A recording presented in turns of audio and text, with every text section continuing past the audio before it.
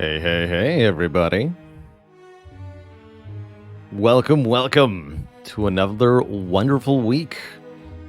I see the community is already showering me in support preemptively on this fine morning / afternoon / evening, whatever may be time appropriate for you. Backstreet Skeeter with 26 months of Spire climbs. I stream every morning is your favorite time, 2 years plus and still inspired. Here's to 26 more. Thank you, Backstreet Skeeter. Miskatonic Blue, thanks for 200 bits. Every bit counts, after all. Justin X, thanks for 25 months, the quarter century of support. Golio chiming in with 41 months. Almost to 4 years, holy moly. My Nona, thanks for 5 months in the Prime sub. Total Misplay with 14 months. Terroresh with a gifted sub. Kalalos with 7 months in the Prime sub. Lots of Prime subs dropping in. Don't forget you can subscribe once per month for free if you link your Amazon account and Twitch account, and you've got an Amazon Prime membership. And seeing as Amazon will soon own everyone and everything, almost everybody should have a Prime account at this point, feels like. Enigma Engine, thanks for the 26 months of support. NJ Devil with 5 months. A halogen walks into a bar and immediately insults the bartender. The bartender responds, "Bro, mean." A Neon Atom walks into a bar. The bartender says, "We don't serve noble gases here." Neon doesn't react. Uniquely K, thanks for 15 months of support. A year and a quarter year of good, comfy times. With Chat and Baylor. Abigail is with 3 months. C. Thompson with 7 months. You're welcome for all the entertainment. As ever, you all keep watching, I'll keep streaming. And Steve with a B with 3 months. Holy moly, what a ridiculous showing of support to start out our day today. Also, thank you to Pandatail for 2 months in the Prime sub.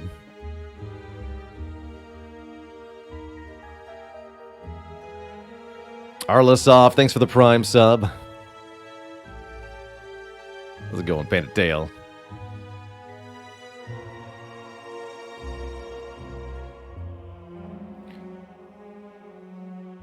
Should make like a list of all the chem jokes I've got, and then I could do a point redeem for them.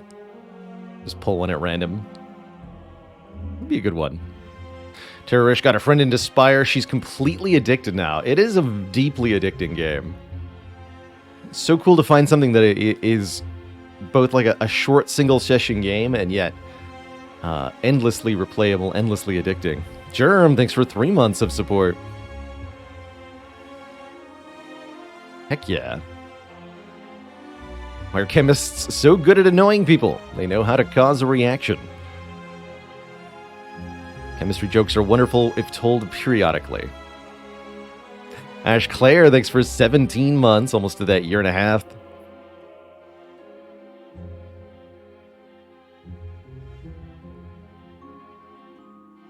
How to proceed with no block into Act 2, says Uniquely K. I say lean into the offense. Try to focus on taking out enemies in 1 or 2 turns if you can. And use this as an opportunity to pick up premium block cards that do appear. If you're playing on Silent, I'd say leg sweep, dodge and roll, backflip all become pretty good pickups in a situation like that.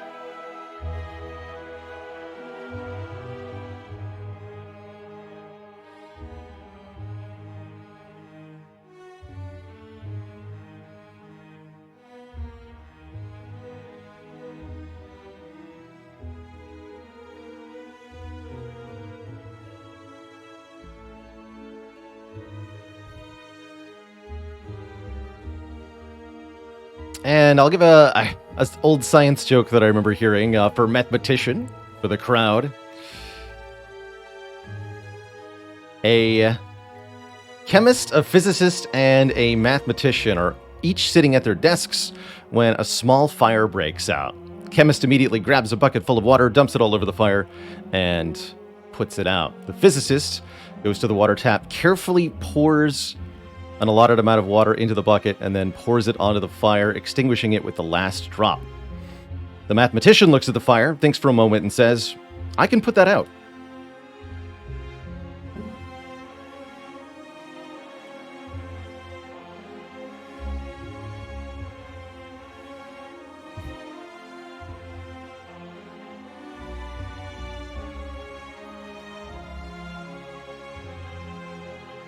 Choo-choo, everybody.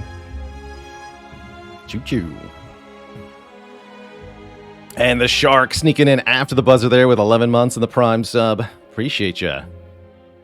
And putting out the fire is a task left to an exercise left to the reader. Yes.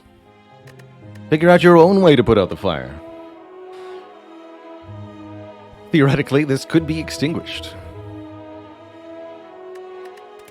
So I remember having a bad time on Silent last time we played. Yeah, we got Gremlin knobbed and beaten by Guardian. Couldn't get out of Act 1. Therefore, I want to continue playing Silent today. I don't feel like we've gotten enough done with this character to justify rotating.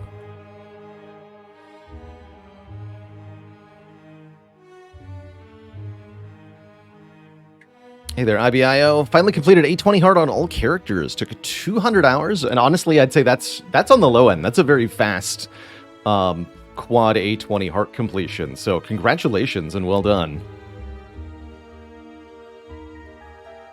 Bailey read a personal training book the other day, but it was missing some crucial parts. The exercise is left to the reader. Yeah, most players that I hear from are in the 500 to 1,000 hour range to get A20 heart with everybody, if they ever get there. So 200 hours is quite an accomplishment. Make no mistake. You brought me back. Thanks, giant whale thing. For that.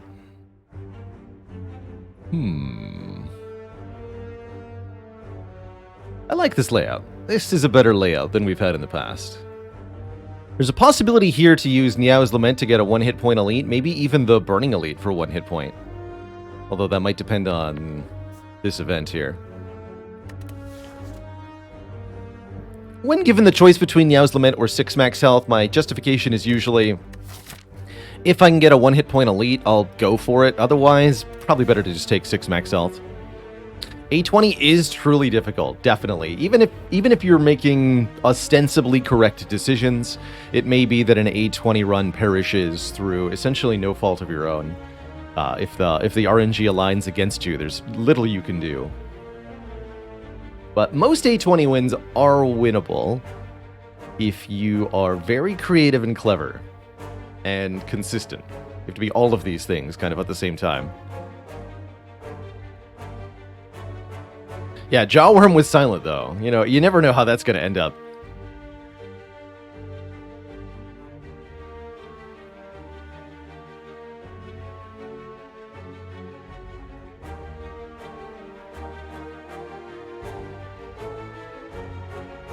Trom got A20 Ironclad on the win on the first try because of Branch plus Corruption. The opposite can also be true. If the Spire wants you to win, you can become very, very strong and have a very cool run. Very quickly. Like Dead Branch Corruption Act 1, for example. Let's take the free elites and try this path here. Get to this rest site, and we can either go for this elite. 2 rest sites or 1 elite? I'm not actually sure here. One of these 2 paths. Or we can opt for Burning Elite if we feel like we want to risk it. We'll see how it goes. We might also just find a combat in the first 2 events, in which case we'll get no free elites, and we'll have to fight for this one. There's no other path that even has a chance to get the elite for free. So let's just take our early rewards here. I also have come to appreciate Niao's Lament just kind of letting you skip the card plays of the first couple of fights. So in the past, my policy has been don't take Blind Catalyst. Who are we fighting? Guardian. Okay. In the past, my policy has been don't take Blind Catalyst. However, with the Mastery Challenge most of the way done now, I think it's time to look more towards opportunities to get cards that we haven't won with 2 copies of. That's our Slay the Spire Mastery Challenge here for the channel. The other reason to potentially do this is because our next 2 fights are free. And we get a shop coming up. We're relatively likely to see a poison card before the next real combat. And if we really don't find one, I can even dodge this elite too. So I think this is one of the best positions to get away with this, so to speak. Let's take a catalyst. Double an enemy's poison. And let's just go ahead and upgrade 2 cards. Maybe we'll upgrade the catalyst. We do. We do upgrade the catalyst. Now it's extra good at doing nothing. And we don't run into a combat or a shrine event, which means we might be able to go for the Burning Elite for free here, as well as obtaining 71 gold right before the shop and a boat thingy. Remember how I said the Spire sometimes wants you to win? Feels like that's what's happening here.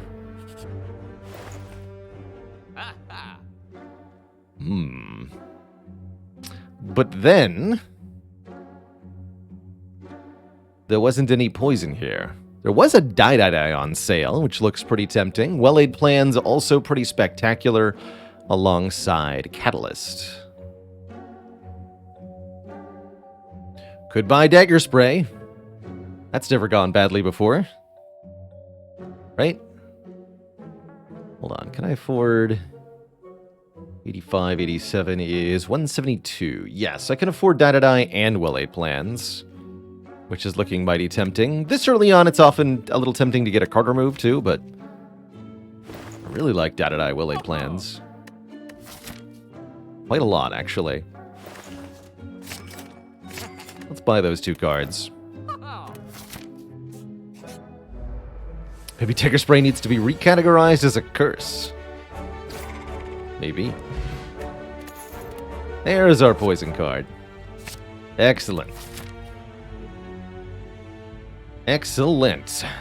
So, do we give up a rest site to try to get this Burning Elite for free? I guess there's also this path, which I hadn't considered. Doesn't seem that good.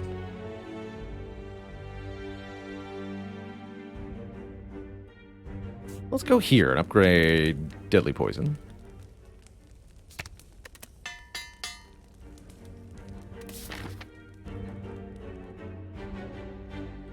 Why has Dagger Spray been so hard to master? A little bit of bad luck, and I think also partially that late game Silent really doesn't want common attacks at all.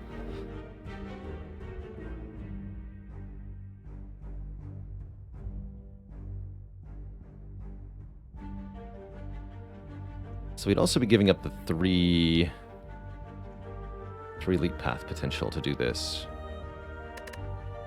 What are the actual odds of the event room? 30% chance there's a fight in that room. So this is only 70% chance to occur. It doesn't seem that reliable. Now, let's just take the guaranteed free elite here. I don't have any potions. I don't want to mess with this. Take this! Oh. How about this? Yeah. We get a pillow. And another deadly poison, or a calculated gamble. Decisions. I think with a well-laid plans, gamble does seem pretty good, as much as another deadly poison would be okay here. I do think double deadly poison with Catalyst is probably a good idea. But man, it's too hard to not take this. We'll see more stuff in the future, probably. Shuriken. We play 3 attacks in 1 turn, gain a point of strength. Good reason to pick up Blade Dance if we see it. And might be okay with the strikes.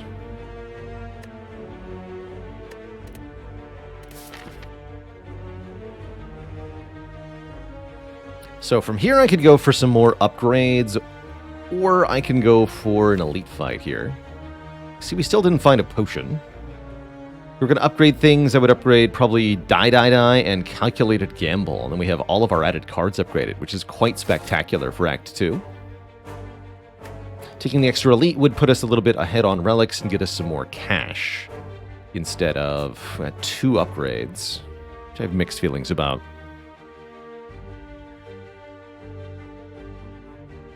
the 2 upgrades.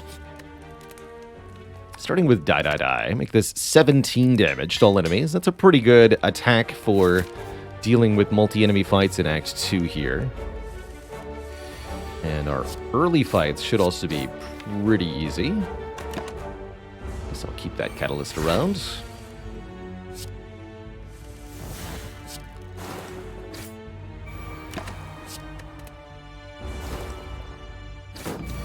This deck is more than ready for cultists here. Have 39 poison. Cool. Blah. Indeed. There's a potion. And the poison card we really wanted. Bouncing Flask. 3 poison. No, make to a random enemy. 3. No, make that 4 times. Is a lot of poison. And now we have a set of damage I really like. Deadly Poison plus Bouncing Flask plus Catalyst can take down just about anything with quite a bit of speed. And this Die Die Die Plus also paying off. Absolutely shredding these stinky lice. No problem. One more poison card. Poison Stab. Works with the Shuriken too. Setup's also interesting. Probably just skip these. It's not the world's worst Poison Stab, though. Yeah, exactly. Now the deck wants less cards, not more cards. I agree, Unrecovered, which is the prime reason to skip here. And start removing strikes aggressively in Act 2. Poor Guardian is going to get destroyed by these cards. How about this Elite? Gremlin Knob, will you get destroyed by these cards? You sure will. Check this out. How's this for a turn 1? 36 poison to you too, sir.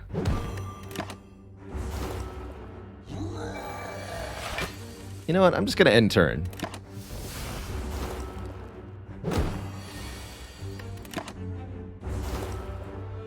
Got him. Oh man, Panagraph, Fruit Juice. Like I said, sometimes the game just wants you to win. That definitely seems to be what's happening here. Backflip looks good. It's a block card, but it's also card draw. Backflip makes the deck feel smaller, as long as we play it most times that we see it. With the well-laid plans, the extra draw is appreciated. Without well-laid plans, Backflip's not as valuable, but because we have well-laid plans, this is great.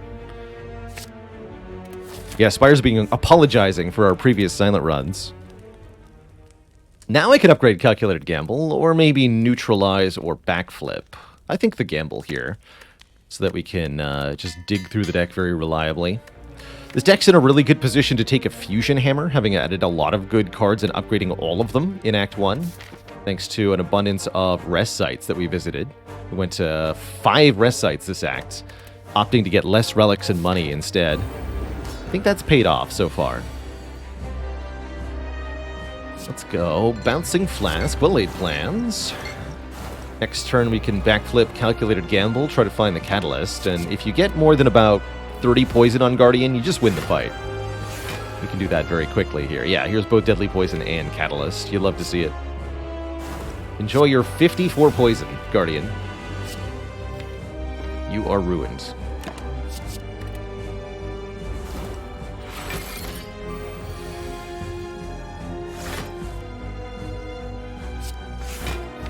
Let's gamble all this. Have some more.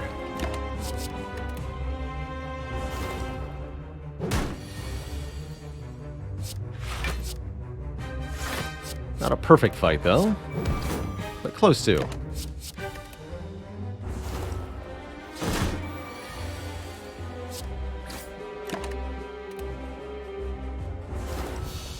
GG. Short and sweet, that fight. Alchemize to get new potions, or maybe a doppelganger to have a more powerful future turn. Let's go in Crisp Gas. We're having a good day so far today. And Cross Up MK, thanks for 4 months of support. Really appreciate it. More potions is definitely welcome. Could let us take a potion-related relic, like a Potion Belt or Sacred Bark even. Don't really like Thousand Cuts much with poison. I could see Doppelganger being okay. It really needs an upgrade to be good. Let's take an Alchemize. Much more broadly useful, I think.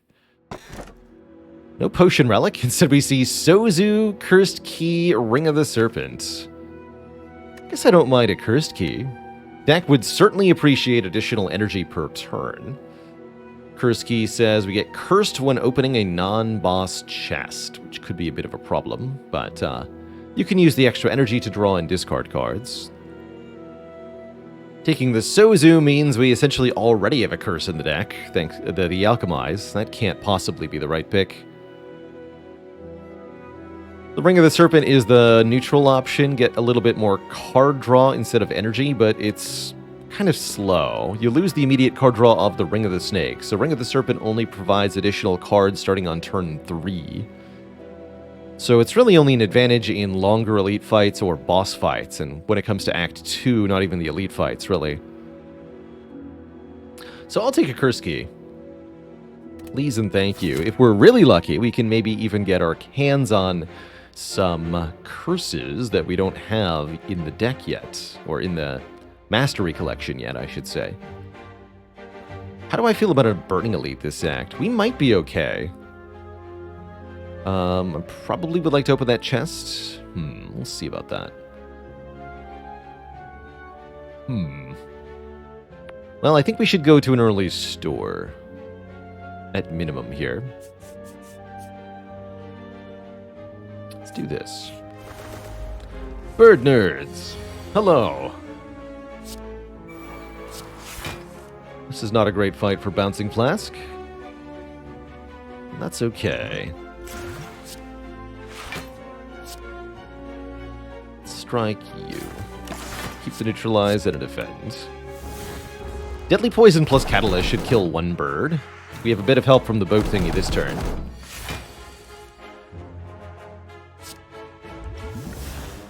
Gambler's Brew. This is not a bad time to use Gambler's Brew. Yeah, let's go ahead and do that. Since we know we can get more potions, quite plentifully.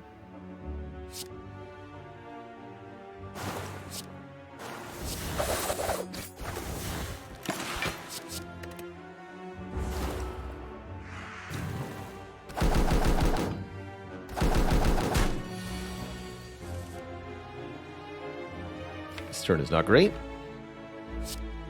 We'll block one time and gamble all the rest. Perfect.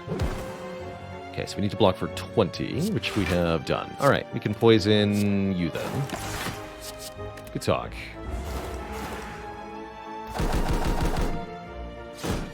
Pretty good Essence of Steel potion this fight. Hello?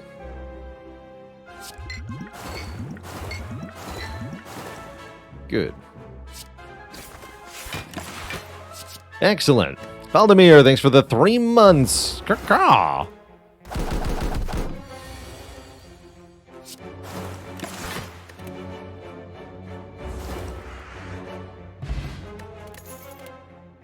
Another deadly poison. Interesting. With the well-laid plans, I'm actually far more interested in a Piercing Wail here. One time calls all enemies to lose 6 strength for 1 turn. We do have Collector coming up, which makes it extra useful, in fact. Piercing Wail is a great stop to any multi-hitting enemy, like, oh, I don't know, Book of Stabbing or Snake Plant. Got a couple unmastered cards here in the shop, but they don't really fit the deck all that well. I guess Swift Strike is okay. We are here to cut one of our strike cards. And probably to buy either Backflip or Acrobatics. I think with 4 energy and a Curse Key, I would like an Acrobatics. Although, do I really need to pay 50 gold for one? Let's go with yes.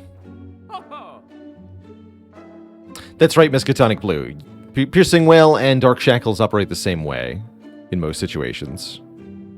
Could buy a potion, but I don't feel the need to buy any potions with Alchemize in the deck. We can definitely make more of those. Although we could use the dupe pot on Alchemize to get 2 potions. Brilliant. Bouncing Flask Catalyst obviously puts a very swift conclusion to this fight. We're going to go ahead and block pot turn 1, though.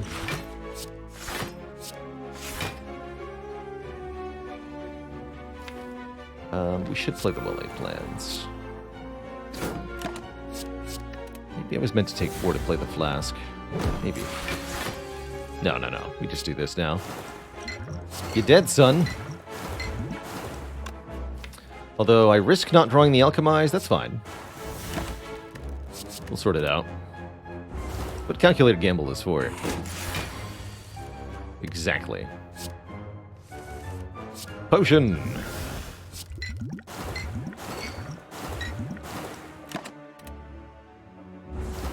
Oh, that Catalyst really slaps. Fumes. At the start of our turn, apply poison to all enemies. That might be important, actually. For dealing with multi-enemy fights, or for busting through artifact layers. I think it's okay. Not amazing, but pretty good. Let's take it. Fits the theme of the deck well enough. Let's just do it.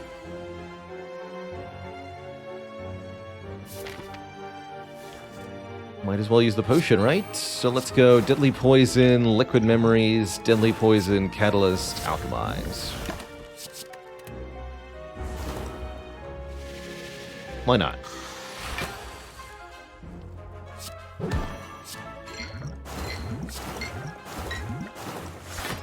Get another very short and easy fight for us. Good talk. Has Catalyst been a hard card to master? Yeah, we haven't been able to find 2 copies of it along with the actual poison cards. But it finally worked out. How about a Quick Slash with a plus on it? That's actually pretty decent. 12 damage and draw 1. Really good for defeating the elites of Act 2, actually. And not bad with Shuriken. Sure. But only because it says draw 1 on it. And I'm very thrilled with a Ghost in Jar here. 1 turn of Intangible puts a hard stop to enemy damage for 1 turn. If we can keep that intact, we can take on this Burning Elite no problem.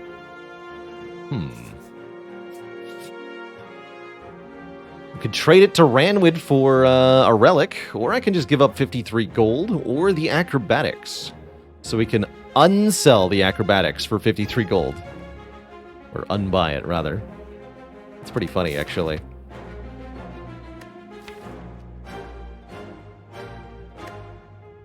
How's it going, Weapon X21? I can't remember if we paid 52 or 53 gold for the Acro.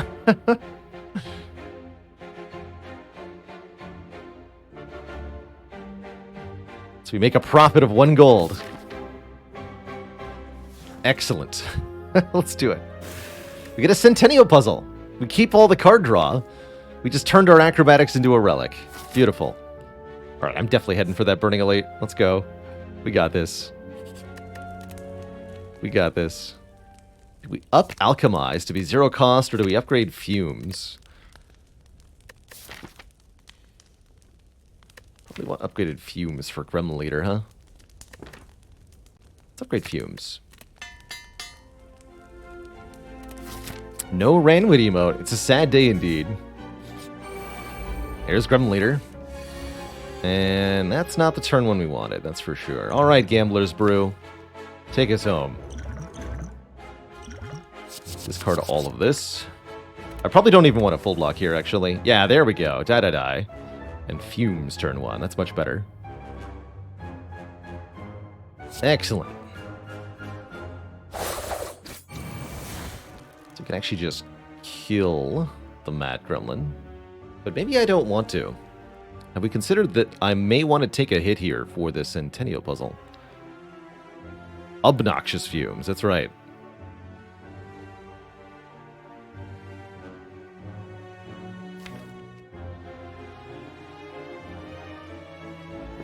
And we could also, if we keep them both alive, we'll essentially bait the Gremlin Leader into attacking us.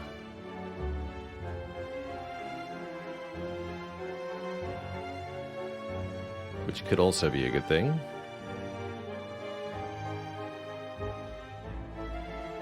We play 2 attacks, we'll gain a Shuriken proc.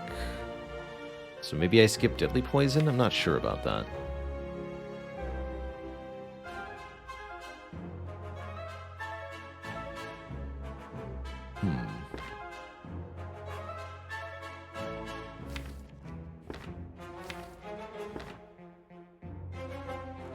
Definitely play this. I guess we were going to do this. Strike the Gremlin, Survivor. So we take 1 damage here. And then Shuriken the Wizard, so the Wizard also dies to the poison. That's the way to do it. Alright, enjoy your fumes, nerds.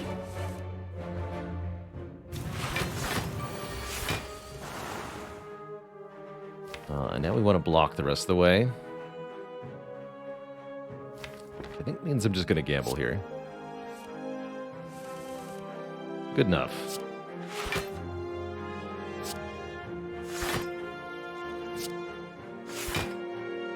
Yeah, good enough.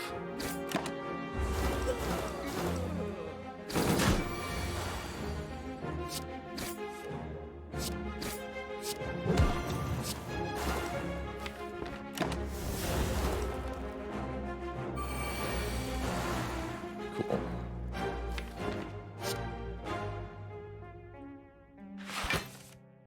Well, maybe not that cool. We're likely to get attack next turn, huh? This makes Shiv Potion. Okay, maybe I want to use that. Kill 1 or more of these. With 2 points of strength, they'll do 8 damage apiece. So yeah, we can kill both gremlins and play the well-laid plans. Let's do that. Yeah.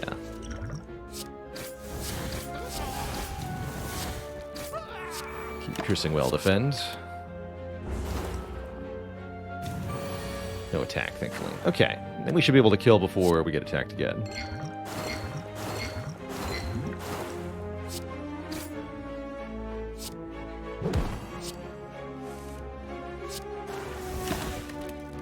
Pretty good. I'm very happy with that. We get a happy flower, giving us energy every 3rd turn. Acrobatics is back. Or we could take a Concentrate Plus, discard 2 cards to gain 2 energy. Don't really have enough card draw for Concentrate to be that good. I think I'd rather take this Acrobatics back. Welcome.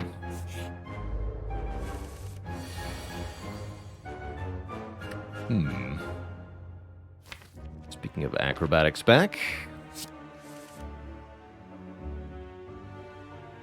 we see 19 incoming damage. So it looks like we're just blocking here. Come back for the rest of these cards.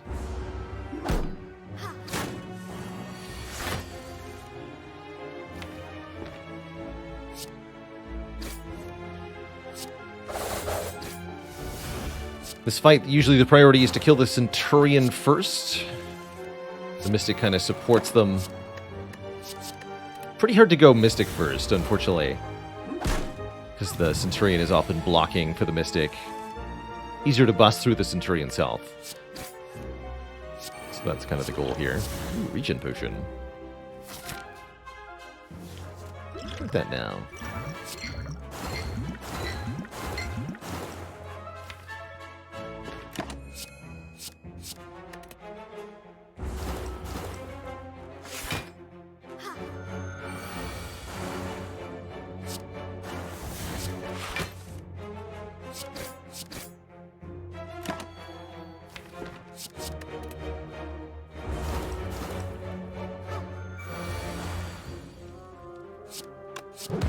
Dr. Patrick, thanks for the Prime sub and the 2 months of support. Heck yeah.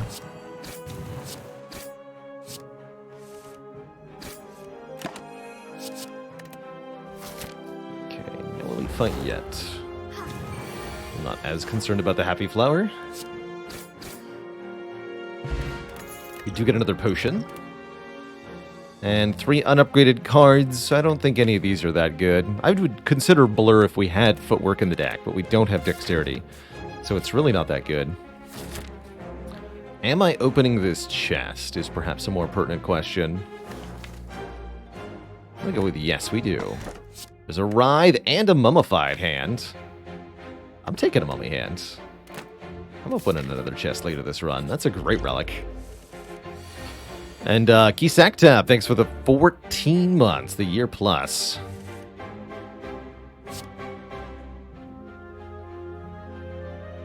Good morning, Otis.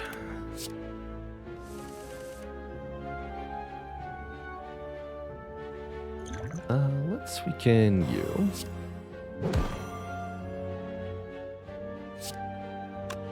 I'd rather go Deadly Poison Strike.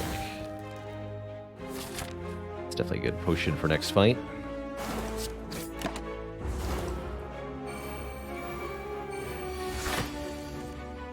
Glad we have Die to help us out here.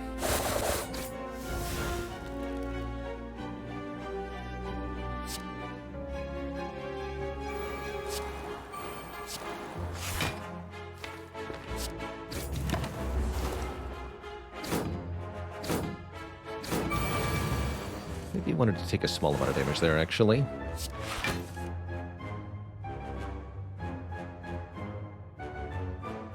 Maybe. Could strike to kill this one, then Bouncing Flask and Catalyst? Let's do that. Perfect. Ish.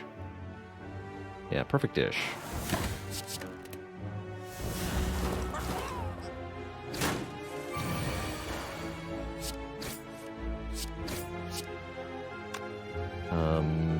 Would have been better to hold on for one more turn. It would have been. That's fine, though. Ooh, Dagger Throw plus, Sneaky Strike plus, and Predator. I'm kind of down for another 12 damage for one energy attack, especially one that can discard cards. And MGG, thanks for 11 months of support.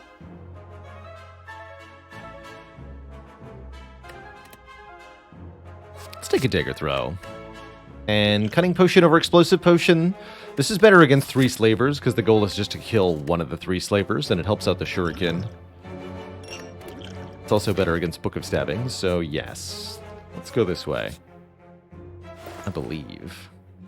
Pretty happy to see the Merchant here. Offering us another card remove. We can get rid of this Writhe Curse, which should be really appreciated. Or we can buy +1 Strength with a Vajra. That's also not too bad. I think I'd much rather remove this curse.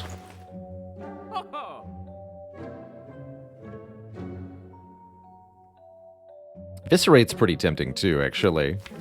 As a decent-ish attack card. We've got Acro and Dagger Throw and Calc Gamble to support it, so it's workable. But Catalyst really is most of our damage here. We don't need to stray too far from that ideal.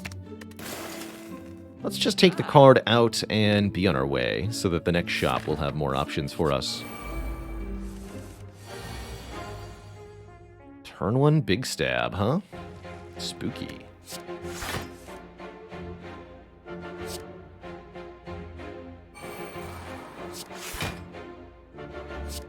Taking 4 is fine, though.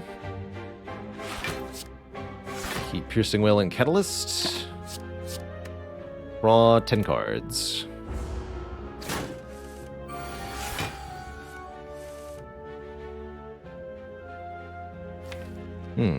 Very well.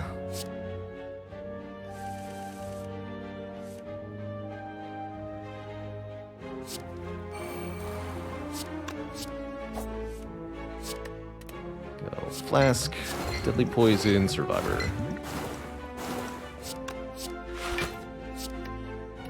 Quick Slash and Alchemize.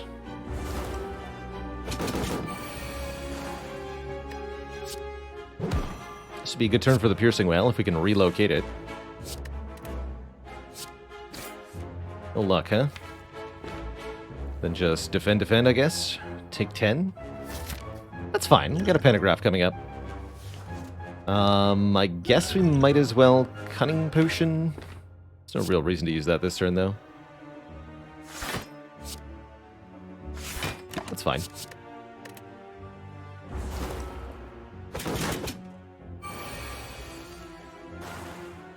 Definitely this book is kind of countering us with the draws here. Looks like we might take one more decent hit here, yeah.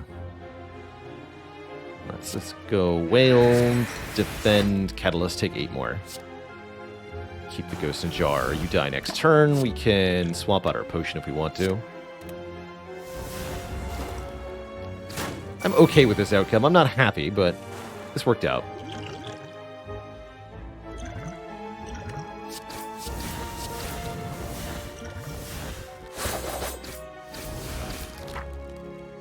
Bike Slay Spire, thanks for the hundo bits. Hey, we get a boat thingy. 10 block, turn 1 is always welcome. Heel Hook is here. It's actually not terrible with Shuriken, but what about Reflex? We discard Reflex from our hand, draw 2. I'll take that. Got enough discard now. And I think a Dexterity Potion might be actually pretty good against Collector. Let's keep that. Although, we got another Elite coming up. This is either Slaver or Gremlin Leader. Actually, no. Let's discard this. I'd like to keep the Ghost Jar for the Collector fight, if possible.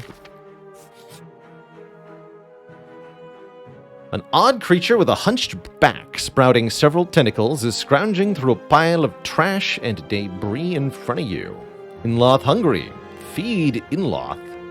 Hey, Inloth, would you like this old box that doesn't have anything in it anymore?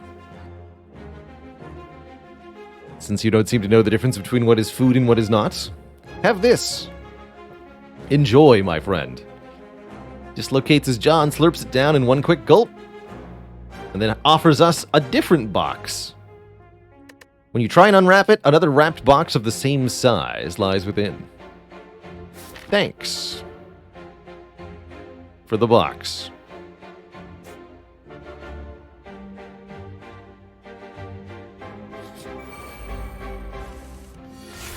So let's see, does our rare chance properly update now? It says 77.7% chance to get an elite, to get a rare card from this elite. That's a big chance. Of a good war. And we're just going to gamble here. Perfect. And poison you.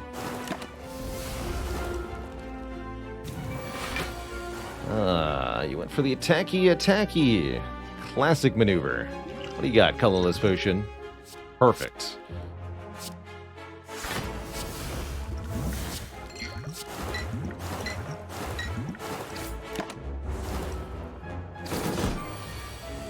Easy as they come.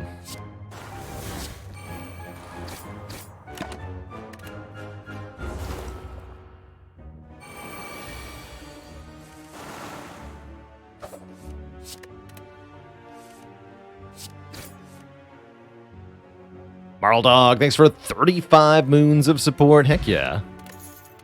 Are we ever going to be able to use an Unceasing Top? I don't think it's all that likely. What a backstab. Seems kind of mediocre, actually.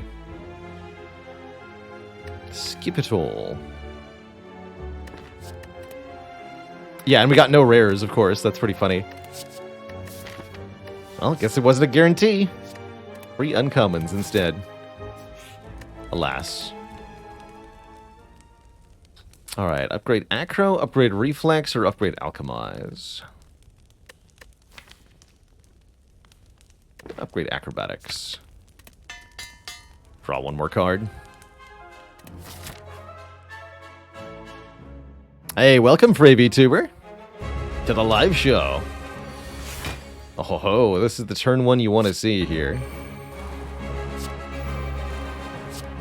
We get to put all the poison from Bouncing Flask on Collector. We get to hold Die and Piercing Whale for turn 2. Doesn't get much better than this for this fight.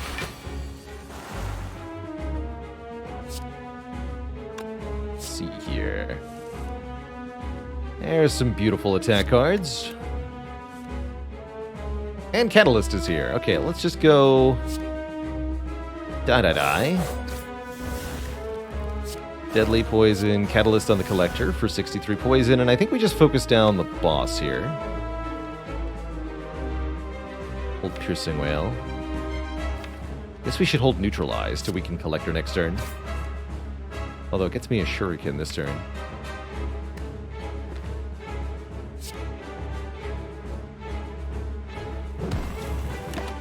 Hold these two.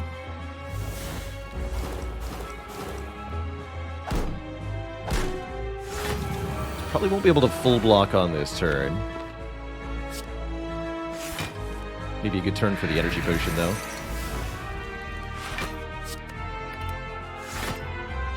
See, incoming damage is 32. Even with the energy potion, I can only block for 28. Let's go energy potion, defend, alchemize. Keep these 2 cards. This should be the only turn we really get hit for damage. Next turn is the mega debuff. The turn after that, the collector's actually already dead to poison. So, yeah, easy.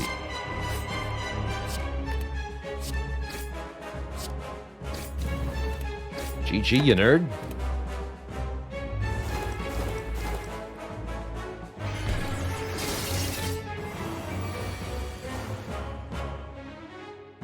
And we're pretty glad for it, too, because we can see where we're going to take 33 damage if this fight weren't over already. Good. Get out of here. You stinky collector. This is my town. My town to do corpse exploding in. I like having another poison source for this catalyst. I also like being able to kill multiple enemies with one attack. Storm of Steel is also oddly not that bad because of Unceasing Top and because of Shuriken, so it's actually not the world's worst Storm of Steel. But we have already had the double Storm of Steel run. Let's take Corpse Explosion. And there's the Fusion Hammer, preventing us from getting further upgrades. We did upgrade a lot of the most important cards, although there's definitely room to upgrade a few more. Why not just take a Slaver's Collar for bonus energy during boss and elite combats? These are the most difficult, most important fights. I think one of the best relics for Silent, too.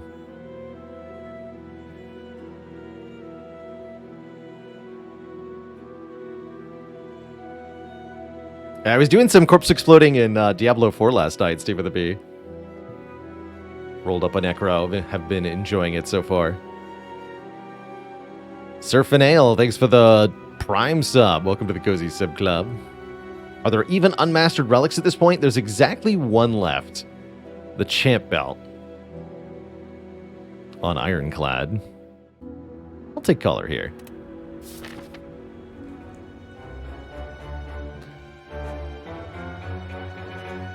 Let's see here. 3 elites this act. Yeah, 3 elites.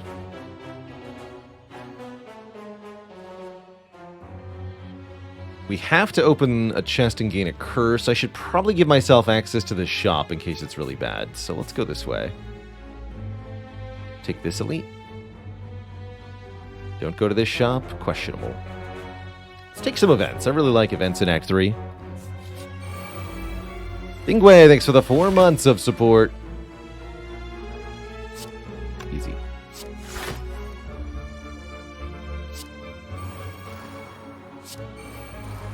Easy peasy. Target the one with the most health, that way they all die. Pro tip with Corpse Explosion. Corpse explode the enemy with the most health, not the enemy with the least health.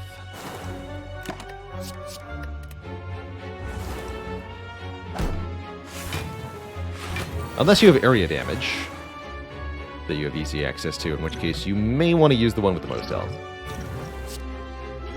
Or least health, rather. You get the idea.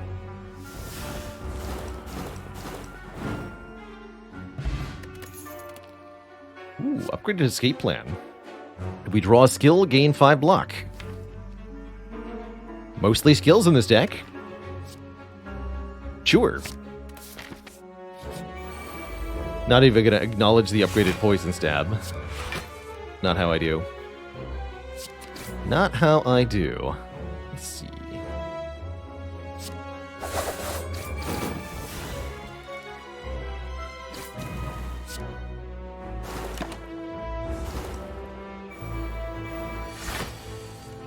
Spike away my fiendish friends.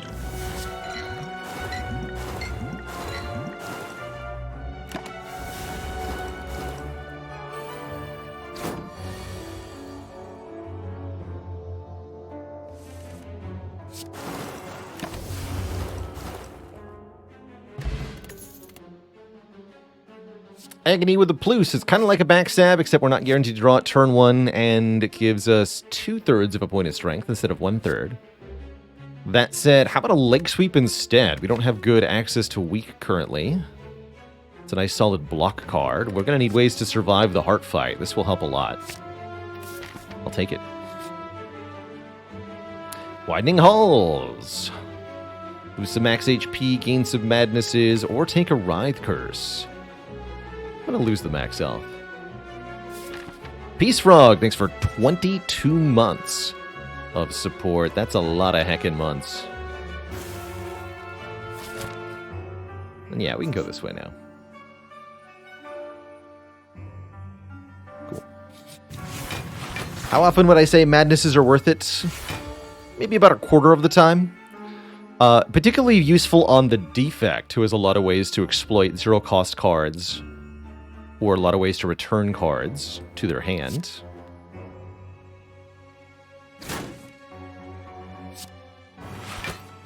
Okay, take a little bit. That's actually good. Let's go Deadly Poison Strike, or do I want to cycle stuff?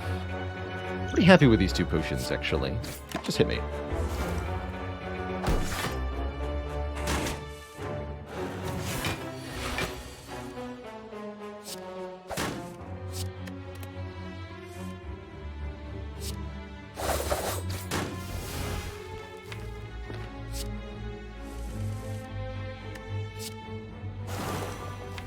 Got him.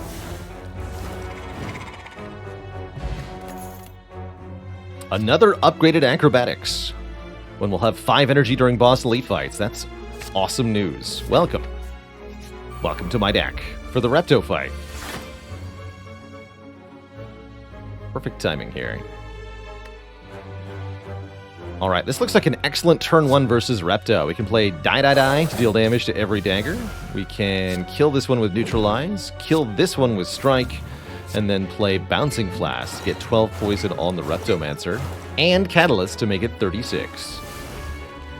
Easy. That should make for a pretty short fight. All we have to do is survive for a couple of turns. Surely that won't be difficult. Smiley face.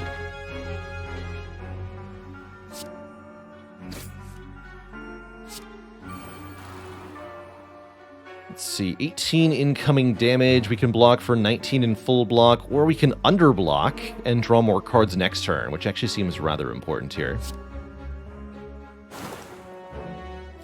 I'm going to strike this dagger so that we can kill all the daggers with Corpse Explosion if we draw it.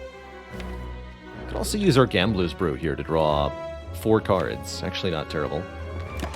Probably better off next turn, though. Save the Ghost in Jar by using the Gambler's Brew, or just by drawing really well. That's also a good option. Have a Corpse Explosion. Oh yeah, I would have died without the strike because of the fume, so I should have struck Repto, actually. That's fine, though. Let's just do, like, leg sweep, backflip. 50-50, huh? Got it. Easy peasy.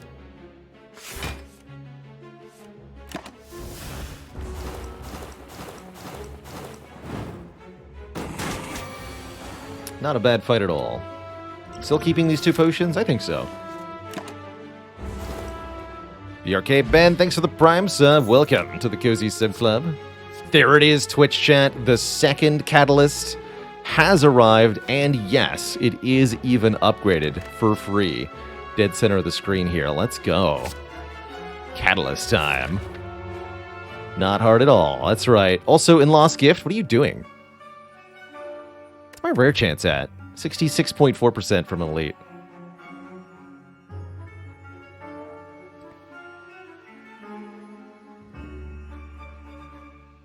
I was so glad to hear you like the latest intro, Cat on the Oven. I think Riley does a really fantastic job managing the YouTube and continuing to make the content interesting. A lot of poison, you say, but is it enough to kill a transient? That is the question.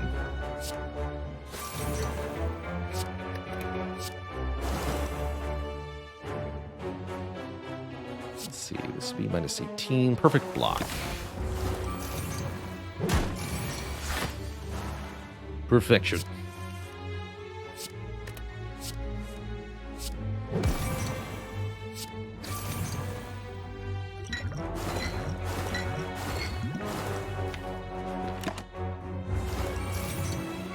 Looks like it might not actually be enough poison to score a kill. Just enough poison to make sure we don't take any damage in this fight, which is fine by me as well.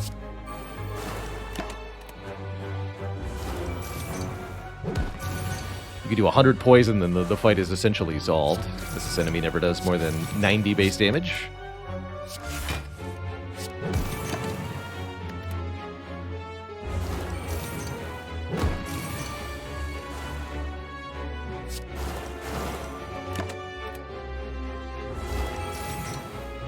Pretty good sign for the heart fight if you can do more than half of the transient's health and damage. Might be a little tempted to take Cloak and Dagger with the Shuriken, but as we just demonstrated, most of our damage is from the poison. We don't want to take too many non-poison cards for that reason. We do need to open this chest and take the Curse, though, which could complicate matters here.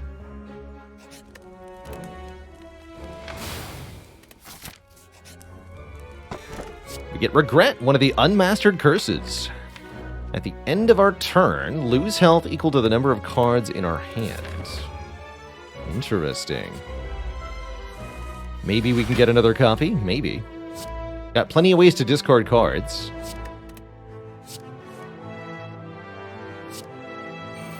And I have a Gambler's Brew.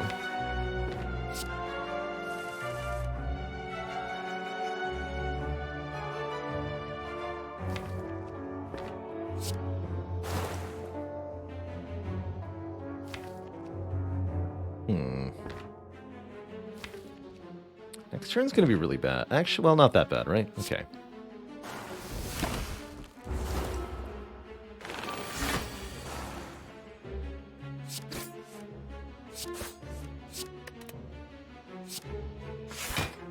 Ow. This is still pretty bad.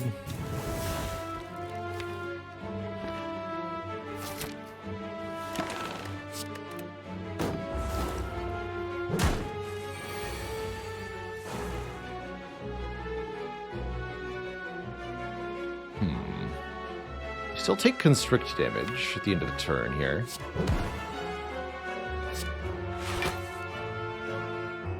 I think we have to go Bouncing Flask Catalyst and take 7 more damage here. Don't love that. Pharaon Ferret with 3 full years of support. Holy moly. How the time goes by. That was not a good fight for us. It's a little bit concerning, actually. But the max health continues to arrive. Do I feel like we can do 2 more elites? Let's go with yes. Can also fight a boss for a rare relic. Certainly, I'm not going to upgrade all my cards. We have not seen Dolly's Mirror this run. That's part of the reason to go forth with this curse here.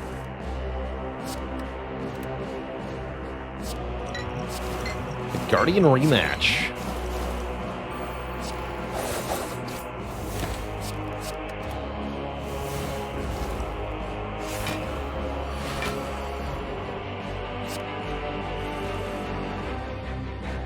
And yeah, thanks for the 25 hit point heal, Pantograph. That is mighty convenient. Actually. Have some poison. And you're gone.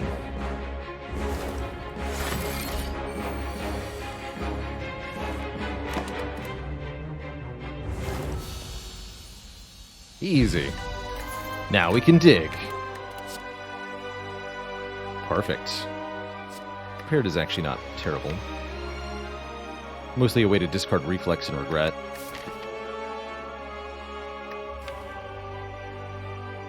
I'll take 2 max health.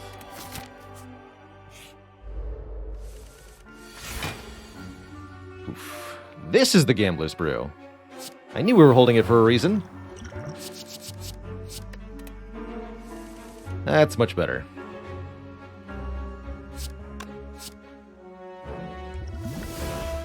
Thorns potion, sure.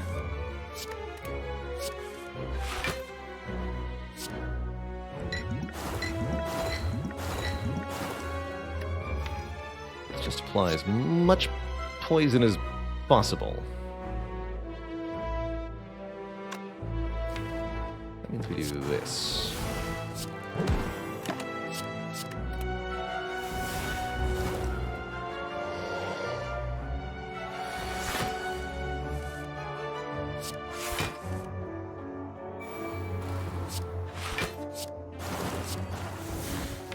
Beautiful.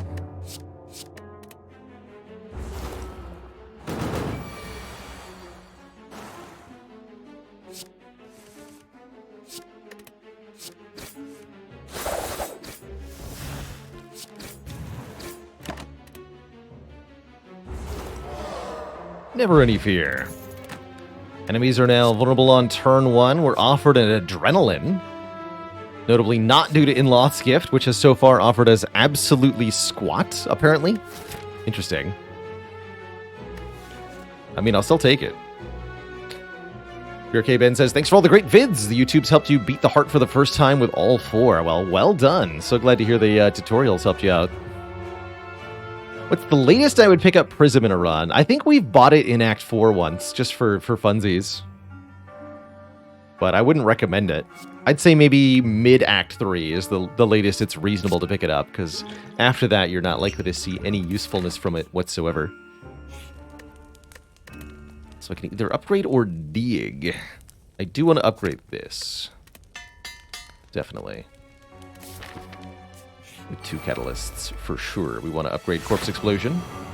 Oh, look at Die, just slaughtering these nerds. Get them out of here.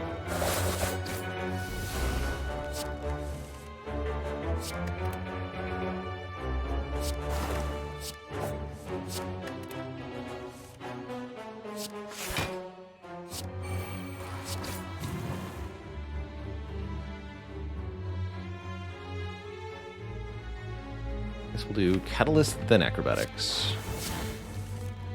Cool. Please keep Backflip. Optimize.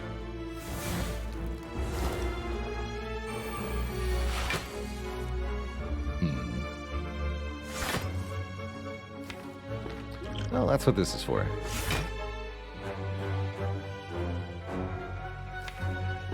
We're just going to stack poison on Repto here? I think so.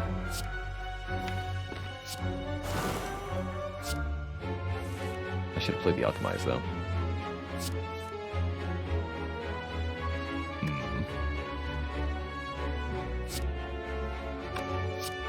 Neutralize, poison you, so you die next turn. Not a full block, though. It's okay, we got Pantograph. There's Alchemize back. Perfect, we can play it. Yeah, we still go to full health. It's not a big deal.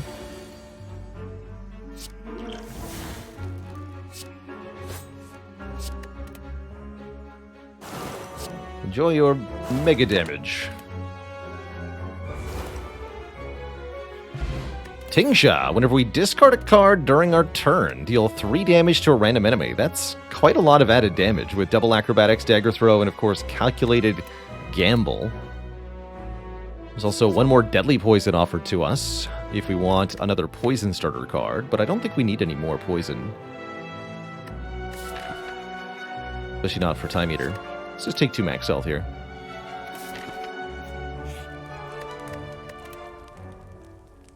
I think it's time we dig. Although upgrading the weak is reasonable. Let's dig. Let's dig 1 time. We get the Art of War. If we play no attacks during our turn, we'll gain additional energy on the following turn. That is most certainly helpful. Pretty glad to see it, in fact. Get him, Tingsha.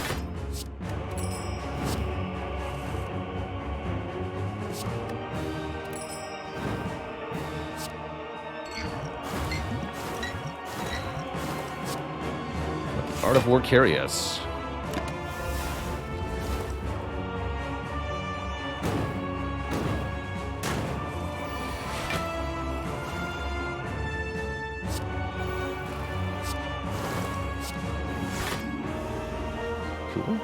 Three more cards, three more cards. 1, a 2, a 3. No.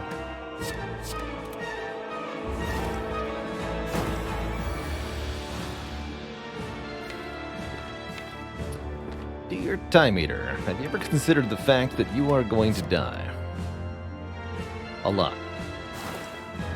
Sincerely, me.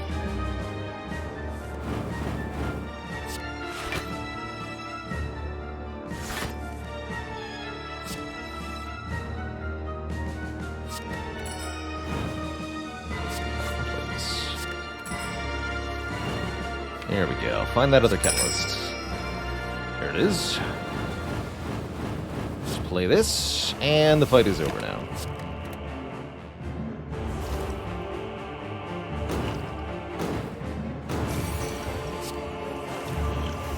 GG.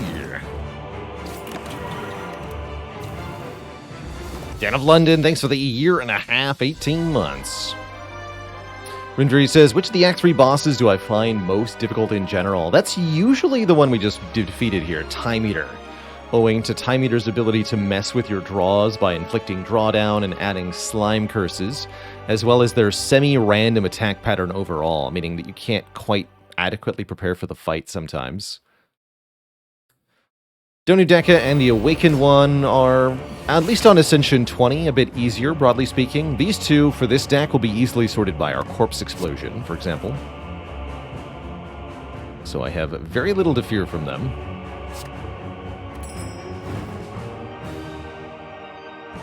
Guess we're going to damage Donu first.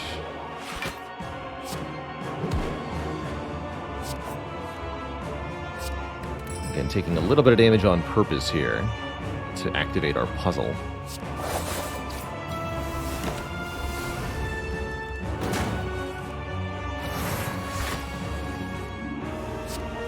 Good puzzle.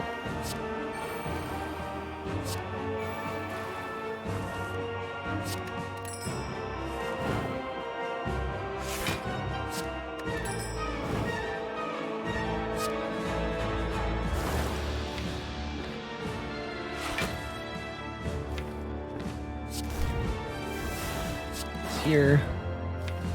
No need to gamble, right? Well, kind of might as well, actually. Have some dings. And then I'll take regret damage. It's fine. Ow.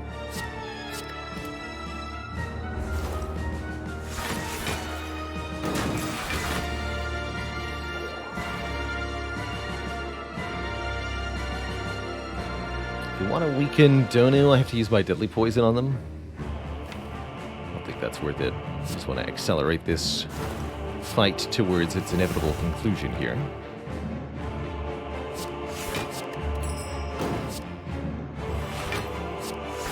Take one more. I should retain that card. But I didn't get the chance to retain that card because I hit end turn. But you retain it end of turn. Curious. Why wasn't I allowed to try to do that? Did we get any A25 wins the other day? We did on, wait. Yeah, we did. Somebody did it. I feel like. But who? Question.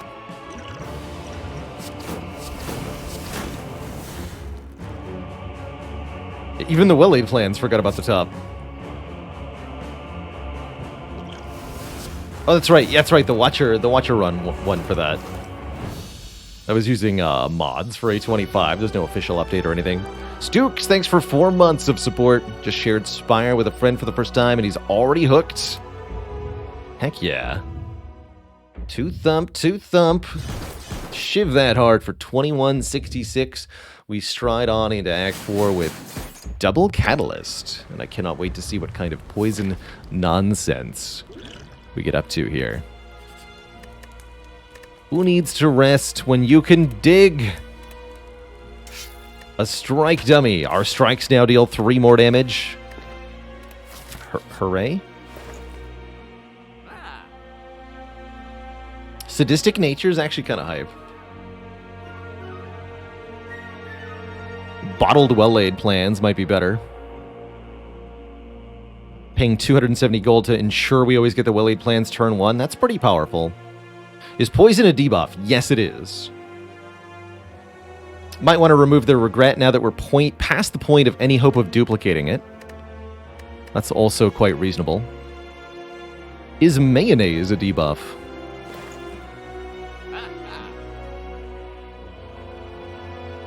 And we can afford card remove and bottle the power. That's pretty good. That would mean no leg sweep, but I guess I'm fine with that.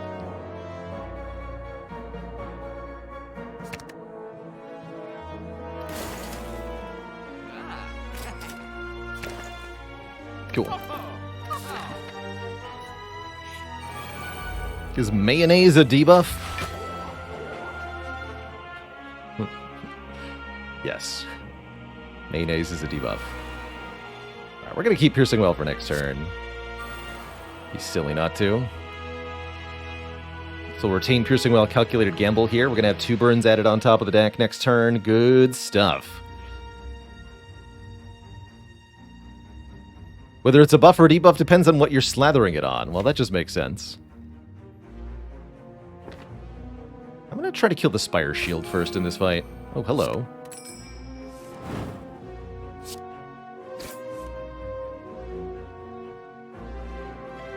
Play this for random damage.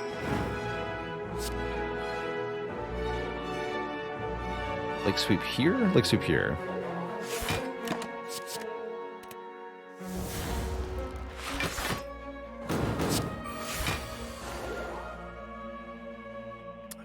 Panda Randers. Oh, excuse me. What is the Corrupt Heart's favorite flavor of chewing gum? Spire Spearmint.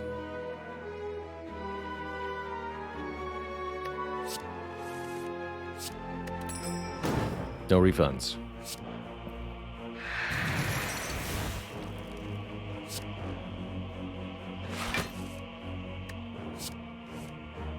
Ah. Thought it was Big Red. that's pretty good as well, actually. So we're holding what? Corpse Explode Catalyst? That should be enough, yes? Or we can Gamba now. You know what? Let's do that.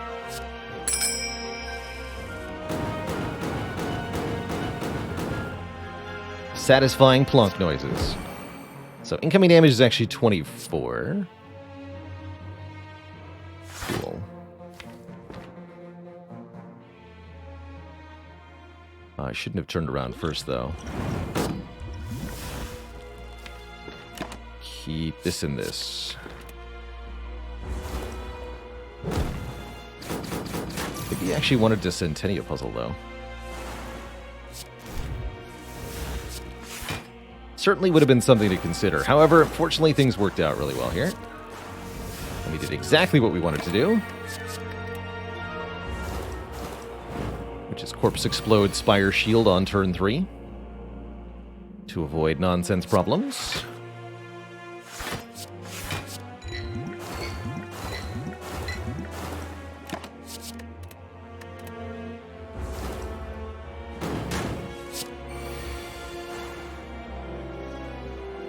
Guess the only question is, do we want Happy Flower turn 1 or turn 2? I guess I don't really get much of a choice in the matter. We don't really have a full block, so let's just kill this thing.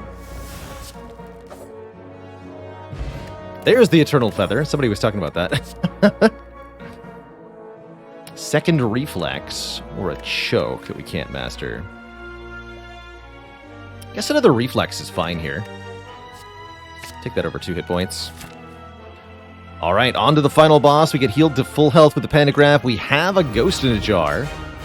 And of course we have the double Catalyst nonsense. We also bottle our Well-Aid plan so that it doesn't matter if we draw Catalyst first and the Poison card second. That's pretty important, actually.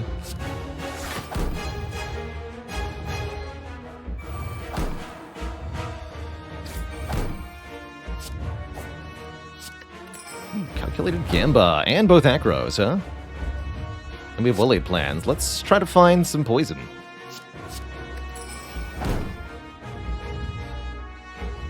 Okay, there's one of our catalysts. How do we do this?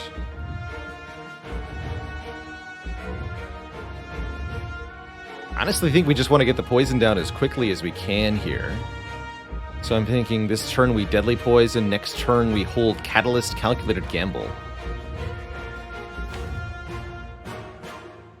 We use the Ghosted Jar to absorb the big hit, the Piercing Wail to absorb the multi-hit, and there shouldn't be any need for further card playing beyond that. Is our hope here. We just play all the poison cards in the first cycle, very important. We've already played an attack, so no reason not to play this. Keep this in this.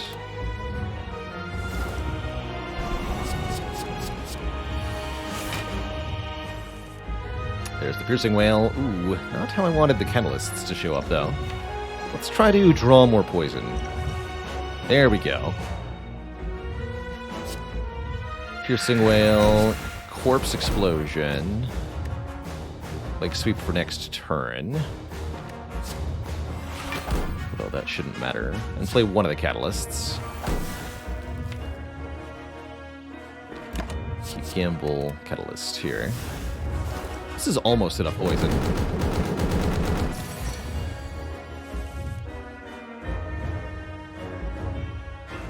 Let's use the puzzle here to draw some more cards.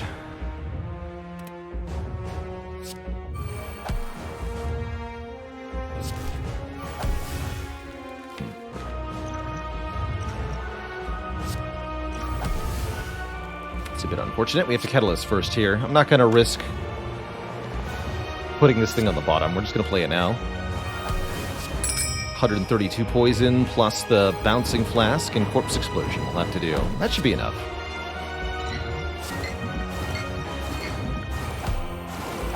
So we have 153 poison. Yeah, that should be good enough.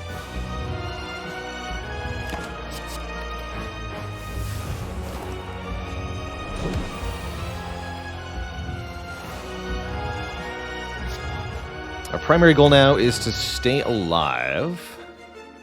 We'd really like to weaken the heart. I guess we can do that with poison too, right? We have lots of artifact removal. Not too worried here. Guess we could do some damage this turn. That's a pretty reasonable choice.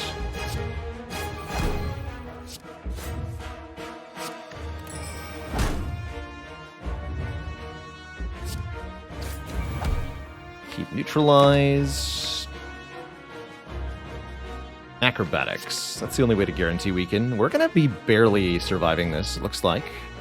Although no.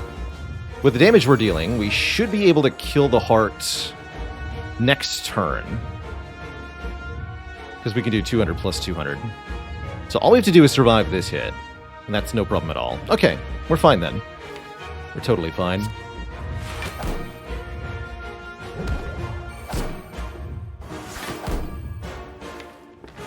Everything is A-okay.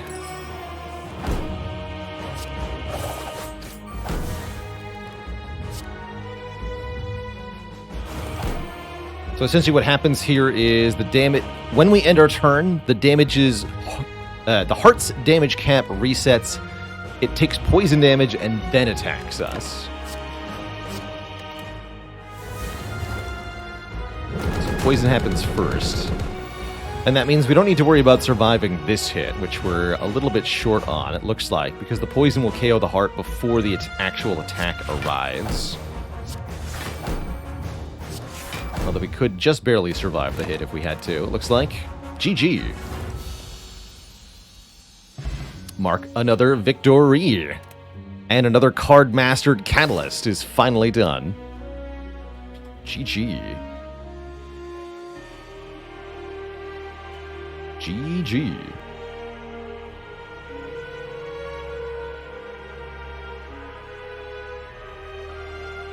Be free, my Shiv friends. Be free.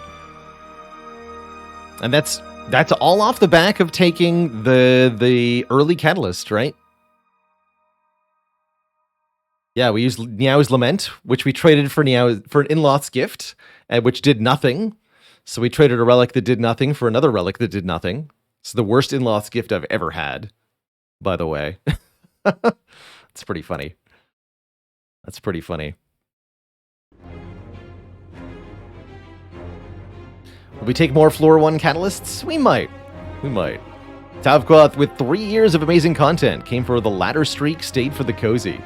Thanks for all the efforts and dedication to top-tier entertainment production. You're heckin' welcome. Very grateful to do what I do every day and support myself full-time off the stream. It's crazy to have brought this endeavor so far. Now what? Has it been done? The Spire sleepeth, and so shall I. An excellent, excellent run. Some interesting pathing here. We chose the 5 upgrades Act 1. I feel like that paid off pretty well. We felt very strong in Act 2. I had no problem taking 3 elites, including the Burning Elite. That Burning Book of Stabbing was a little tricky, but we 0 damaged Gremlin Leader essentially both times. That was great.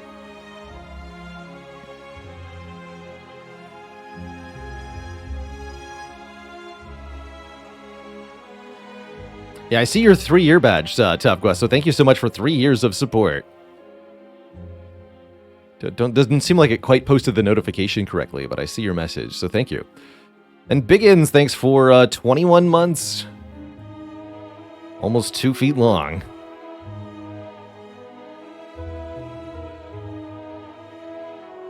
I like the post-run analysis cat on the oven, but there's a lot of things competing for what you do immediately after the run ends on YouTube. And I don't think this one quite makes the top of the priority list, unfortunately. It'll have to remain a gem of the live stream.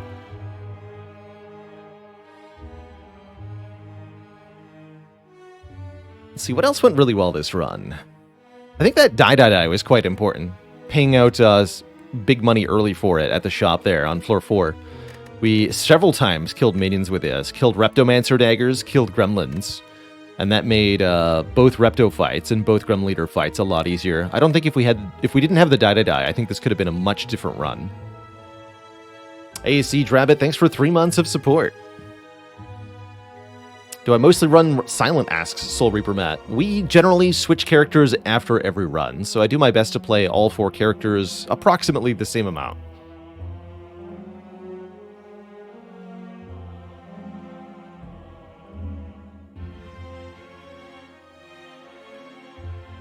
Picking up both acrobatics helped a lot too. A lot of card draw on this deck. Made it easy for us to survive, even though we had relatively low block. Something I'd like to point out. Very little in the way of actual blocking in this deck. We had 1 Piercing Wail and 1 Leg Sweep, and other than that, we were mostly reliant on the boat relics to keep us safe. And it worked out pretty well by keeping the fights short. You know, 4 turns, 5 turns, even for the boss fights with the catalysts. We were able to really lean on these boat relics. Any monster train today? I'm planning on some after the Spire, yes.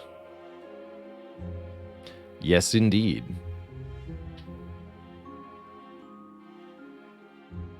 Alrighty, Twitch chat. Before we jump into another run here as the Defect, I am going to take a quick break, refill my water, stretch my legs, grab a quick snack. When I return, it's Defect time. And Johnny Boom, thanks for the Prime sub. Welcome to the Cozy Sub Club. Back in a few, everybody. Don't go nowhere. Grant and Chips, thank you as well for 8 months.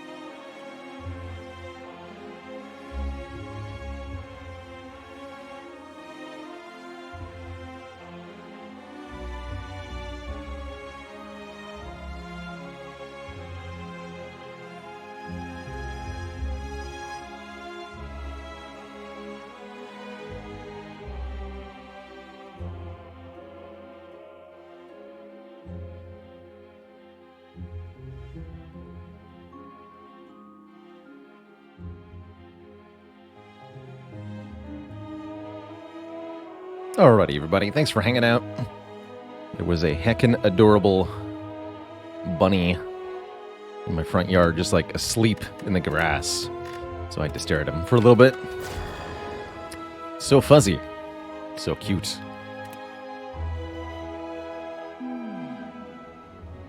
Let's play some Defect. Yeah, completely understandable, right? Chat gets it. And the Defect gets it. It being everything they wanted more in Act 1 here. This is a juicy looking opening act. Maybe something like this. I'll start here with 250 gold. In other case, 3 Elites Act 1 looks very reasonable. I like 250 gold starts. And we need to take more random curses to get some of these curses mastered, so sure. Is Wild Frost as hard as everybody says it is? It's very punishing. That's how I would say it, Platinum Corgi. One slip up and you have to start over, and there's a lot of mechanics that aren't immediately obvious or well explained, which can definitely trip up your runs, learning those the hard way. It's definitely a challenging run. We took a few tries to get the hang of it, but after that we're able to start win streaking the final ending, no problem. How do I decide the pathing, says WeaponX21. Pathing is one of the most difficult things to do in Slay the Spire. Ultimately, every run only gets the same total number of floors. This is one of the greatest design choices the devs made, in my opinion, because it really puts a limit on the power-ups the player is able to get and forces you to be economical with every choice that is presented to you. But some nodes are more valuable than others, with the most valuable nodes being rest sites and elites. Rest sites are very valuable, especially at the beginning of the game, because you can upgrade a card, turning one of your cards into a more powerful version of itself. General rule, upgraded cards are better than unupgraded cards, almost unilaterally. Although some upgrades are better than others. Also, the fewer upgraded cards you have, the more impactful each upgrade is, because each time you upgrade a card, you can use that upgrade to get your best card upgraded. You want to upgrade cards that have the most impactful upgrades or that are the best overall. In Slay the Spire, you're only playing a subset of the cards in your hand each turn, usually. So it's better to upgrade the cards that are already good to make them even better than it is to try to improve towards some kind of average card quality. And for this reason, upgrades are worth less as you get more and more of them, in contrast to how card removes work in this game. Anyway, the other extremely valuable nodes are elite nodes. They are 1 relic plus approximately 30 gold plus a higher rarity card reward. If you can take on elites, they are far and above the best thing to fight in Slay the Spire, because that's accumulating pile of relics and money can really make a big difference in your run. But, of course, the elites are really dangerous, so you can't just stride into them and have it go well. They'll usually wipe the floor with you unless you're well prepared. And so Act 1 is usually a delicate balance of how many elites can you fight without dying miserably to those elites, in order to collect as many relics and as much money as possible for the later parts of the game. Also pretty reasonable in the early game are regular combats. You need these to get card rewards, and they do provide a trickle of gold. It's not much, but it definitely adds up. At the very beginning of the run, card rewards are some of the most important things, so you need to get new cards from your combats in order to get started. Events, comparatively, are not that valuable until your deck is already good. Events can offer quite a mixture of things, but usually in Act 1 it's often upgrades or card removes, or money in exchange for hit points or curses. So you usually take some immediate downside and get a relatively nebulous upside. The upsides that are offered by these events aren't valuable until you already have good cards. For example, if you're upgrading a card, this is only useful if you've got a good card to upgrade. Upgrading the starting deck really doesn't help you that much. so it's not much of a boon at all. Likewise, removing a card from the starting deck isn't impactful until you've already added some non-starter cards to the deck. So for this reason, events are really not that valuable at the very beginning of the run. I highly advise avoiding them until you get a basis for the deck builds. And then as your deck is more and more developed, events become more and more attractive. What percentage of events offer a card reward? Roughly 0%. That's not quite true. Events that offer a combat are going to give you a card reward, but none of those events can appear in a first floor event. You can get a transform, that's true. That's not quite a card reward. And in Act 1, you can get a card reward from the Dead Adventurer event and the 3 Mushrooms event, but both of those are difficult combats and can only appear on floor 7 and later. Match and Keep can give you cards, that's true.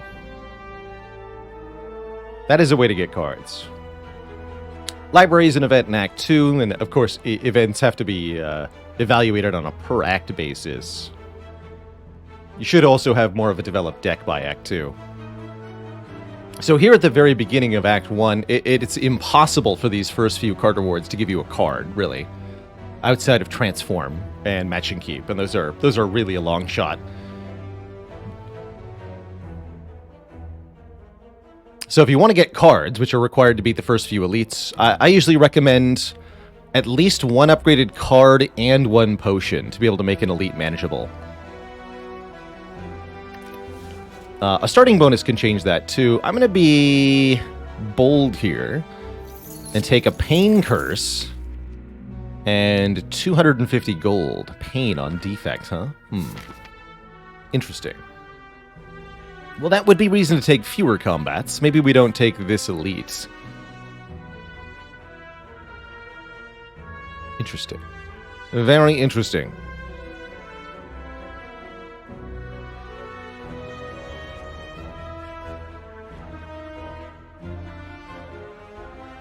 Yeah, maybe we take 1 more event along the way now. So let's actually start with the 2 events. Let's start here, and then we can either choose 3rd event or combats, depending on what happens. Would be nice to get an early removal, perhaps. Or, if we're really lucky, we'll find, or maybe unlucky, we'll find Warp Tongs, and we can have 2 Pain Curses. But Defect Pain Mastery sounds pretty difficult unless we can get a Tungsten Rod. Let's see.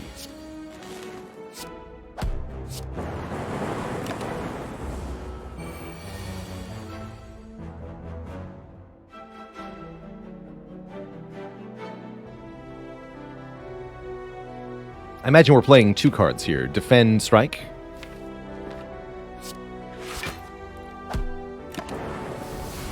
Take a little bit of damage. Yeah, and I was worried we might draw the Pain again. Dual Cast Strike kills with 2 more damage taken. Painful.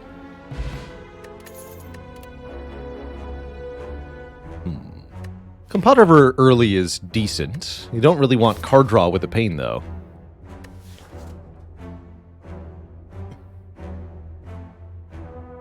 Yeah, bot shouldn't update correctly until we leave the first floor, I don't think. So, needs a little bit to get going. Now bot commands should be active and correct for the current run. Being on floor 2.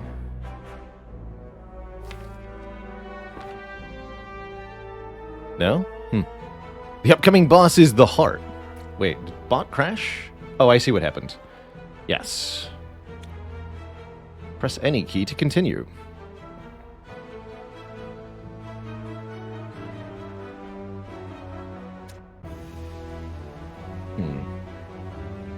Let's copy that. And restart our bot. That's what happened.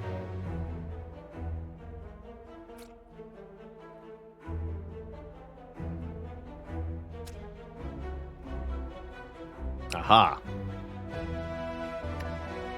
Where's the any key? Here, let me post this to you.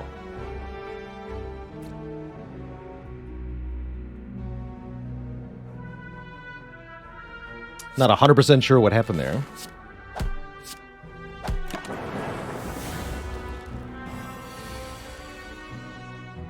Good old Pain.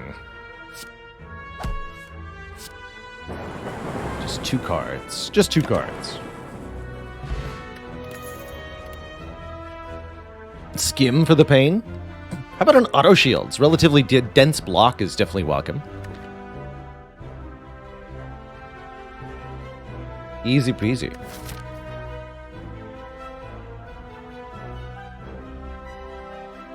Are we skipping Ironclad since all the Ironclad cards have been mastered? Not at least until we get the Champ Belt. We still have to master the final relic on Ironclad. And even beyond that, I don't think I will until all the curses have been mastered, which maybe never. We could spend a long time just trying to master the curses. Aha! Remove a card from your deck. Okay. I think we're going to do that. I don't think I want to try to keep Pain around on this Defect run. It seems a little painful. Seems like we're going to have a very short run if I try to do that, essentially. Taking 1 damage every time I play a card with no healing and no real hope for duping it? I don't think so. I think we lose it here. And that allows me to take more combats now. I think Pain would be easiest on Ironclad. I think that's completely true. But you. Remember to play auto shields first.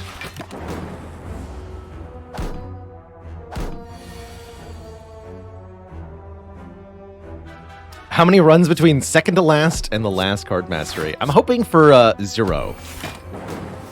I want those to happen on the same run. But realistically, probably a dozen or more. First AoE card, definitely appreciated. We are fighting Slime Boss. All the more reason to take a Sweeping Beam here. Meanwhile, Auto Shields is actually a reason not to take Hologram or Loop. Sounds like a good reason to take Sweeping Beam here. Kind of a dinky area damage card, but it still is an area damage card, and one that can work pretty well when you're in a pinch. For example, this fight could have been our first hard pool fight here. This could have been 5 slimes or 4 gremlins, and that would be very nasty without some additional help. Jay-Sang, thanks for the 2 months in the Prime sub. Sick runs only today. I think we can do that.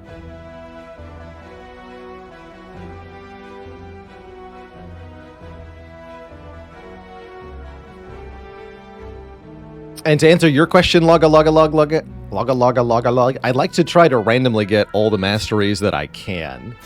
I may, if we get to a situation where the only unmastered card is Necronomicurse, I may resort to using a seed to save us all, you know, potentially hundreds or thousands of hours of trying to dig for that randomly. But I think I can do everything else on random seeds. Log. All right, I'll take 4.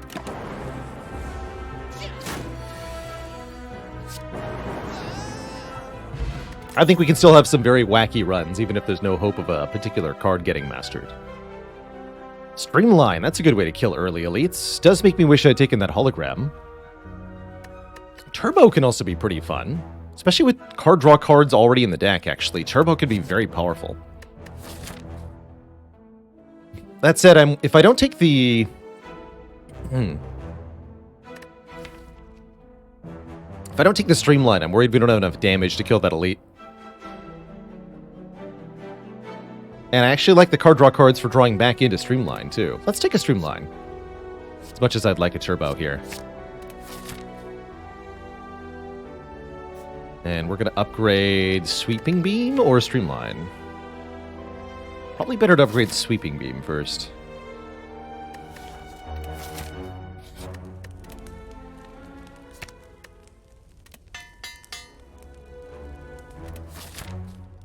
And we should be able to win this fight. We don't actually have to. We could spend cash at the shop and then fight an elite, but I think we can get away with all 3 here. All we have to do is beat the Gremlin Knob. Should be easy, right? Should be easy. That said, drawing Zap and Dual Cast turn 1 in this fight is actually ideal here.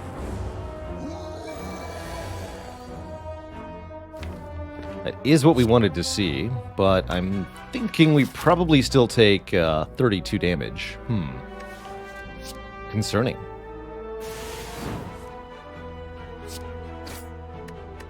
I'd have to draw something like Streamline Dual Cast to get a kill here. Very unlikely. Just Dual Cast. Concerning. Draw pile is this. Could consider using the Dexterity Potion and defending 2 times. Save a little bit of health here, but it'll be better in this fight, the potion that is. Although we could buy 2 other potions. Very likely to get a potion here as well.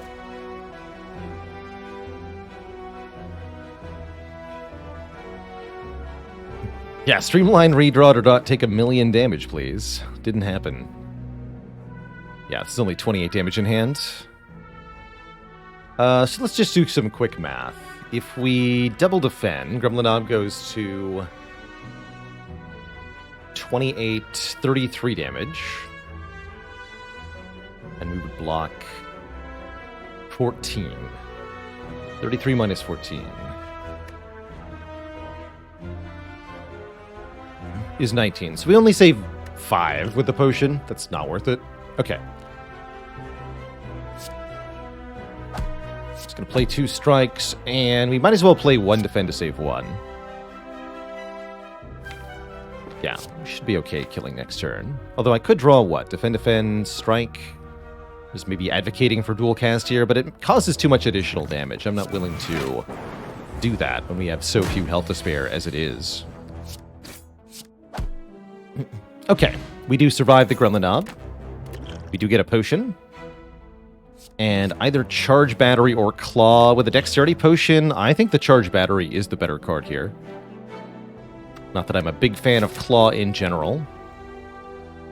Like, it just doesn't... It doesn't do what you need it to do.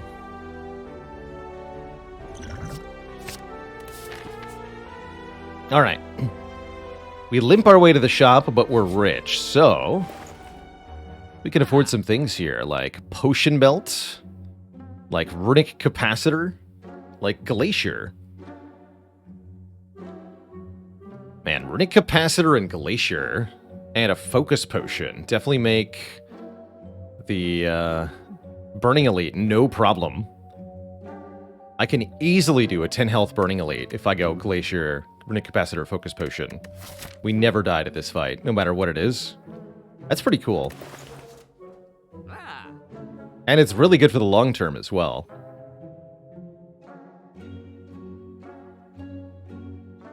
That would mean not buying the Potion Belt, though. Let's see, if I buy both the Potion Belt and the Capacitor, how much money do I have left?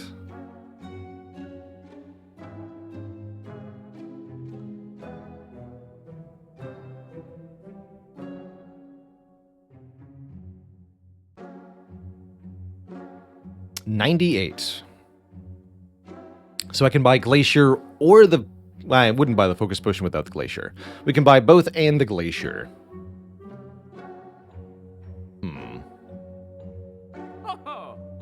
Without the Focus Potion, though, I'm not sure we can actually defeat Lagavulin cleanly on 10 health. Or Strength Sentries could be a problem, too.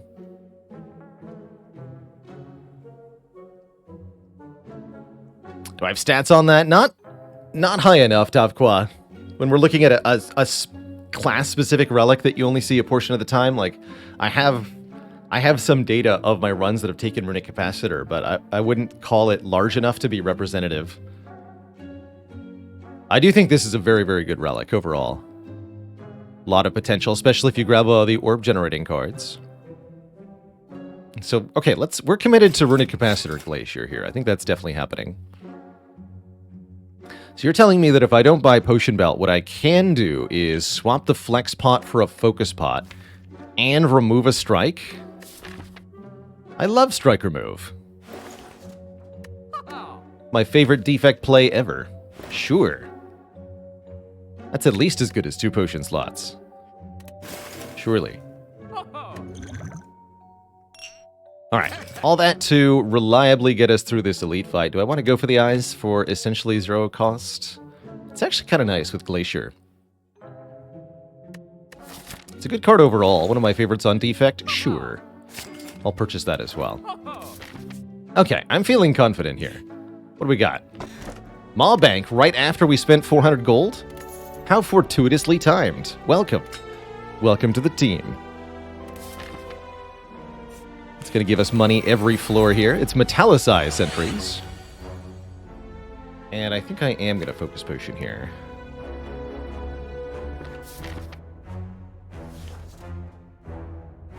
Yeah, because 4 block return's not going to be enough, right? That's right. Okay, let's just use this.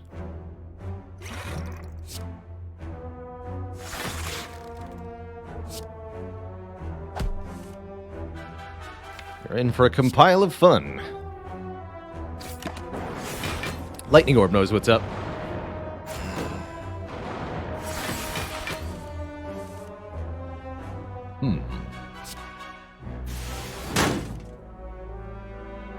Oh dear. It's not quite enough. And we didn't draw either of the good blocks here, unfortunately. I was really hoping for a slightly smoother experience. Well, we can go to 3 health, or I can use the Dex Potion and we go to a little bit more than that. Yeah, the hallway after this is looking a little concerning. Honestly, I think with these draws, I'm just going to go to 3 health. Who's worried? Nobody's worried.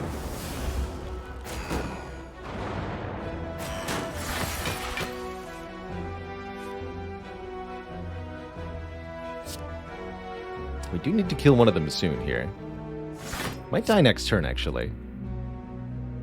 Let's go Zap Strike, actually. Oh, Lightning Orbs know what's up here. Come on, Glacier or Streamline. Perfect. Both of them. I'll take it.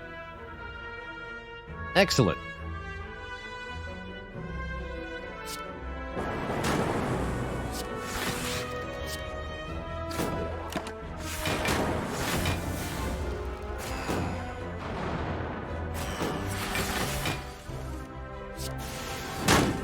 Cool.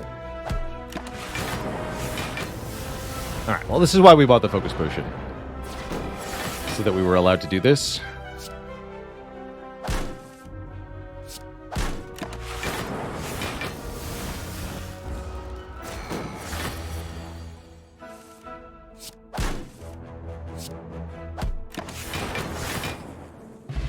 And we get some health back immediately, which is very, very helpful for getting through this floor. Strawberry puts us to 10 HP instead of 3. Claw is back, but how about a Darkness with a Compiled River? Kind of hard to evoke that orb. But Compiled River says yes. Let's do it. We'll also take Amplify with Mummy Hand, that's true. We have no powers at the moment, but we're heavily incentivized to add one. I think I'd rather take this Darkness.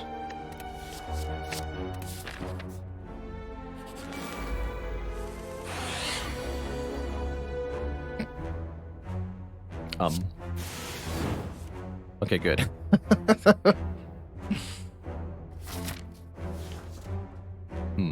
Maybe Dex Potion out of desperation here. Could make a difference next turn. We should be able to sleep here. Do I dare risk it against another potential Gremlinob? Questions, questions. Guess we could go this way.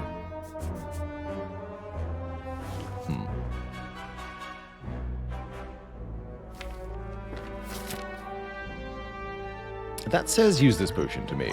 Let's just make sure we don't die here. And we should probably dual cast.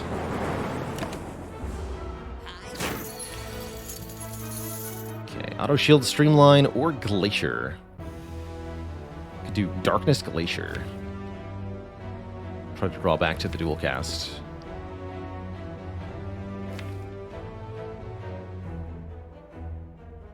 I think we just streamline. Do the damage now.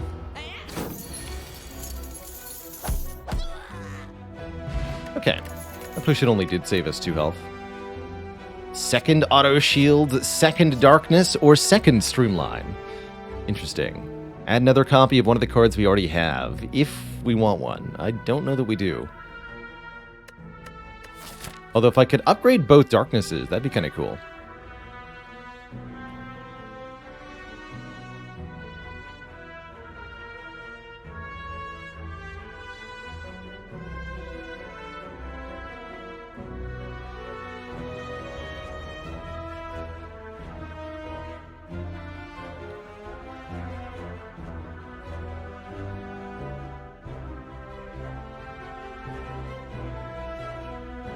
Yeah, our rotating streak did perish last week at 11 wins, is what we had when it collapsed.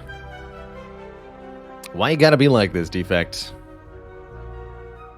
Silent should be now at 1.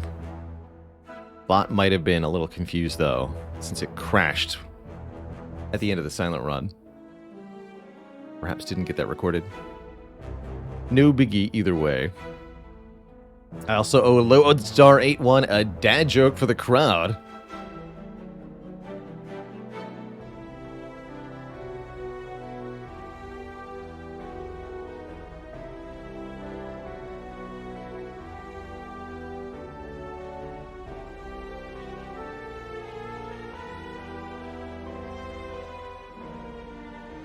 Why doesn't Slime Boss hang around for very long at parties? He prefers to split. I don't think I'm taking any of these cards. I prefer to skip. So we're sleeping.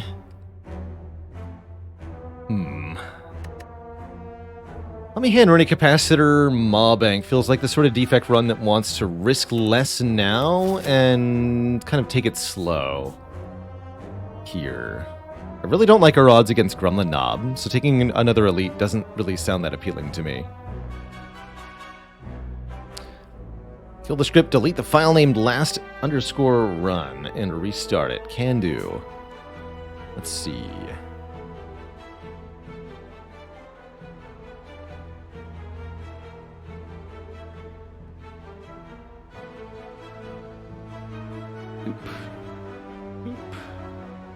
And boop.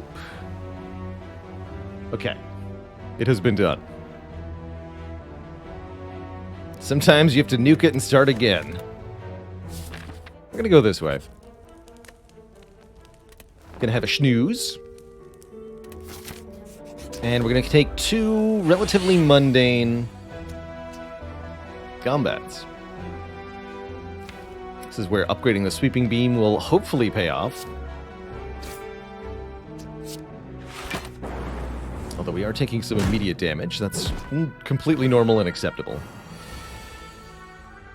This is definitely not the draw order we wanted, though.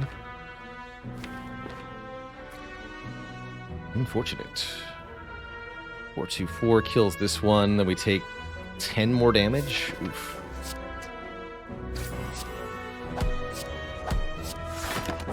Ow.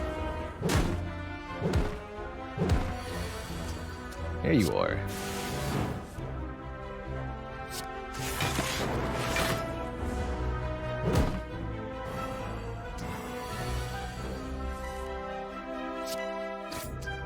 That draw order can happen to anyone at any time. Spire is completely random when it comes to how the cards are shuffled at the beginning of each combat. And you can have some extremely unfortunate situations arise. That said, we're finding exactly what we're hoping to see here by taking non-elite combats that, even when they go badly, are not that bad. A self-repair will definitely help us limp through Act 2. Cool-Headed's also very good for filling up these orb slots with frost. But I think we should take the self-repair, especially with the mummified hand. And hopefully use it to heal 7 in this fight. Here we go. Good cards on top of the deck. That's how it's supposed to be done. Let's punch this one. Even better.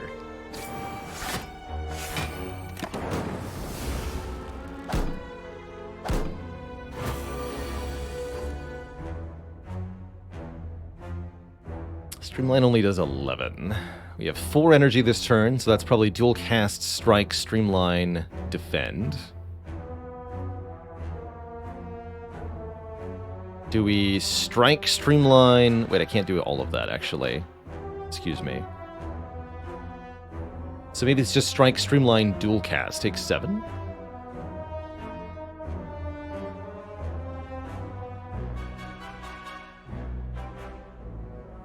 That would guaranteed kill 2 of them. There's no way to get all 3. Even if I could control where the lightning went, I don't think I can get all 3. No, I can't. So taking guaranteed 2 should be fine. Unless you're telling me I can get 2 of them and play the defend if I dual cast first. Which definitely might be the case. Let's see, if we strike the front one twice, it dies. Middle one twice, it dies. Back one only needs 1 hit to perish. If either the front or the middle get hit, I can finish them with Streamline. So yes, I think we dual cast first. Unless there's a... what is there a one that makes it so that we die? Let me just double check that. I could be forced into taking 9 if we dual cast first. Theoretically, I should probably calculate the odds of success versus the odds of failure on that.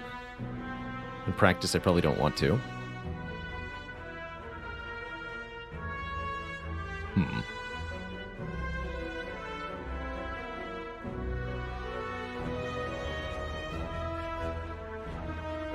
No, we're weak, Atomica.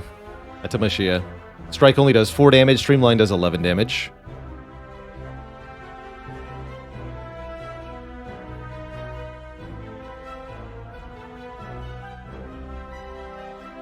Which is why I think taking the guaranteed 7 is looking pretty good to me.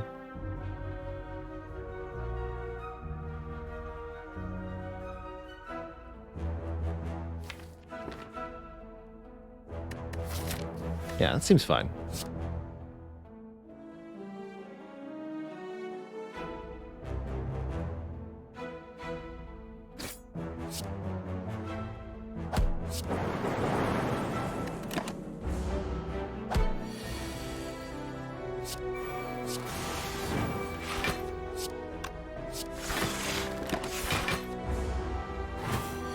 And we get 7 back. Back to 13 here. Overclock, it is unmastered. We're at 90% potion chance. We did not find a potion there. Spooky. Not gonna lie, I don't like my odds here very much. It actually feels like if we want to beat Slime Boss, Tempest might be the right play here. Because we need a way to deal more damage to that fight, and I think we also need to rest before Slime Boss. Because we did not find a potion. The other option is maybe get Darkness. I also like Tempest as a way to push the Dark Orb to the front, wherever it might be. Let's grab this.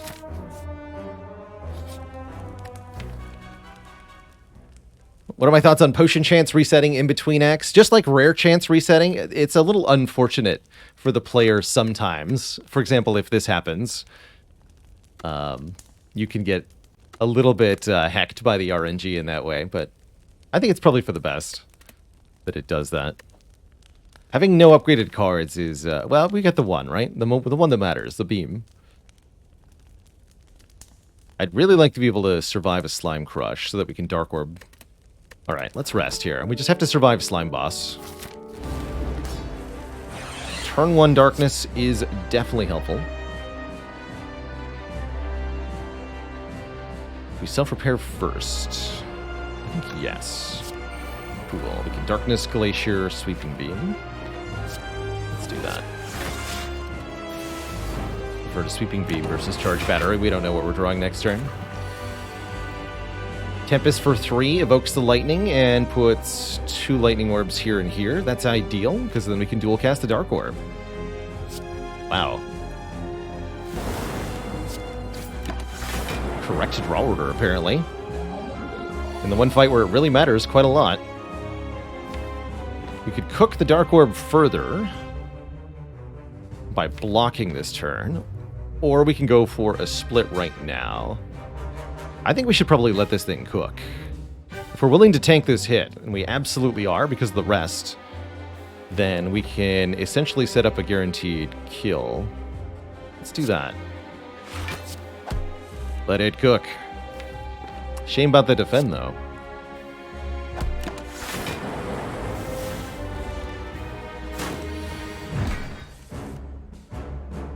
Doing 9 damage per turn.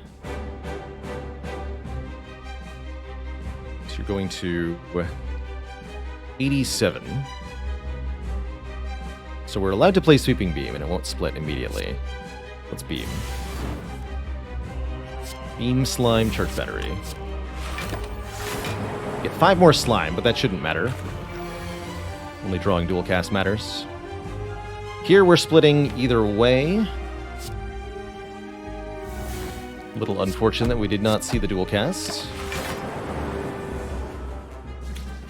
But it can still do enormously powerful things for us here. Killing the front Spike Slime looks like it's what it's going to do here. When 2 enemies have the same health, the Dark Orb will target the frontmost enemies, so the Gray Slime gets hit by dual casts 2 times.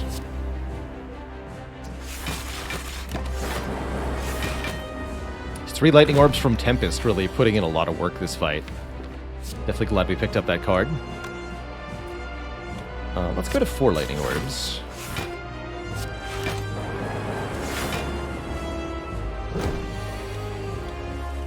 Even better.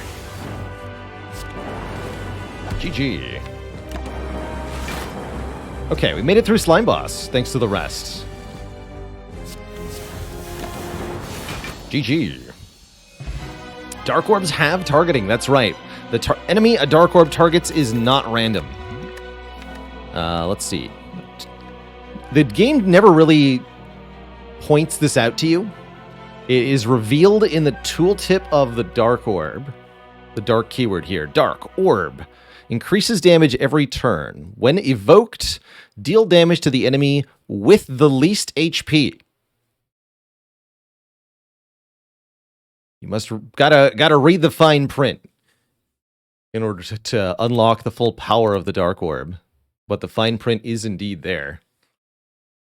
And what a choice. Seek versus Echo Form. I guess Rainbow is pretty good too, in fact, with Runic Capacitor.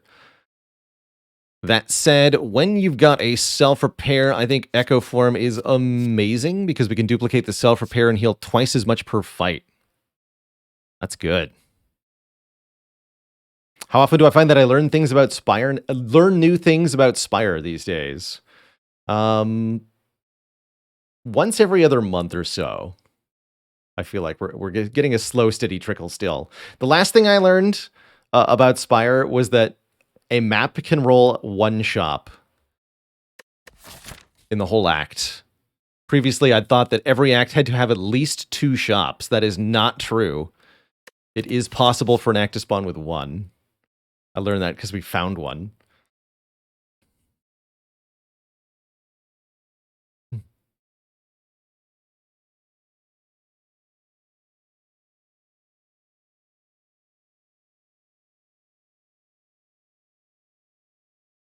Can it roll 0? I don't think that's possible, but if 1 was possible, maybe 0 is also possible. I imagine it is... The shop prevalence is based on like something of a percentage of nodes on the map. So if the map has less nodes, overall, it can roll less shops. Take an Echo Form. Oh. We're going to do Runic Pyramid things, huh? Well, now I wish I'd taken Turbo. But this is a great deck for Runic Pyramid. Runic Pyramid means we can't whiff the dual cast anymore. That's very important. It means we can line up the Echo Form with the self-repair more easily. It means we can take better advantage of the Mummified hand. A lot of good reasons to take a Runic Pyramid here. A lot of good reasons to take a Runic Pyramid here. I think Black Star, meanwhile, would be very challenging. We actually do not want to be taking elites in Act 2 for the aforementioned reasons. What we want to do is use self-repair to limp our way through the hallway combats of Act 2, and we will be limping. I want to make that clear. We're going to take lots of damage, even with Runic Pyramid, and we're planning on healing it back and then getting lots of card rewards from those fights. That's the goal here. I'm So Cody, thanks for 17 months in the Prime sub. How often do people take Black Star? It's pretty good. A successful Black Star run, it feels amazing. Because what you do is you like throw 2 potions at the first elite that you bought at a shop, and you kill it, and then you get 2 really good relics, and you're like, oh man, I'm super strong now. And then you kill many more elites, and everything is great. But in practice, sometimes you just get Juzu Bracelet Tiny Chest from the first elite, and then you die to the second elite. Or you die to the first elite, and you get nothing. These are all possibilities. Fun possibilities. Don't have that much Maw Bank money yet, but I feel like we should probably cash in early here. Remove another strike card. I'd like to upgrade Self-Repair ASAP. Upgrade it from 7 to 10. That's more realistically upgrading from 14 to 20 healing per combat, accounting for Echo Form. That's good stuff. Yeah, hello and welcome. And like I said, we're going to be limping our way through the fights. That means taking a lot of damage a lot of the time. And then just healing back, hopefully some of it eventually. Alright, you're leaving to make room in my hands. And here's the Echo Form.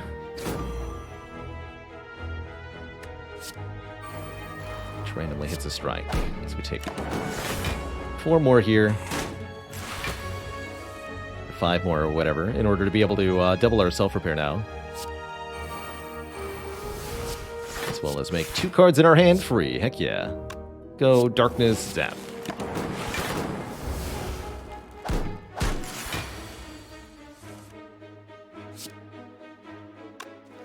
Yeah. If you play Streamline with Echo Form twice, it does become 0 cost. Fun fact.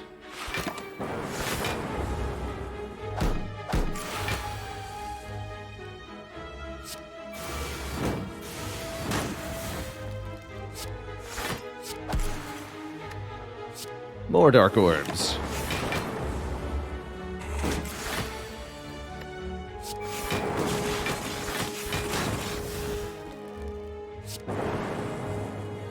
And then we heal back most of the damage that we took there.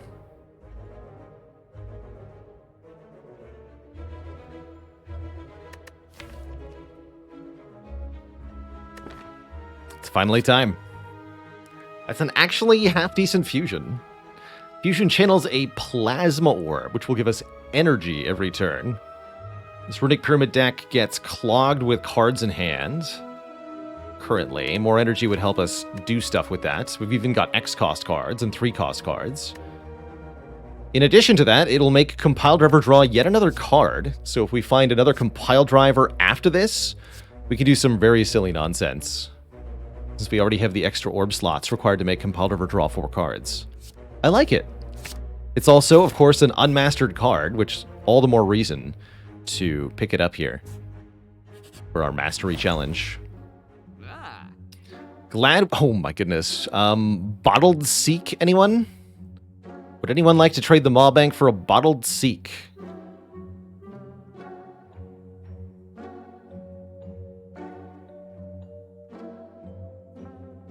Or failing that, we could also go Seek and Strange Spoon. Which is also kind of hype. Anything else that exhausts? Just Tempest, right? No, I think I want the Bottled Seek. Bottled Seek lets us either get Echo Form in play on turn 1 or play Fusion on turn 1.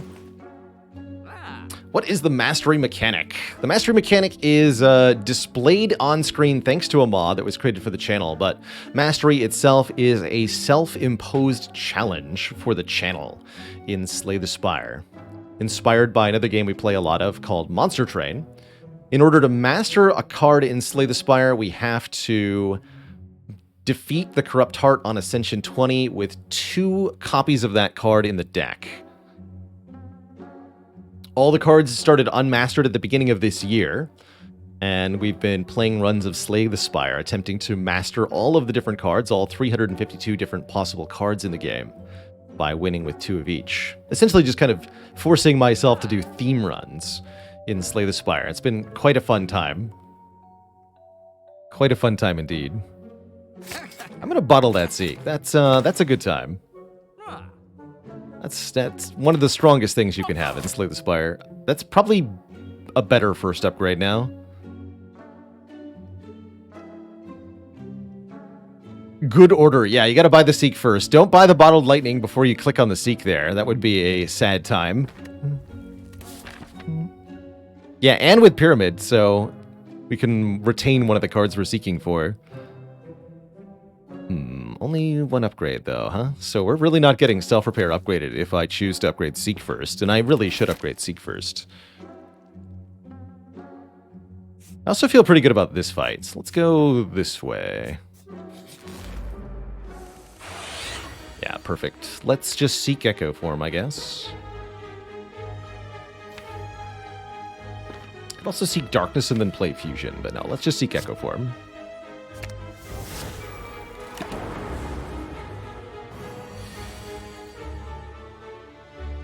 Alright, what do we think? Double Fusion, Double Tempest? Double Tempest is pretty strong. Double Streamline's okay. Next turn we're going to be attacked for pretty sizable damage. If I Double Fusion this turn, Double Tempest next turn, what does that look like damage-wise? We would have 5 energy. Oh, I'd also get 4 energy back after playing the Double Tempest. Yeah, we should Double Fusion now. Double Fusion, zap.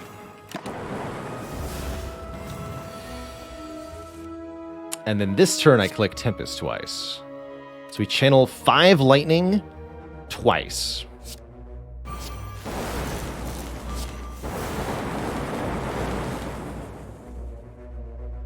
And we also get 4 energy back because in the process of that happening, 2 plasma orbs were evoked at 2 energy apiece. Let's see if we can get Self-Repair into our hand here.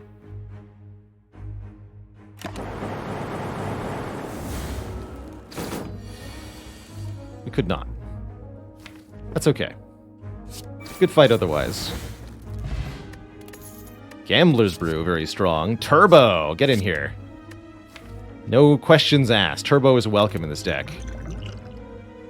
Excellent card. And we can... There's the other Pain. Could have had double copies of Pain in a Runic Pyramid, if only. If only we'd thought to keep those around. We could have had... that. Does that mean I'm fighting another elite here? That sure feels like I'm fighting another elite. I think we do this now. Hey!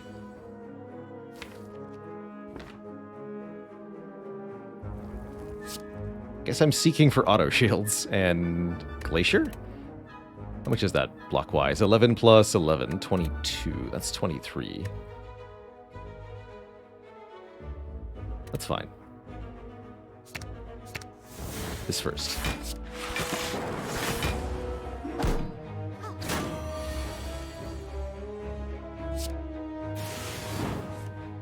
Looks like Sweeping Beam, Fusion, maybe?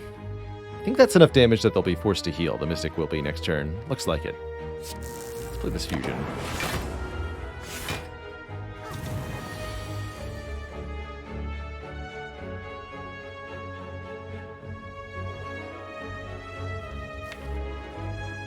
Alright, we'd like to draw into Charge Battery, Go for the Eyes, or Turbo, ideally.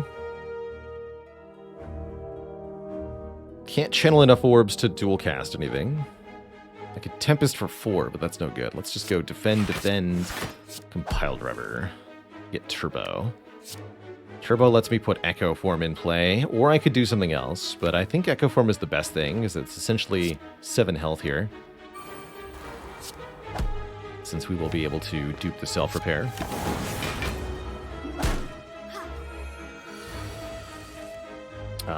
Or we could have this happen. See, this is also a problem. I don't know why this is happening to me, but I'm sure I deserve it. Like I said, we're going to be limping through these fights. Even the ones that seem like they should be easy are not that easy.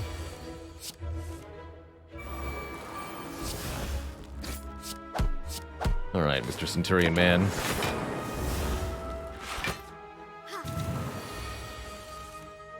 Now you choose not to attack. Of course, of course. I see how it is.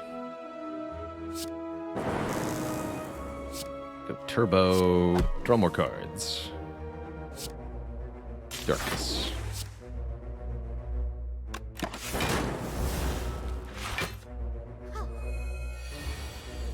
And now we can finally evoke our Dark Orb here. Let's go Double Charge Battery.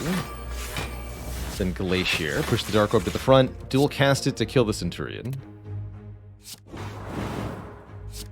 These out of my hands. With Pyramid, we ideally want to end our turn with 5 cards in hand so that we can draw 5 new cards, but also be retaining as much as possible.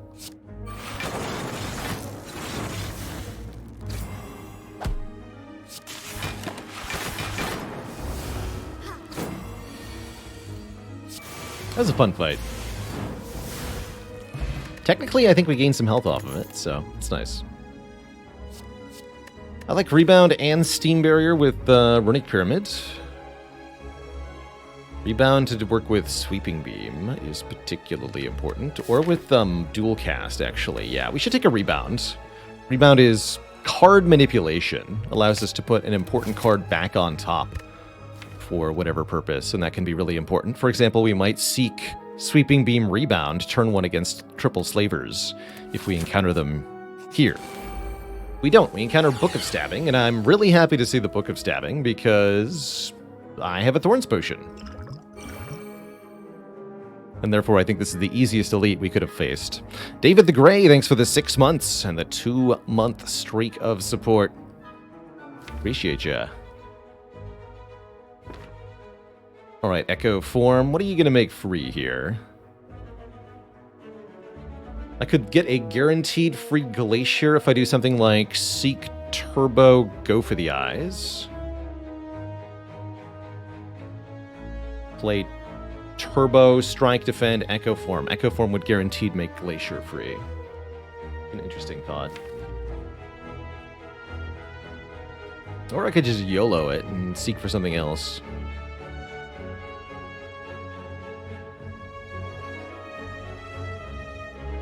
That would let me retain the Go for the Eyes for a future turn as well, wouldn't it?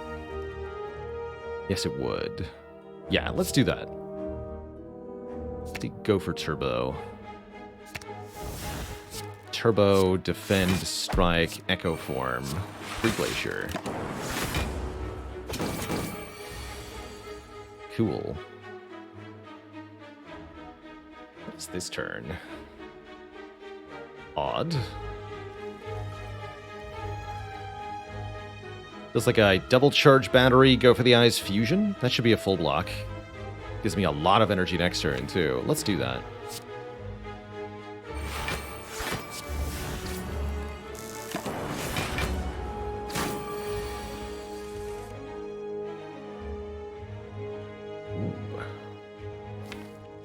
What do we double in? Tempest is probably our best duplication candidate. This turn, either Double Darkness or Double Sweeping Beam.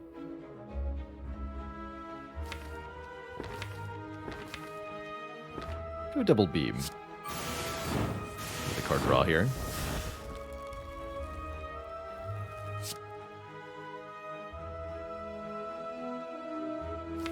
rebound anything?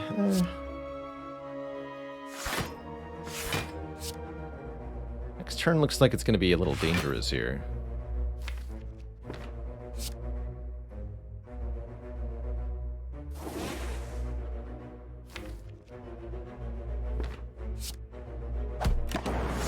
Should be 7 by 5 this turn. Oh no, we got the 24 again. Good, good. That's really good news.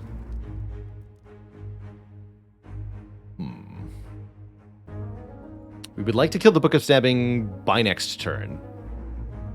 Next turn will be 7 by 6. We really can't afford to take that hit, so we have to kill in 2 turns.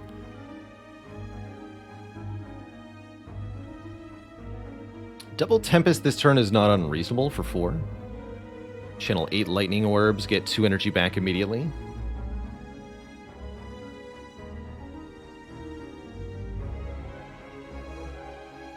Anonymous, thanks for gifting Wolfie24 a sub. Welcome to the Cozy Sub Club, Wolfie. Wolfie says, hello, longtime YouTube watcher. Now catch up with all the recent VODs. Got addicted to Against the Storm and Monster Train, thanks to the streams. You're heckin' welcome. I've been really enjoying both of those. We're going to be doing some more Monster Train later today, even. So, what's our winning line here? We have 100 damage to deal. 8 Lightning Orbs gets us most of the way there, actually, because we're going to do 12 plus 3 Evoked Lightning Orbs, plus 18 at the end of the turn, plus 18 next turn also. That's pretty good.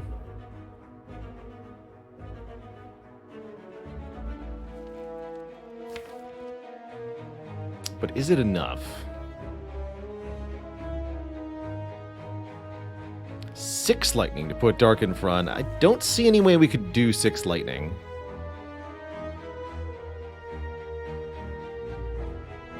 Also, I think we need 5 lightning. Puts the Dark in front.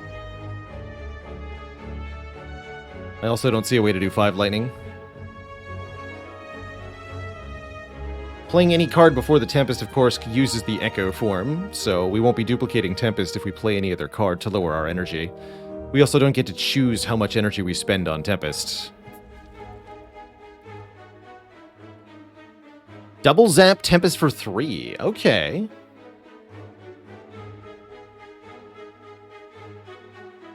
That is a way to do it.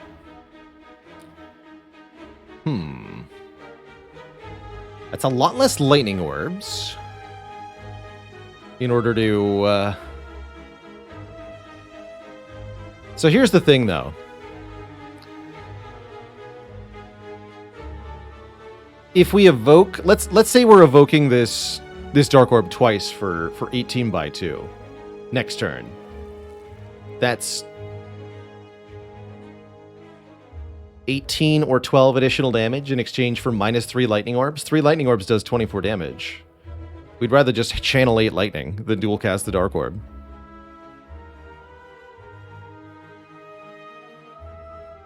So it sounds like we want to channel 8 Lightning. Maybe we want to do it next turn, though.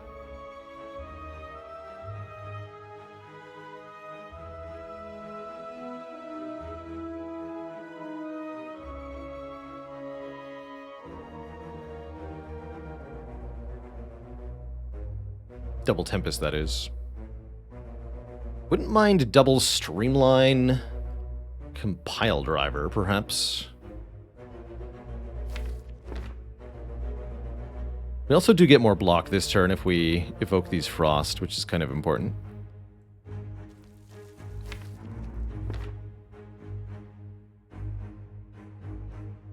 We could go double Zap, and then I can dual cast for block. That's also kind of cool.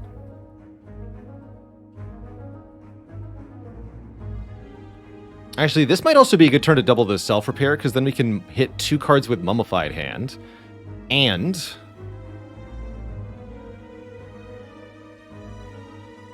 we want to double the Tempest next turn. Let's do that. Okay, dual cast and rebound are discounted. That's pretty sweet. So we can do rebound, streamline, compile driver, for example.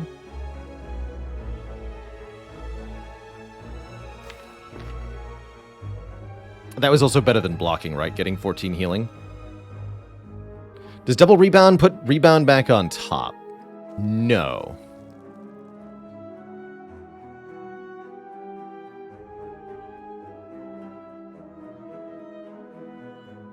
No, because you play... What happens is you play the real rebound. You gain 1 stack of rebound. Then Echo Form plays a duplicated copy of rebound. This rebound hits the Book of Stabbing, consumes the stack of rebound that you already have, and then evaporates because it's not a real card, so it can't go to the top of your deck.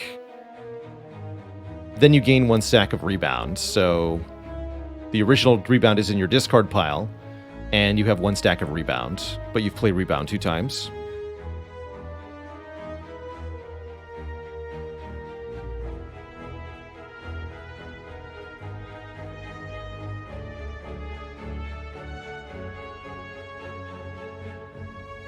The reason double Headbutt works is because the second phantom copy of Headbutt is allowed to target the real copy of Headbutt that's in the discard pile. But the second fake copy of Rebound can't be affected by the first real one.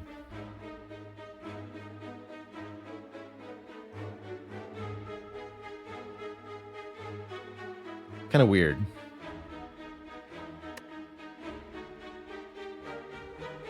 So we're going to rebound the Streamline? I think so. Let's just do that. What about Defend? Let's play this.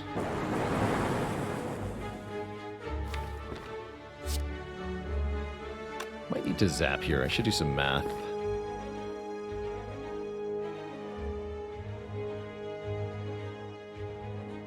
One, two, three, four. 1, 2, 3, 4. We're going to get 8 Lightning Orbs, which is going to be 2 Evokes. That sounds like we're going to need more damage. Okay, do this.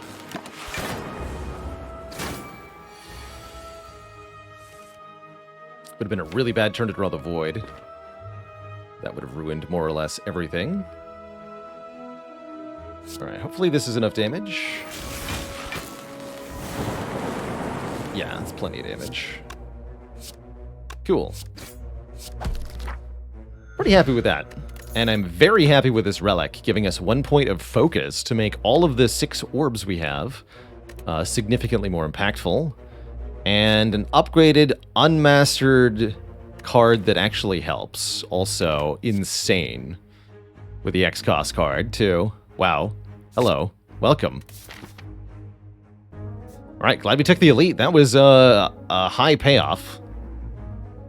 What else you got? Now we should upgrade Self-Repair. Fusion's also a really good upgrade. Although I think we need it less and less. Might as well fight another Elite, right? We can handle it. We do want to take more fights. We've geared up to be able to take combats now. We want to look at more card rewards to find important powers. So let's keep taking combats. Even if they hurt us, we can heal 20 at the end of each combat. Especially if they hurt us. And boy, do they hurt us.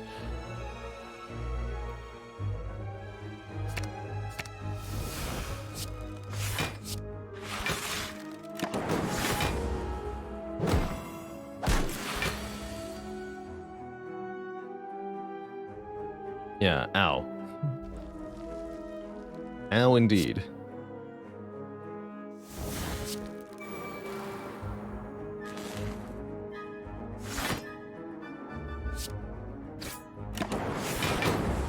More. How dare you? Again? Oh no. That's actually quite bad.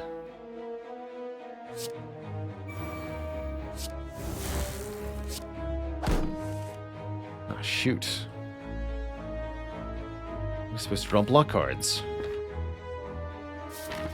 This is not worth the Gambler's Brew. Damn it.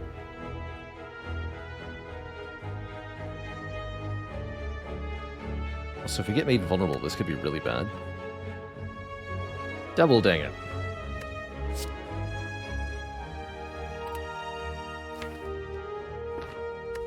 Lock thingy sure would be good here.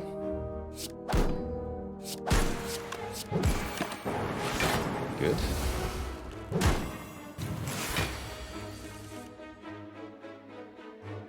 Very good.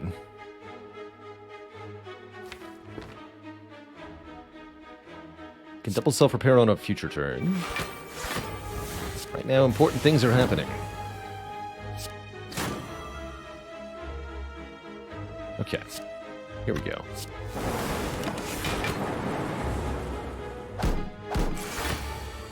Once again, how rude. What a stinker, man.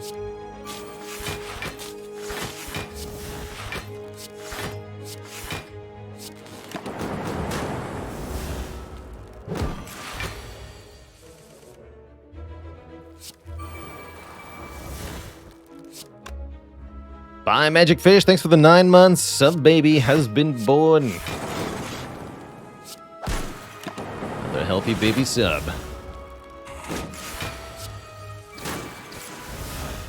Alright, healing 20 sure is nice, though. Vision. Storm. Doom and Gloom. Echo Form loves Doom and Gloom. We also need better AoE damage to deal with Collector and the Elite we're about to walk into. So I really like this Doom and Gloom. Very much. Would I take a Thunder Strike in this deck? Probably not. No, probably not. I would take a Meteor Strike in this deck. Or a Calcum, very valuable. If we enter turn without block, gain 6 block. I think that's extremely helpful here. For example, allowing me to just play Echo Form without even giving a heck. Easy.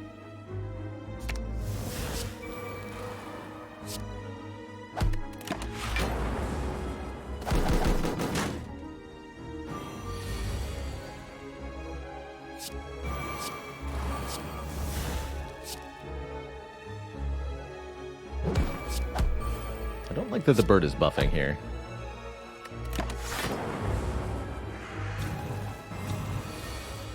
Yeah, that's not great.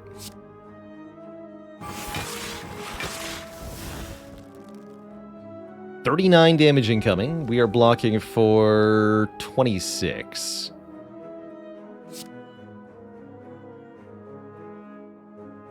$33. 38.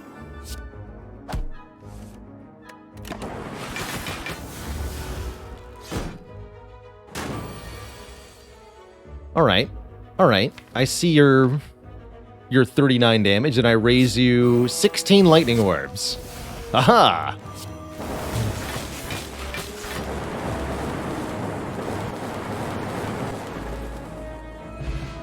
Delicious.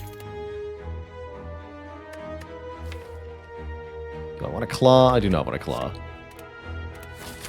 Get blapped. Get absolutely blapped. Hey! You're not allowed to do that. Thought we established this already. You are not allowed to do that on turn 1. You stinky gremlin.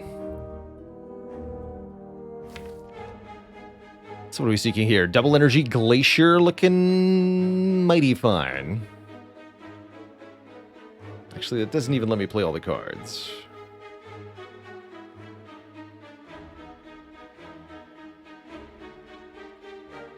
Double energy auto shields, I guess. Take 2. That seems very reasonable. Okay, yes, double energy auto shields.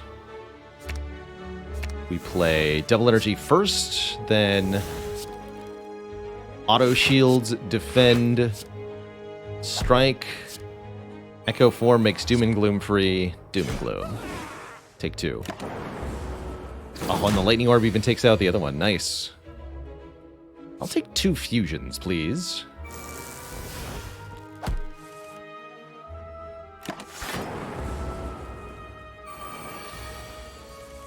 Hey.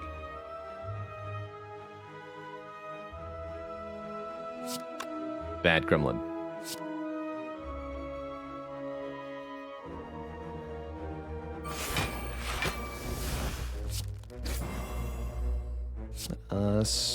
Rebound this.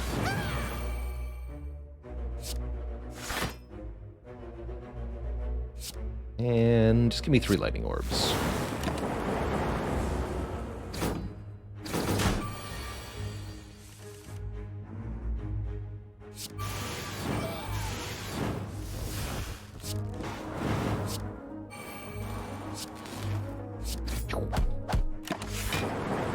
Beautiful fight.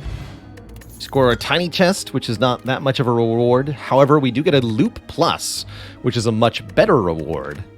Welcome to the deck Loop Plus. Channeling the front orb 2 additional times at the beginning of each turn. I like it.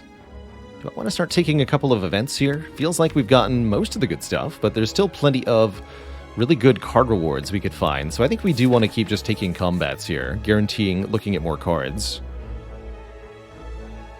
Better than the faint chance that we get the Coliseum event, which is always tempting and fun, but not that likely. I choose fights.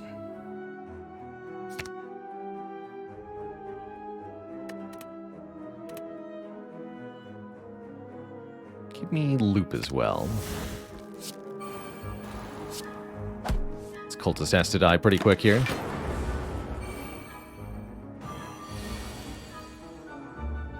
Commence the looping. At all costs.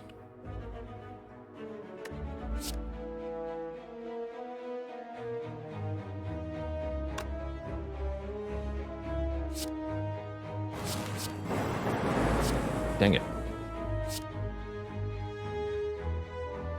Strike, rebound.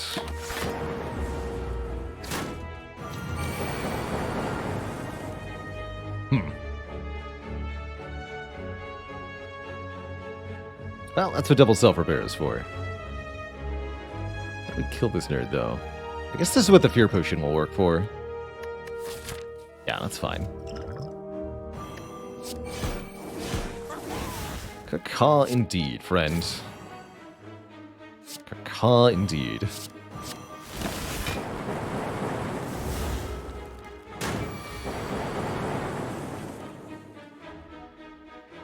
Oh no.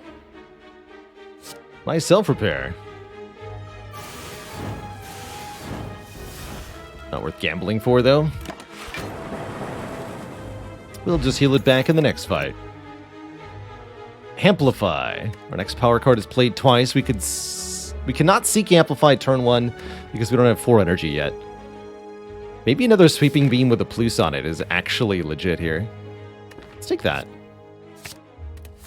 Need some more AoE damage for fights like this one. Actually, I'm pretty happy we took that. Continuing to seek Echo Form here. Let's go ahead and... let's do this.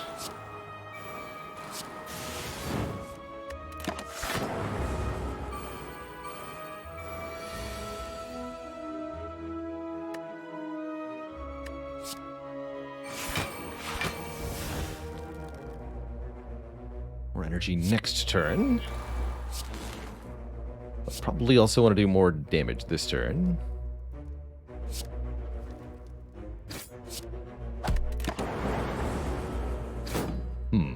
This could hurt. Or I could channel 20 lightning orbs.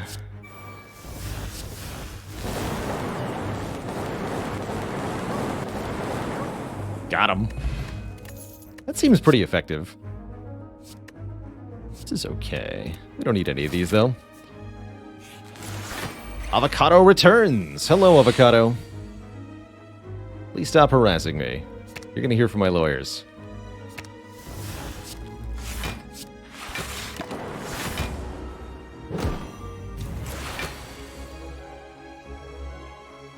An exponential decay curve. Oh no, that means I'll never finish the challenge. Because in order to finish the challenge, I first have to master half the remaining cards. But then I have to master half of the cards that remain after that. Oh no.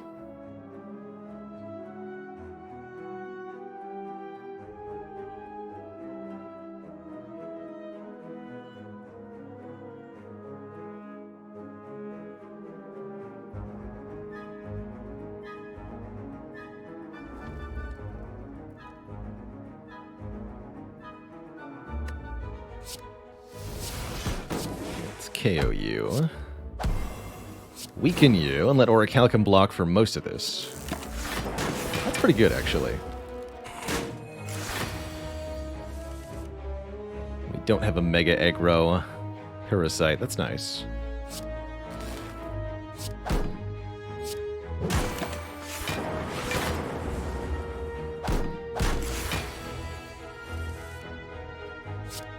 Perfect.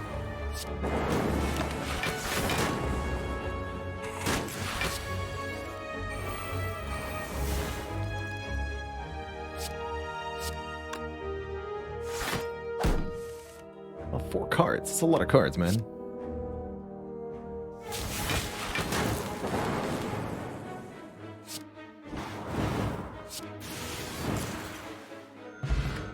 Okay, we made it back to full, and this is fundamentally the reason that I said we should go lots of combats rather than risking it on events here. More cards looked at means more important cards found. And here's a defrag in, notably, the last of the combats that we took this act. Welcome to Upgrade Town, defrag. Excellent. Very excellent. I'd like to be able to double Glacier next turn. Do I dare loop now? Yeah, let's loop now. Got plenty of other things to double here. Excellent, we can double the defrag. And then next turn we can double Glacier.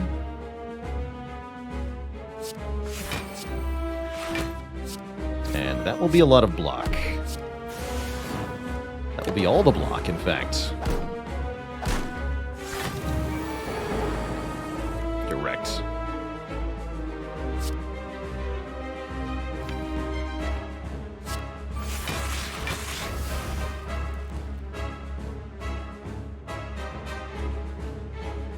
It's an additional 28 block. That means we're full blocking.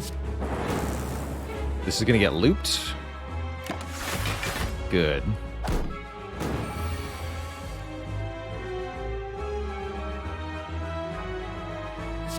Make this free.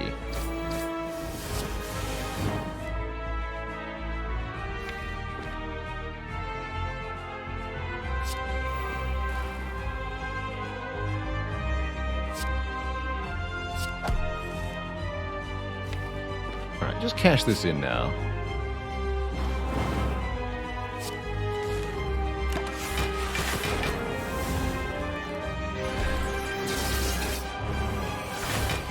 Not sure how much damage this is, but I'm pretty sure it's enough.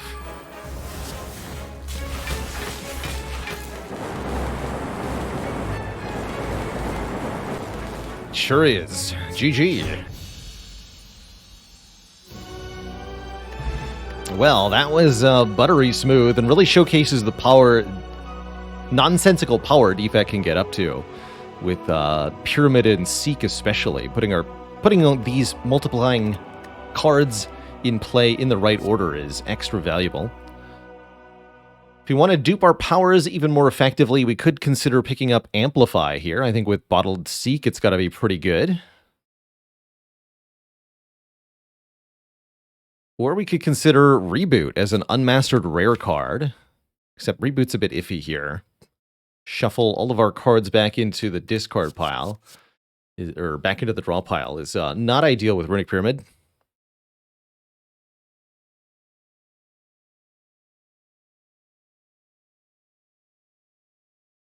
I think this Amplify is the more powerful card here overall. Get it more powerful. Ah. Aha. Give me that. I like the Dex Potion. Flex Potion seems like it could be kind of important for Reptomancer. And it's Nuclear Battery, Fusion Hammer, or Busted Crown. Interesting. Interesting. That seems like an awfully good nuclear battery, actually. Channel a plasma at the start of each combat. It's kind of like an energy relic, but there's no downside to it. except that the orb eventually gets evoked. But when it gets evoked, we get 2 more energy.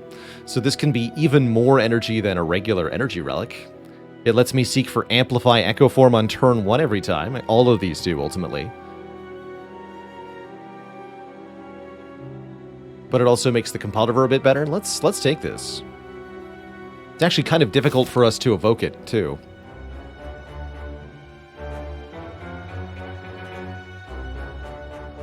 Already grabbed our Burning Elite. There is a maximum of 2 elites that we can fight this act, unfortunately.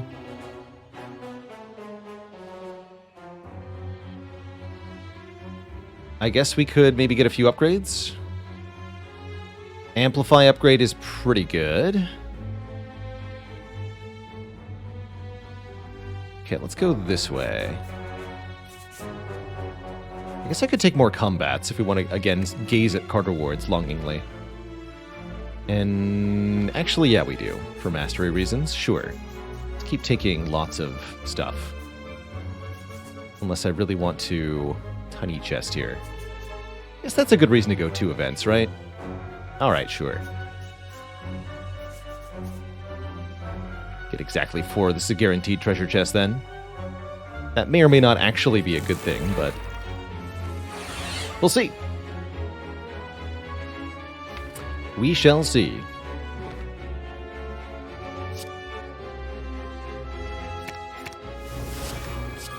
This is our turn 1 most of the time. Just amp the Echo Form. Heck it. Then my first 2 cards, each subsequent turn, get doubled. That is a mighty strong thing. So, for example, now I can double... Here's what's really strong about 2 Echo Forms. We can double energy, and then double Tempest. So we're now getting 56 Lightning Orbs, when previously we were getting like 20 or so.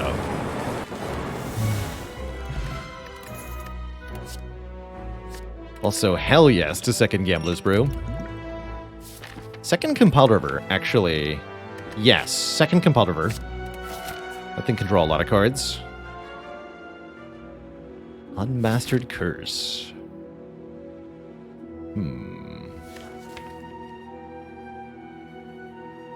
Seems bad with Pyramid.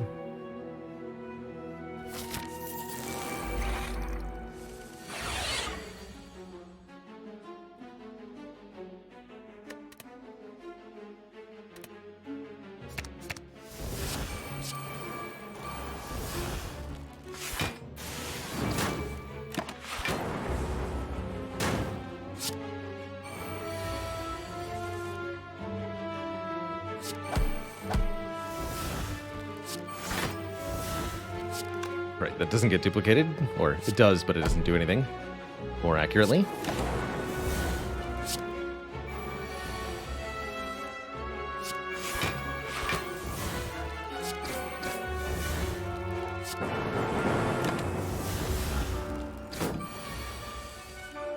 There we are.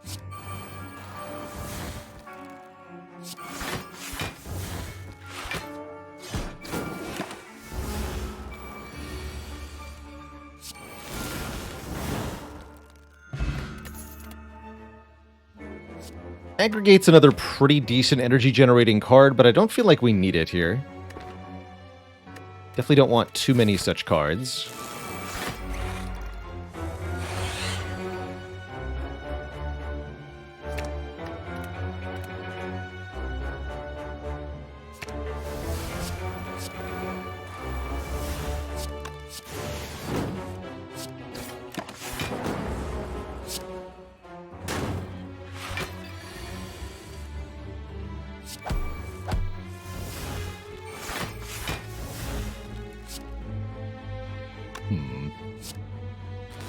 Lose some stuff out of my hands here.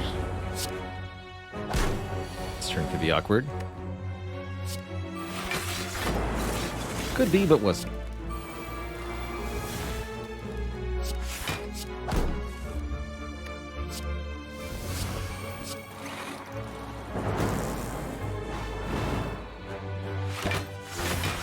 Beautiful. Have some lightning.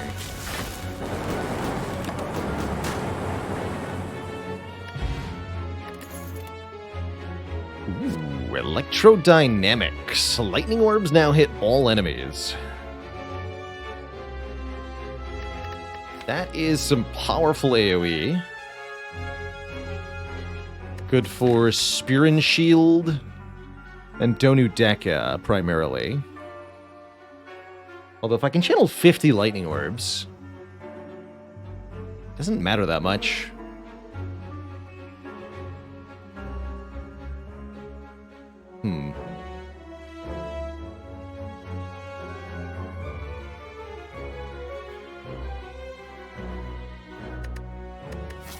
Yeah, I'm not actually sure this is helpful. It's definitely not helpful against Awakened One. And my biggest problem with Electro is that it's a liability against Heart. Don't think we need it. Almost rather take a second Tempest or something. Although, it'd be good for here, I suppose, huh? Maybe I should have thought about the immediate impact. Cool. What about the 4 shapes fight? You failed to consider.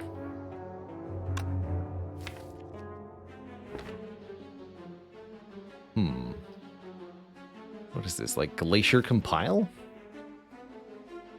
Glacier Compiler is okay here. Sure.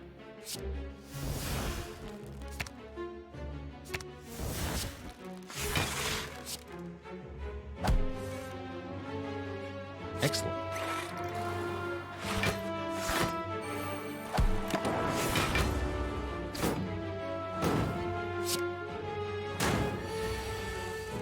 I like that worked out.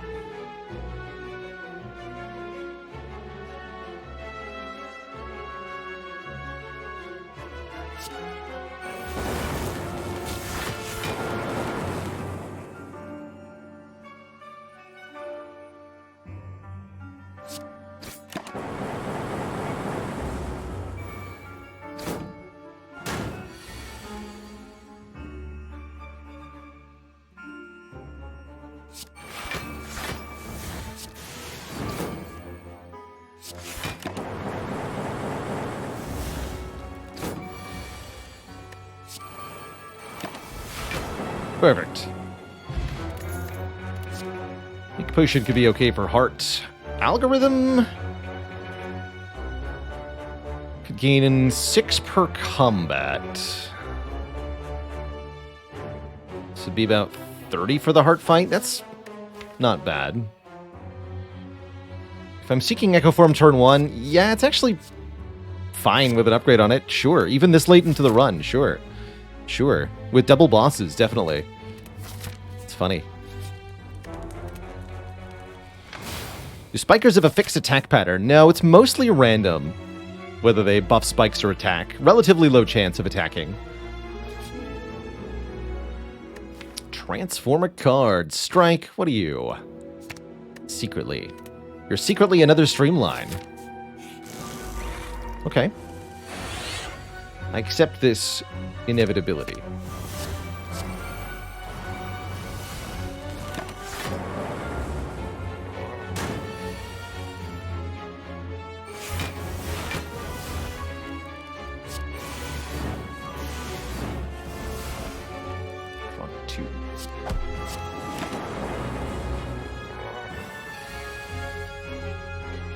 Let's go double loop.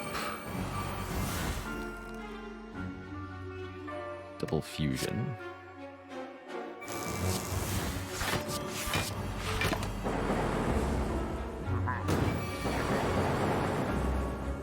Do what you must, Giant Head. You fiend.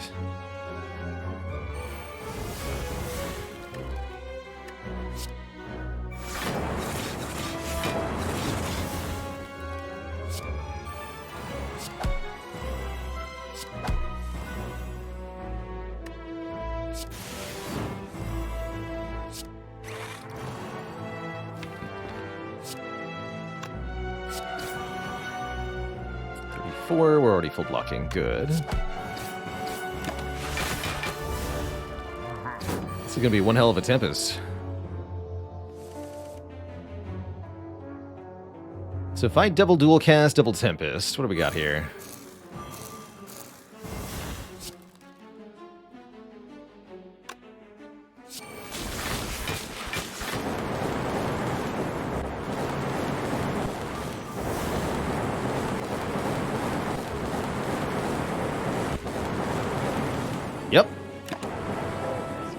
That's a kill. Chill plus, I like it. I really like it. Frost orbs, yes please. And we are technically allowed to take the ink bottle if we want to. Deck would definitely benefit from more card draw. The reason we can is because we know we're getting another treasure chest here. I think I'll take this. Pretty helpful.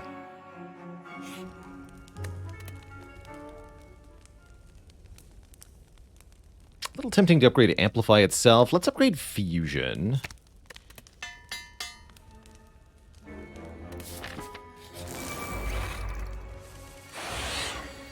Yeah, I was actually quite like the fact that we can retain Chill here. Next turn, this will be 5 Frost Orbs, presuming I don't kill any of the orbs this turn.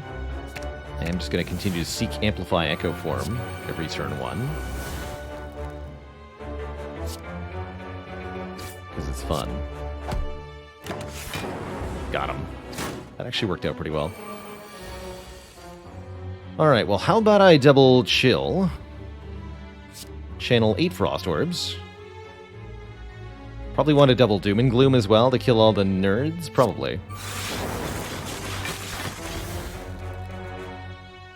Seems likely that's a good play here.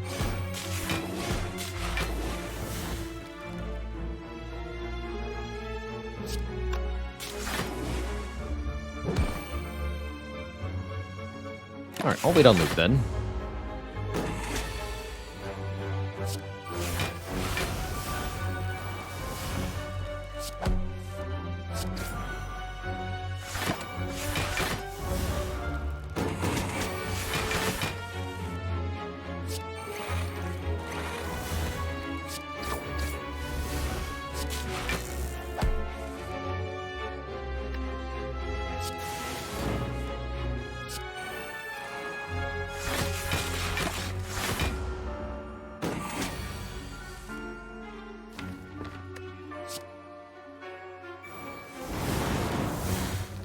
Sayonara, Reptomancer. Want one more source of Frost Orbs with a cool-headed? I think it's relatively likely that we do. Heat Sinks are also kind of tempting with Mummified Hands. Could afford to upgrade them. We can even seek them on turn 1 if it matters.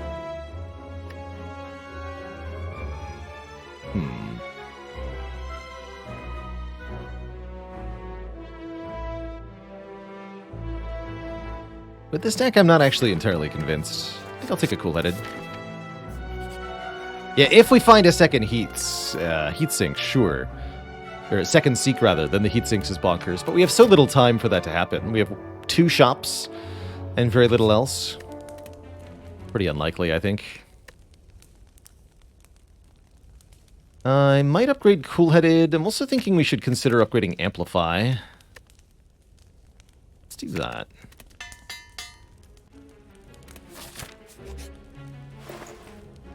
Oh.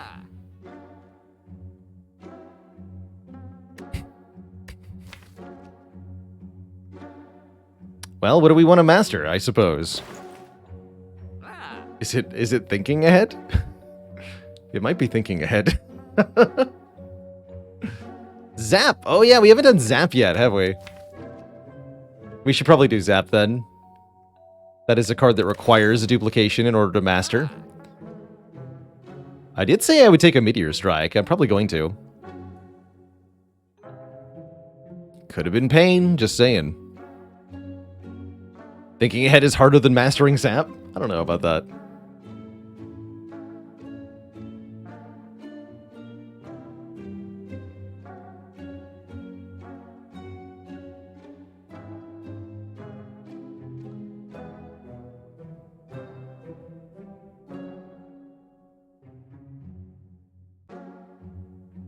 Yeah, I don't know about that. Let's do Zap. Need to get all the starter cards crossed off the list.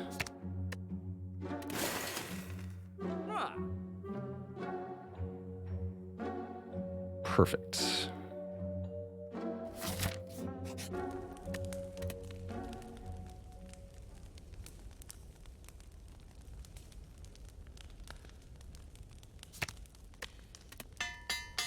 think that's the next upgrade.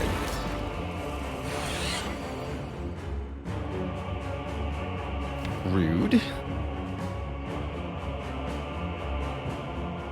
I still amp Echo Form turn 1? I don't think so. I think we chill Compile, actually. Alright, seek Echo Form Gear for the eyes.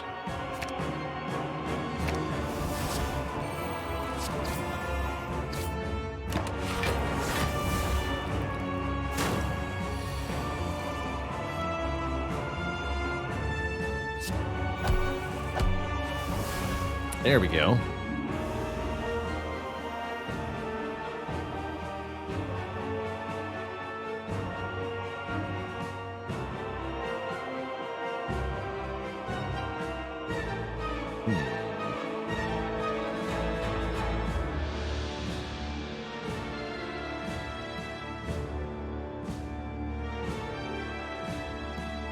Glacier...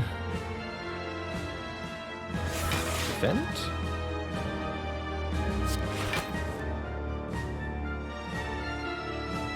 We'll do like Turbo Doom and Gloom. That's the right play here. Take a little bit more. Just double the deep break normal like. Don't worry about Amplify.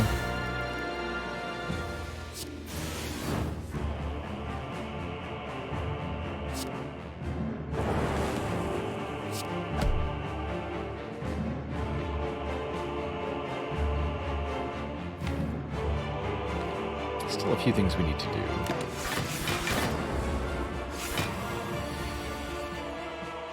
Double this, for example.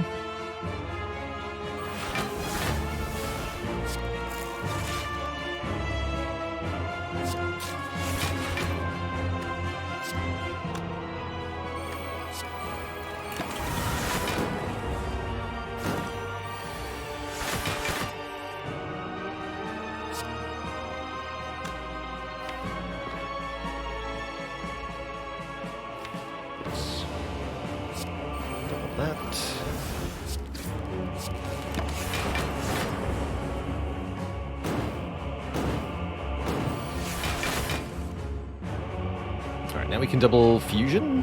Puts the Dark Orb in front. I like that.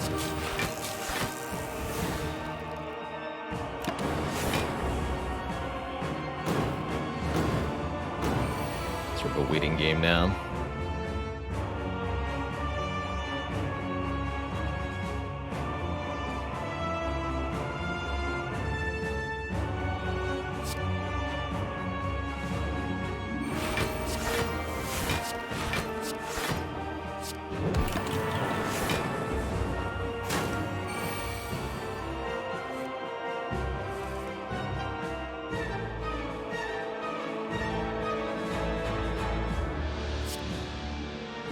Bonk.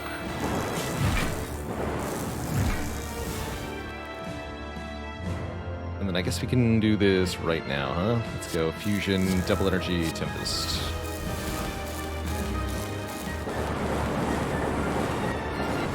GG. Time nerd. Next up is the Bird Nerds, where we're very grateful we did not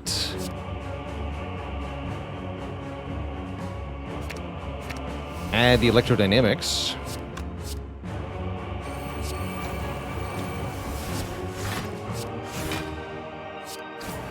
Okay, we're going to take a little bit of damage on turn 1 here so that we can duplicate the chill and go to 6 Frost Orbs immediately next turn. Along with double Doom and Gloom, I suppose. Double Loops also kind of appropriate, actually.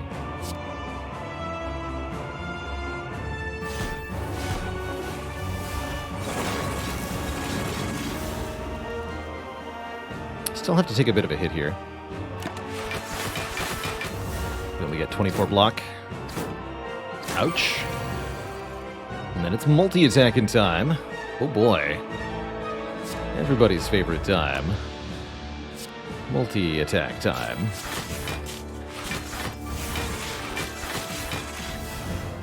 So we block for 50 plus 18. Which is basically a full block. Not quite. Do Turbo Zap Zap. Make some room in hand.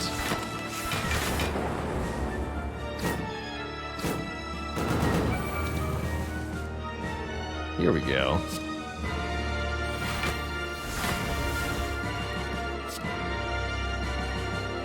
I want to play Meteor Strike. Not yet.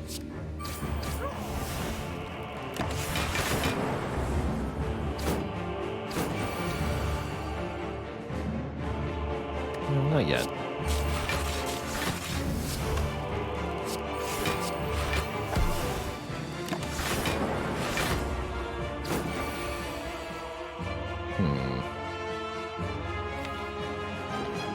You don't block all that well, huh? It's kind of concerning.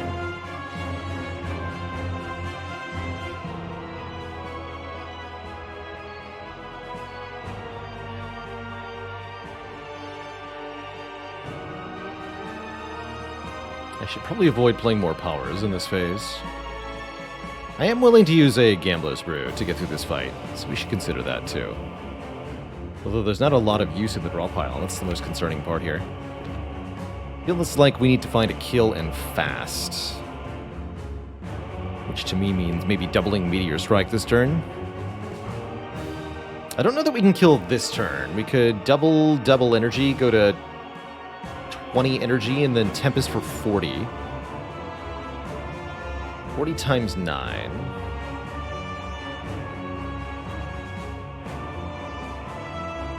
It's 360. Okay. Actually, that might be enough.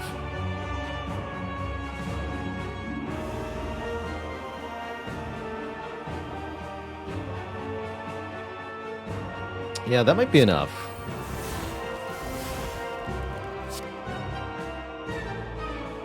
Because we don't actually get 40 evokes. We would get 40 minus 6 plus 2. So 36 times 9. It's 324. That is still enough. Okay, cool.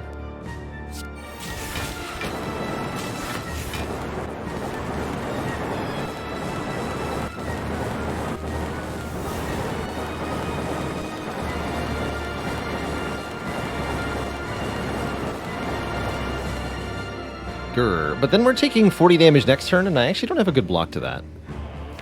That's even also a slight problem. Maybe we want to discard everything now? Like everything? Let's do it.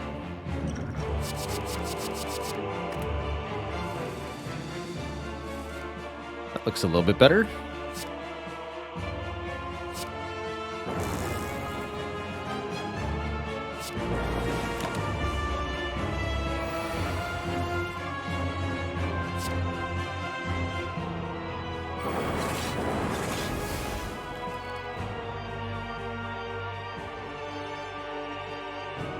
We just go double charge battery. Single defend? No, better to go this.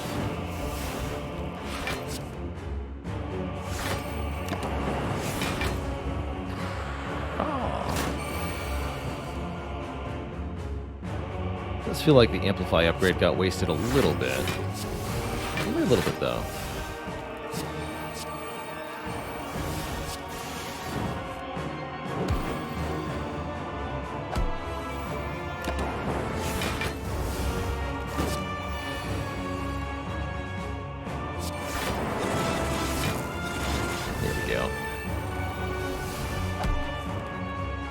Somebody say free Meteor Strike. Cool. Alright, this just needs to be in play for next turn. Shame that didn't get doubled, but that's okay.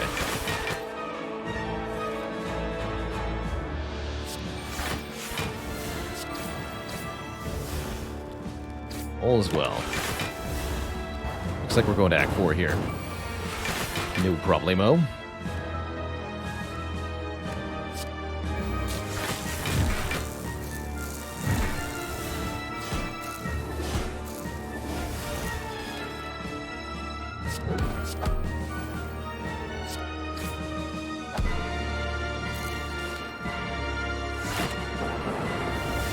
Deck plays a lot of cards.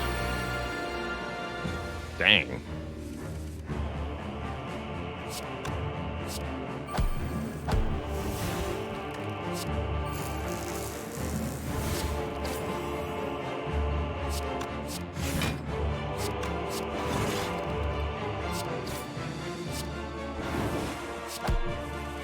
GG.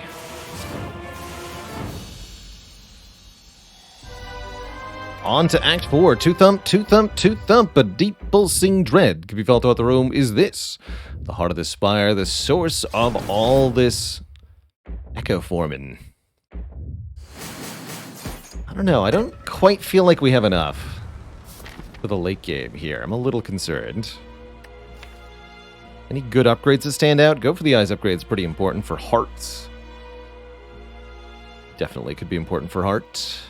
Turbo upgrade feels okay. We did get algorithm all the way up to 25. We could have 31 after the elites here. Definitely going to be a bit draw dependent. Although bottled seek makes that a bit less so.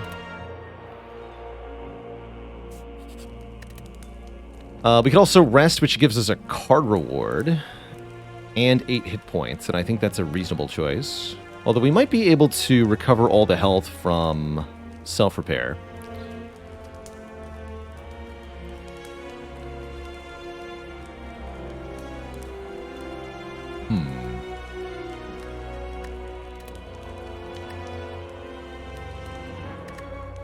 Yeah, I do think we're going to want that go for the eyes upgrade for the heart. Glacier upgrade for just a bit more block could also be really helpful. Actually, yeah, let's upgrade this.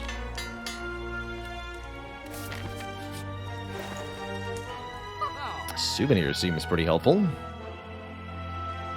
I can't do Souvenir Dex Potion, unfortunately. Basher of the Ages, thanks for 13 months. A lucky month. Heck yeah. Goodbye, Sender, though. I'm not going to do that.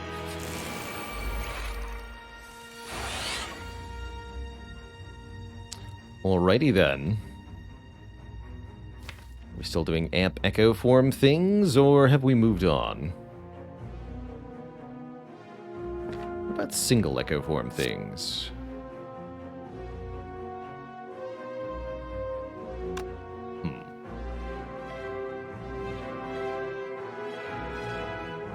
Nin, thanks for the 3 months of support. Appreciate you keeping it cozy. Bottle trying charge battery would definitely be helpful here.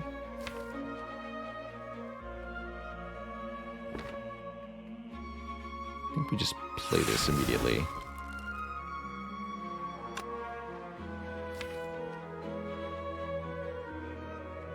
Could open with amp defrag. Curious.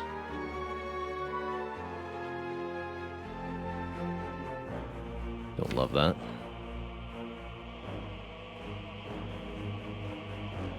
Now can I do Echo Form Glacier? That feels way more comfortable. Need that Glacier for next turn. What else you got? Ah, even better.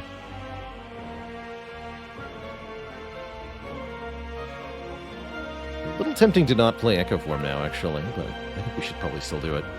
We need it for the self-repair, after all. And it made auto shields free? That's lovely. Okay. I'm very happy with that turn.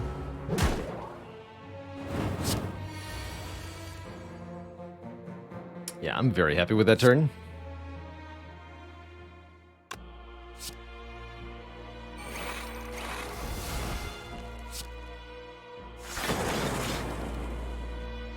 Three, 4, 5. Perfect.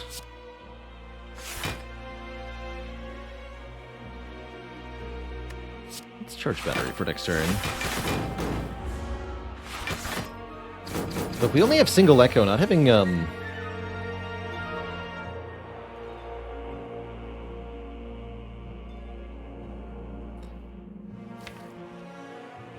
having electrodynamics hurts a bit now.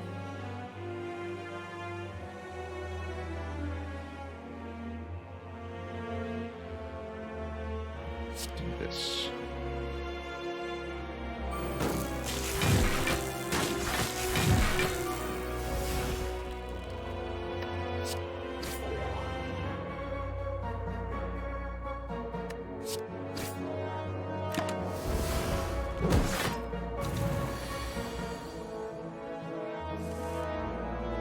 Here we go. Oh, you have 99 block. Still a very good turn to dupe Tempest. Too good to ignore, I think.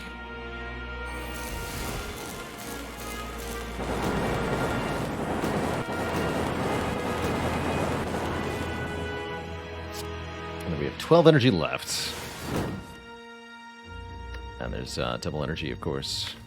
That would have been very nice to draw. A little earlier. Still goes okay, I suppose. Can double self-repair and double loop here. And play a lot more besides. And the ink bottle will continue to draw for us, which is also appreciated.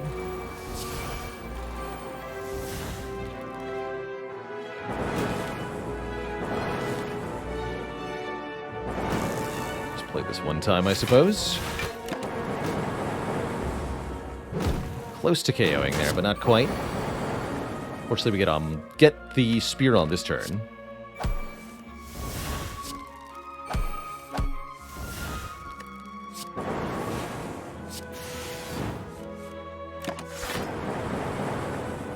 Still 20. Back to 67. We get an Incense Burner, which will help a lot. And another Defrag, which will also help a lot. Okay. We might have decent odds here, Twitch Chat. We also drew Echo Form turn 1, which helps a lot, in that I get to seek for something else now.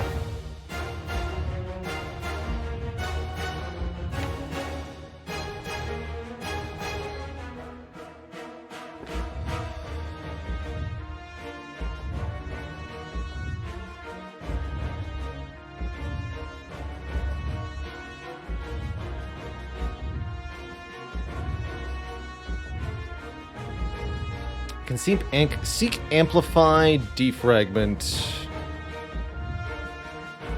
Echo Form.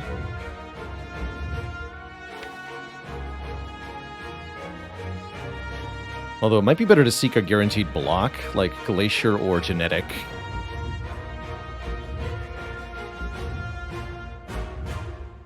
We definitely need to get 2 Echo Forms down, so we're seeking Amplify no matter what.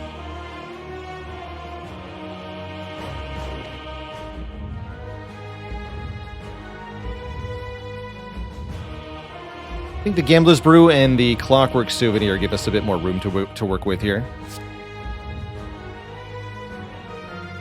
Let's do Amplify and Defrag. To play Zap.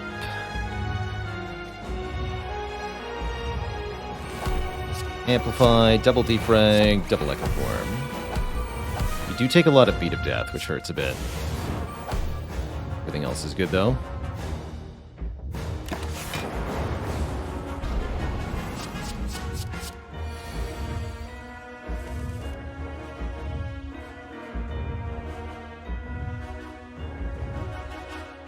This turn is spicy. And not the good kind. But we can dig through the deck pretty quick here, and we will survive this. I'm going to go double Charge Battery, double Chill. Oh, never mind. Double Genetic Algorithm, excuse me. Never mind. Easy peasy.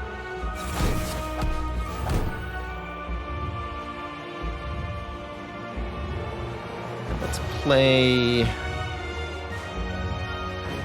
Self-Repair and one other card. No, never mind. I want to double this.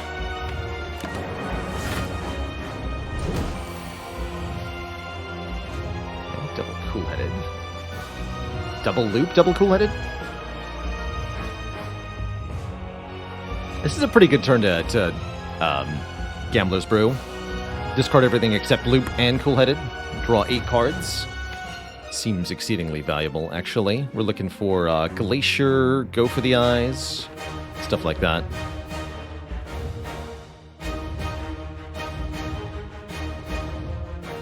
Let's gamble now. Maybe wanted to keep Rebounds.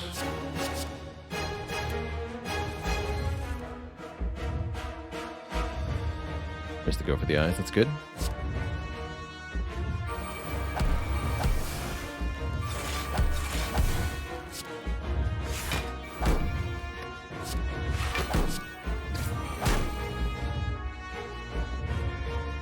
Take a bit more Beat of Death to get more cards down.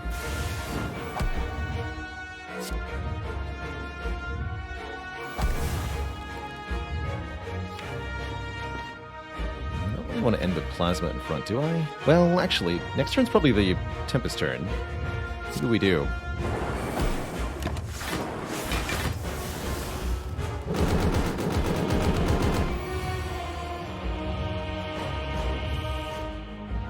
No Tempest, but we can double Meteor Strike.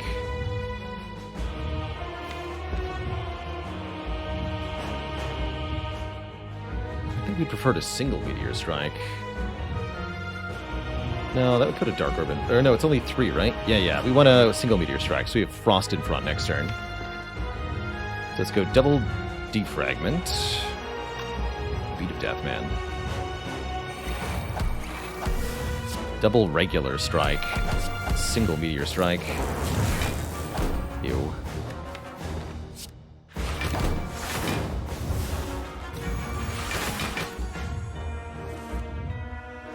Alright, here we go.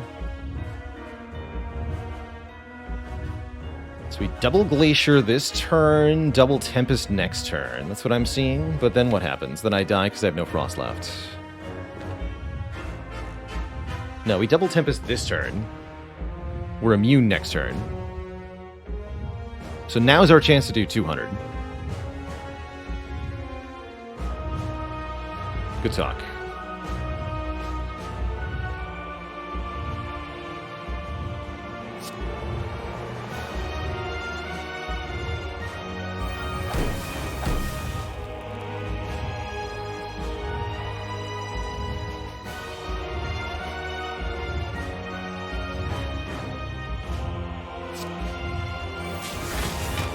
I didn't need to do that twice, huh?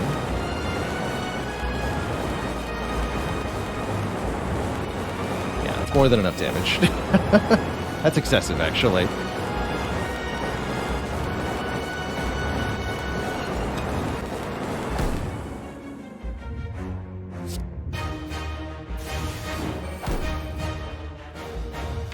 Do I want to play this Glacier?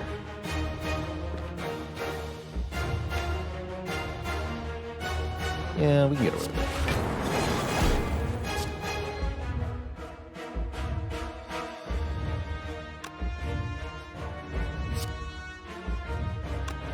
I'm cooking this too. Okay.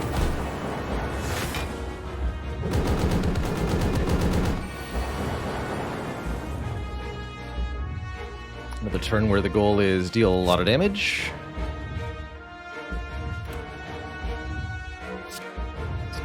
Double defend, double fusion.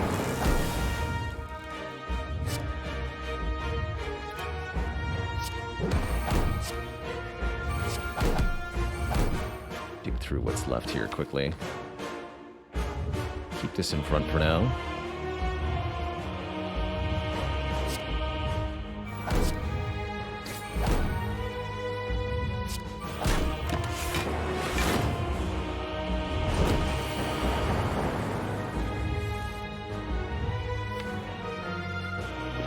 We want a Frost Orb in front at the beginning of the next turn. Keep cool-headed in play as well. Probably want a double charge battery. Block Beat of Death and more. Let's go Zap. Pile. This is going to be useless, so don't even bother. Glad we didn't upgrade that. Okay, this next turn could be bad. Next multi-hit is going to be 6 by 15. We have relatively limited ability to deal with that.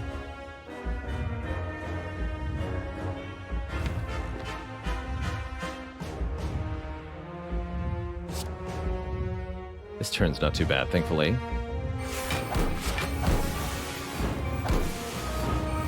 Beat of Death is also now 3, which is a slight issue.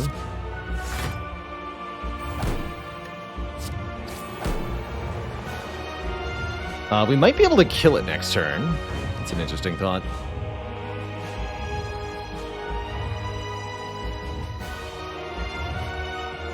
I can do Cool-Headed, Zap, Dual Cast this orb this turn. How do I do all the required damage next turn, though? I don't really see an easy way to do it.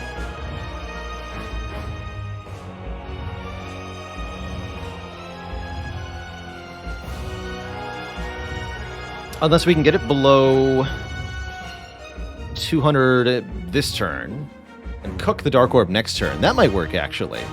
Because we have 2 Lightning Orbs that'll deal 10 by 2. I think we can make this work within the confines of the damage cap. And get a kill next turn. Let's just double check here. With 4 loops, this is gonna... Yeah, that'll be more than enough damage. Cool. There's no voids, right? There totally are voids. Okay, play the strike first. Let's just double check. 219, yes. You go to 199. Let's play this now. And streamline, just for good measure.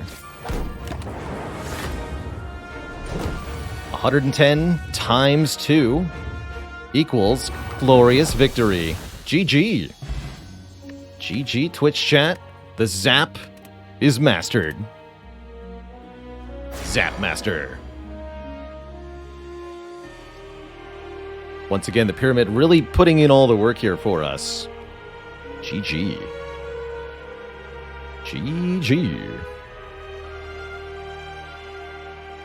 Not too bad.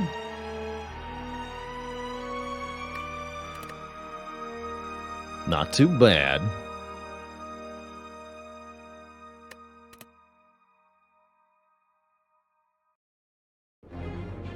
Is Pyramid the best relic in the game? I think in my hands it probably is. It's certainly my favorite relic, personally. Allowing you to have such consistent turns, save the blocks for when they matter most, and so much more. Really, really helps. Bottled Seek actually might have had more to do with our victory, though. Being able to get that Echo Form amplified on turn 1 of all the major boss fights was a very, very big deal.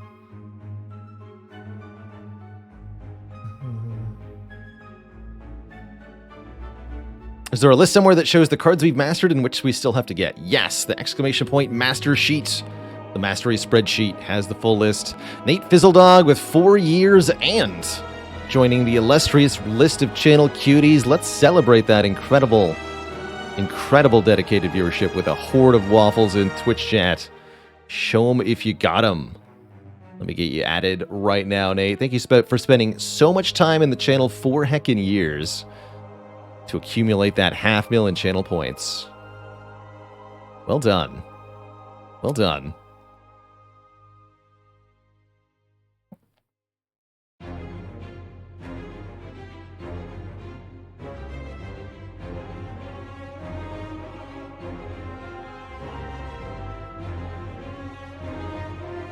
With 2 G's, you got it.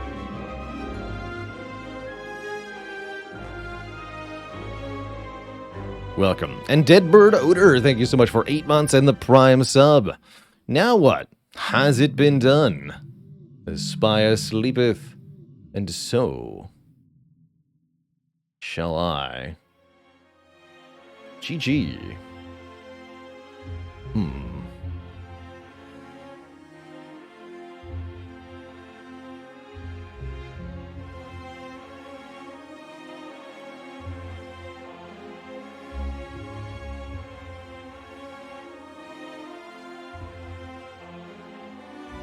Interesting.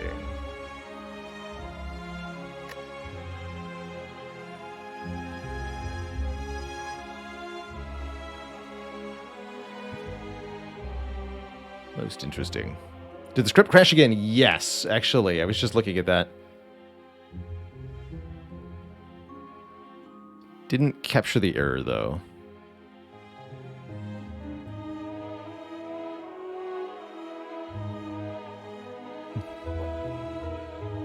Yeah, I did. I did indeed give it a reboot there. Thank you.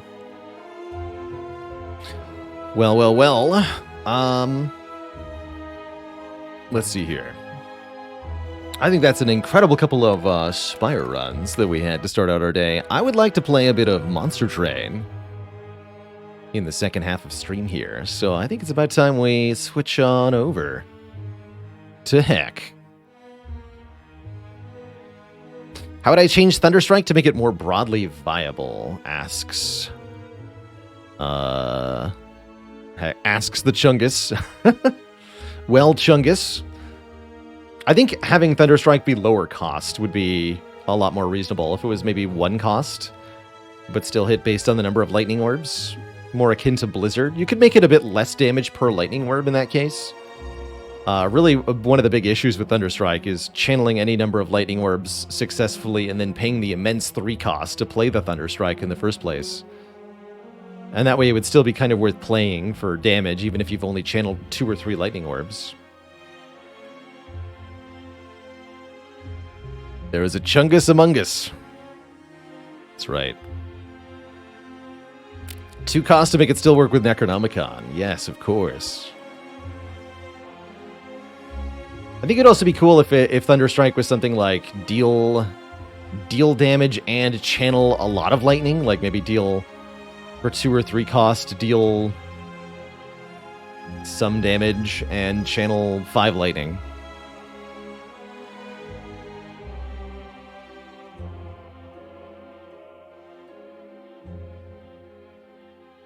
And Plakoff, why was the Defect's offspring so much like it?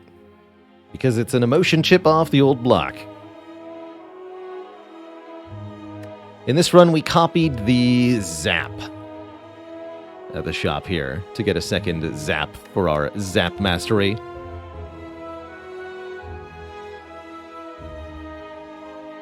So, here's the play in Twitch chat. I'm going to take a quick break, spend a couple of minutes sorting myself out. When I return, we are going to play some Monster Train and go to heck.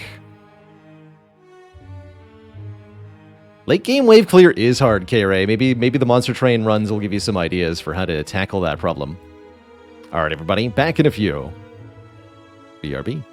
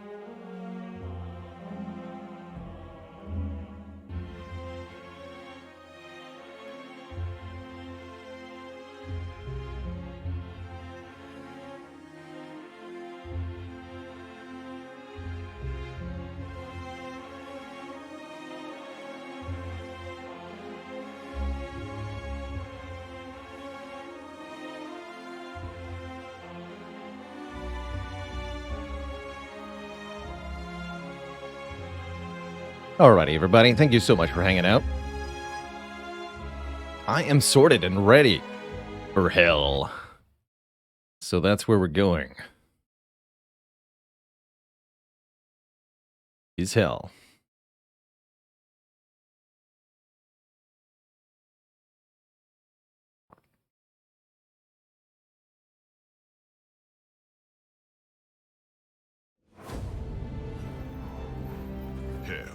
That's right. Hell. Our train. Welcome back to Monster Train. With, of course, the Last Divinity DLC. Highly recommend if you pick up this game to get the DLC as well. You can get both on sale on Steam pretty periodically, and it's a fantastic deck-building roguelite. Definitely an unusual game, mechanically and visually, but if you can embrace the style, it's quite a time. Let's see. We're looking for clan combinations that this save file has not gotten a crown for yet. And I see the first one here that doesn't have a crown currently is Stygian Guard / Hellhorn, so let's just do that. Stygian Guard / Hellhorn is what we're going to play today. We have no wins with this clan combo, allegedly. Do I want to do Tethys or Soulguard first? I want to play Soulguard again. I'm enjoying Soulguard. Give me Soulguard and the spell. As, generally speaking, Stygian wants more spells in their deck. Hello, piece of pie. Hello, hello. Let's see how this run begins. In Monster Train. 2 Ice Tornadoes, 2 Vents. I think these are exceptionally good random starting cards. And give us good reason to seek out Spell Power as the Stygian. Both of these are multi-hits. Vent hits everybody on the floor 1 time. Ice Tornado is random. And generally speaking, in Stygian, the creatures don't pack quite the punch that the other clans do. So you may need to augment your damage with some added damage spells, and there's quite a few different ways to do that. Let's choose our artifact first here. Whether you choose champ or artifact first can give you kind of some information as to how your run is starting. -2 cost on units. Very useful on Hellhorn in particular, but I could also see this leading to a really cheap totem of some kind, as there are some expensive Stygian totems. Interesting. 5 armor on every unit, also not too bad, especially good for the first combat. But I think Forever Flame is very strong, broadly speaking, and allows a wide range of units to be good. As for our champ, we can either be the phased version of the champ, which has huge combat stats, but stays sort of locked away until you play a certain number of spells on their floor. Or we can take a version that applies Frostbite to enemy units whenever they take damage. That would have been good with the Armor Starter Relic. I think we want the phased version. I think we want to go Titan Channel this time. Jimmy Henrik, thanks for the 20 months, 2 metric years, and Valor in Sky with a double dad's dozen. 22 months. Heck yeah. Have we ever had not enough shards to face the divinity? I don't think I've ever ran into a situation where I couldn't get enough shards. You're limited in how many shards you can get per floor, so it can be that if you fail to take shards early in the run, you can run out of opportunities to get additional shards and sort of lock yourself out by not looking ahead. But you can see the whole map from the very beginning, so a little bit of consideration should make it pretty easy to get to 100 shards. I also almost always take these starting shards, which makes it easy to get a lot of shards pretty quickly. Generally, I like taking shards unless I'm in a really weak position, and I feel like I can't handle the immediate enemies. This run with double Ice Tornado, double Vent, and free Train Stewards should have no problem in the first couple of combats. So I have no qualms about taking both the shards and the early trial here to give those enemies some additional spikes. It won't matter because they're going to get dusted by my spells. Get them. And I guess I'll put Soul Guard on the bottom, because that's where I'm going to be playing the spells. Plop a Train Steward down as well. Why not? You too, buddy. So each time we play a spell on Soul Guard's floor, that shard counter goes up by 1. As for Monster Train overall, how it works is that we sort of have 3 floors of our train. Each turn, enemies enter the train on the bottom floor, engage in combat with any units that are on that floor after we play our hand of cards, and then any surviving units will move up to the next floor. Their goal is to get to the last shard of the pyre, which is represented health-wise in the top left here, indicating our overall HP for the run.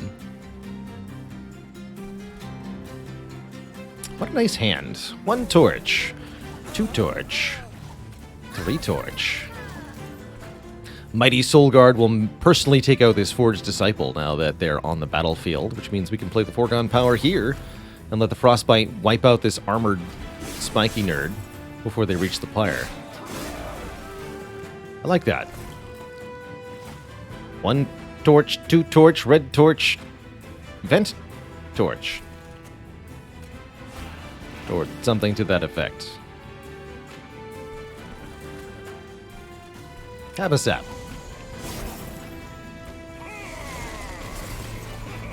Alright, boss hath arriveth. I think we play Vent and then Foregone Power. Although Soul Guard is already easily handling this with 45-45 combat stats. The boss has really no chance here. Blurg, he saith. Indeed. So now we have tons of cash, and I was hoping that we would see Mollusk Mage appear. Mollusk Mage adds to the magic power on 1 floor, and that can make spells like Ice Tornado and Vent a lot more impactful. I will happily grab Mollusk Mage.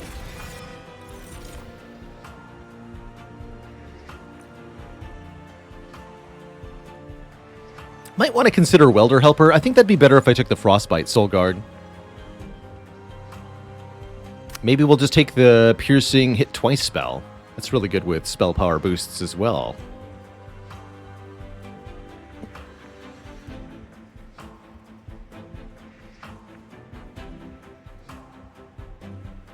And it sounds like I owe the chat a dad joke from before the break that I missed.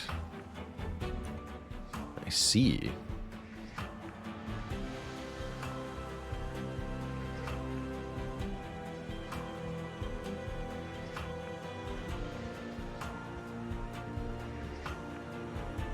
As if I make a bad joke about going on break, would that be a corn break? Corny break joke? It's bad, but that's what makes it so good.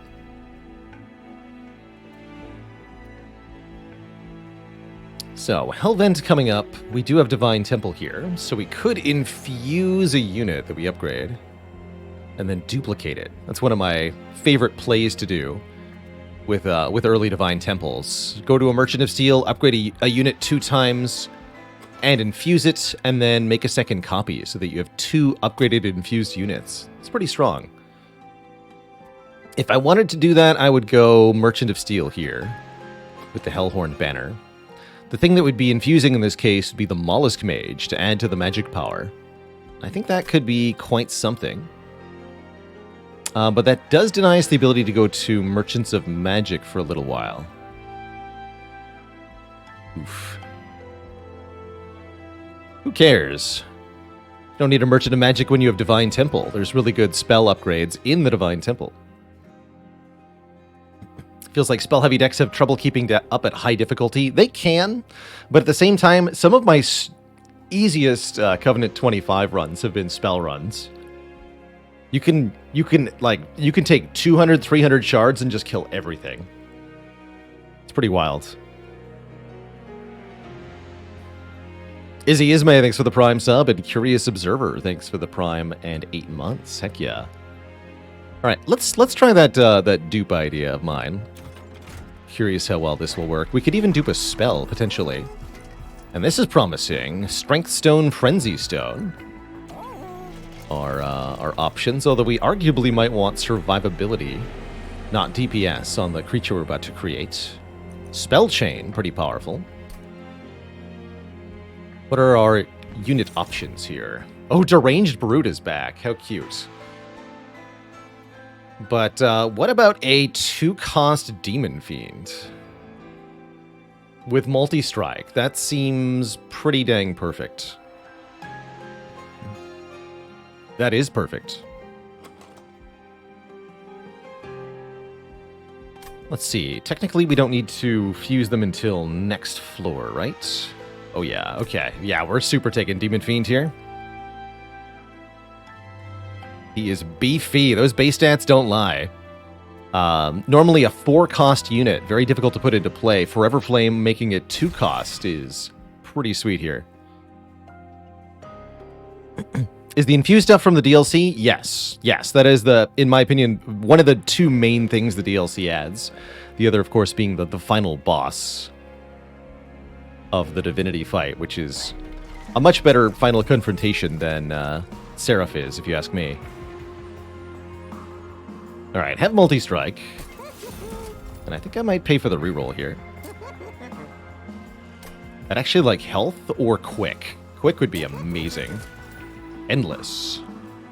And Incant Armor 2. Endless. That means if they do die, we get to put them back in play, which makes the relatively small health pool of 15 not that bad at all. It's not a lot of durability for the boss, though. I guess that's where Soul Guard comes in. I like Endless here. Endless is a really good security blanket for the late game.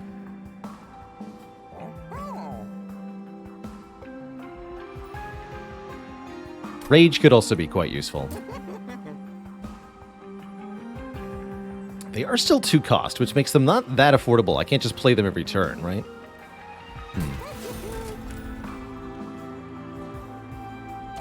And I'm not going to upgrade anything else here. Do I want to add Spell Chain to anything? It's okay on Vent if I'm using the Mollusk Mage. It's not bad on Hornbreak either, I guess. Vent really a spell you're meant to add damage to rather than spending more energy on. 2x is really not a good deal.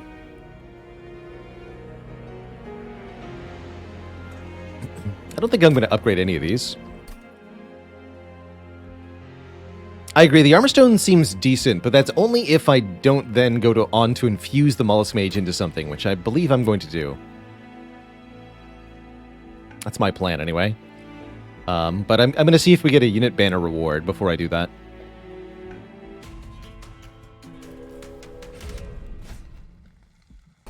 We don't.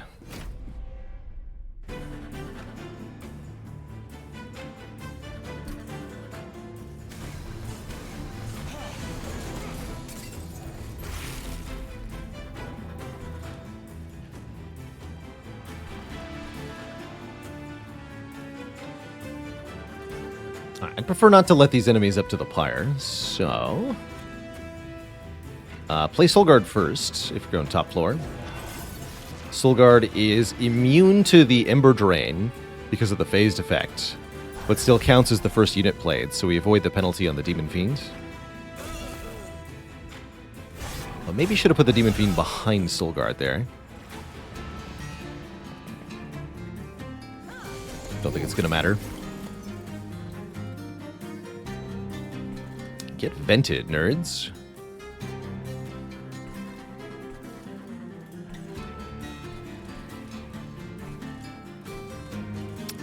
I'd like to play Mollusk Mage and Vent on a different floor. That means we should Ice Tornado on the top floor, I think. Do it this way. Vent really easily clears the top floor.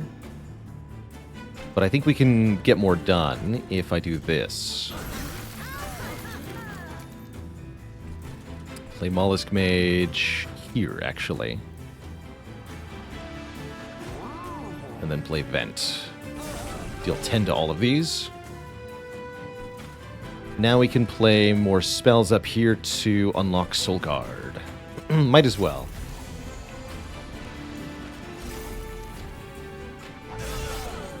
Easy peasy.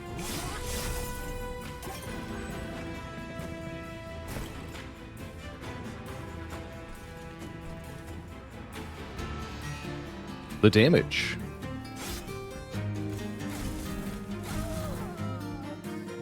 Get wrecked.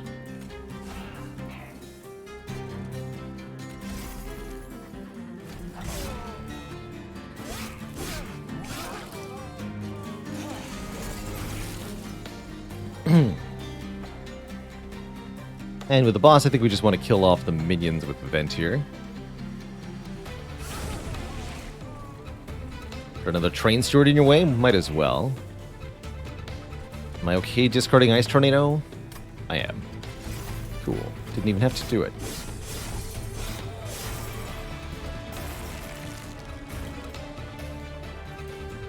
Good. Hit him.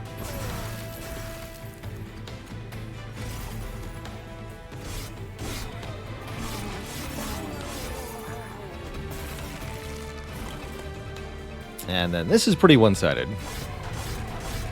Until we get bosses that can deal a lot of damage per combat round, we should be more than capable of crushing everything. Another Mollusk Mage. Was wondering. I think I'm pretty happy taking another one. Let's do it. Getting an attuned spell is also pretty good. How's it going, to Writer Man? Hey there.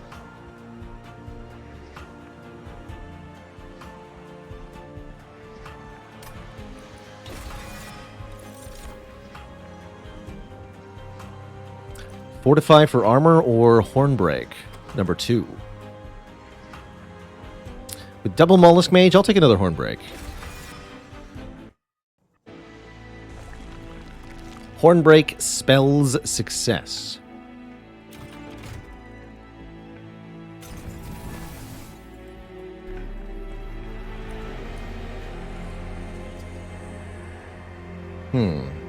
Piercing. Piercing on Vent is pretty good. Piercing on Ice Tornado is okay. I think we want a Piercing Vent. That lets us clear enemies off an entire floor. Especially if we get more spell power. And will be very useful in the late game. We could also make it a Piercing Spell Chain Vent. That's actually very hype. Did not realize that. This is the sort of card that does really good work with spell power upgrades. Again, not a card you care about the actual value of X. You play it after spending all your other energy. This does 10 piercing damage to a floor, creates another copy of itself. Do we merge Mage into Mage here and then dupe that instead of the Demon Fiend? Is a very valid question. We can go full spell abuse if we do that, and I kind of dig it. Although maybe I dupe the... actually, Mage into Mage and dupe the vent we just created, rather than dupe the other thing. And that might be the play here. And then we can dupe the Mage later on. I kind of dig that. Does the spell chain version of the X cost have a lower output? Yes, it gets a -1 energy modifier, but I don't know if that can go negative. I think it does a minimum of 10 piercing damage here. And yes, it won't matter if you give it 30 spell power, indeed.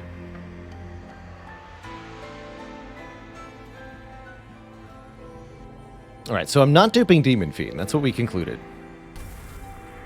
Let's do this. Could also do this. But I think we're doing this. Ultra Squid. And then before we go to the Hell Vent, we go to the Concealed Caverns. Let's see what's here. Oh, we can add 25 health onto the Demon Fiend. I really like that, actually. 75 health endless. Very valuable. Or we can give all units 10 more health, but prevent them from healing. That might be better, actually. We don't have any heal effects in either of these clans. So the Petrified Shard giving 10 HP to everybody is excellent. Sure. Give me that.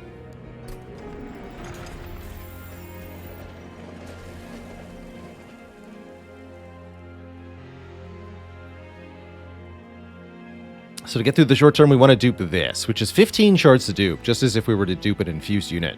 We'd prefer to upgrade the Mollusk Mage before duplicating it, though, yes? Let's have 2 of these vents and show them off. Should be pretty one-sided here. Poor Daedalus.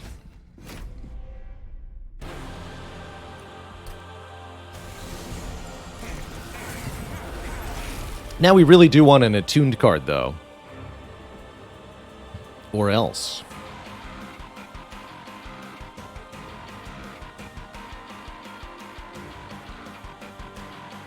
Set him up in the middle? Kind of a weird place to do it, but why not?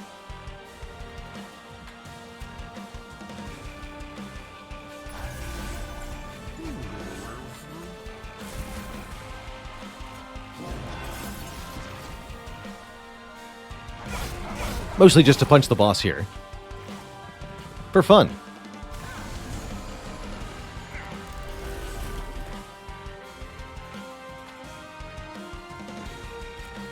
How about no? Take 22 damage. You stinky nerds. And the stewards actually have a lot of health, too.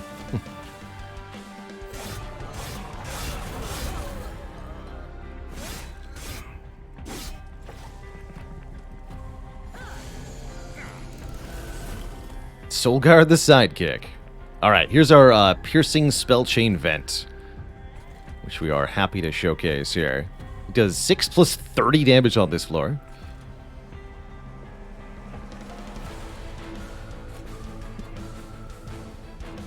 So, we only want to play this with 0 energy, I think. Guess we don't even want to play it on this floor, huh? Better to play Hornbreak here.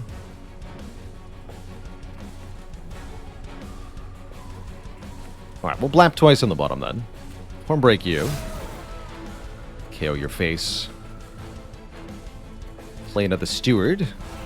Might as well. So, piercing plus spell chain deals 2x damage to enemy units. 2 damage per ember. Plus 10. So 2 times 2 plus 10. And creates another copy of itself in our hand. This one with Purge. 2 times x minus 1. X is 0, x minus 1, I guess still 0. 0 plus 10 damage. So it still does 10 damage the second time, even with 0 energy, but does apply a minus 1. Kind of odd. I like it, though.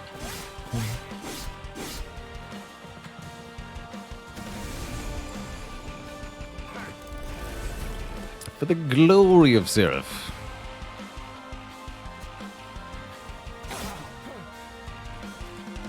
Oh dear, these poor stewards. Sure is nice to be invincible, huh?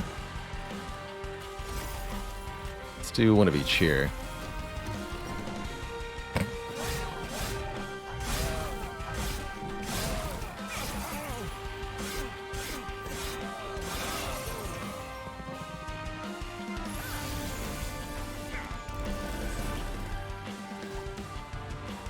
Here's a regular vent. Did not get our spell chain vent, but regular vent will do just fine here also. So let's just vent. Wipe that floor out. Do we want to put the train steward up top here? We definitely want to cast a spell at Daedalus. Free Soulguard from their prison. Oh, actually, we need one more shard, right? Well, then never mind. Here, you go down here.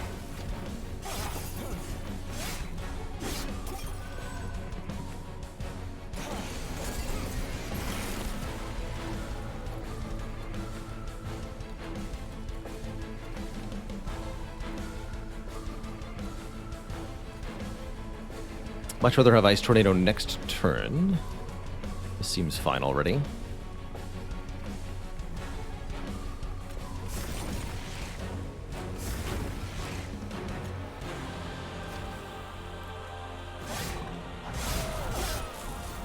Poor Soul Guard. Unwanted. Unneeded. Healing useless.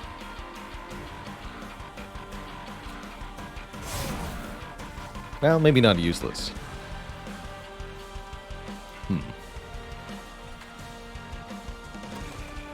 Looks like we'd better play something. We're guaranteed to draw a spell next turn, so we don't have to. Okay. Let's just go Torch Foregone Power. The boss certainly is angry, though.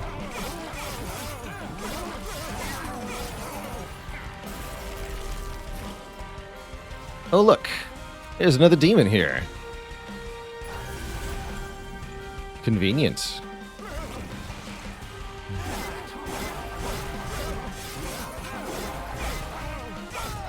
Good punch, sir.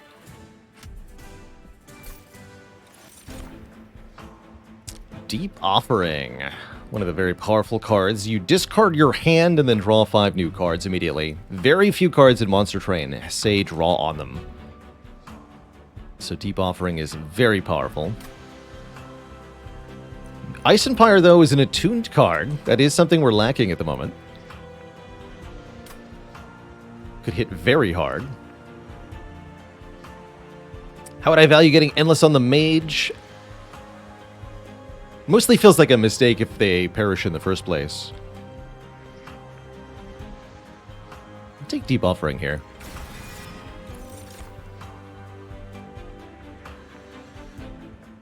And we get offered a unit.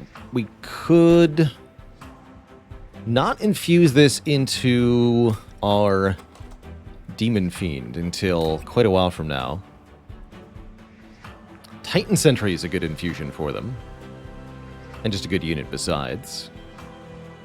Especially with 45 health. Titan Sentry is definitely willing to do work here. Certainly going to take card draw after the boss here as well. To take advantage of our zero-cost units. Let's take Titan Sentry. Spell weakness is also pretty fun, but kind of hard to make work. You really want the spells to kill the enemies before they interact with your units, not after.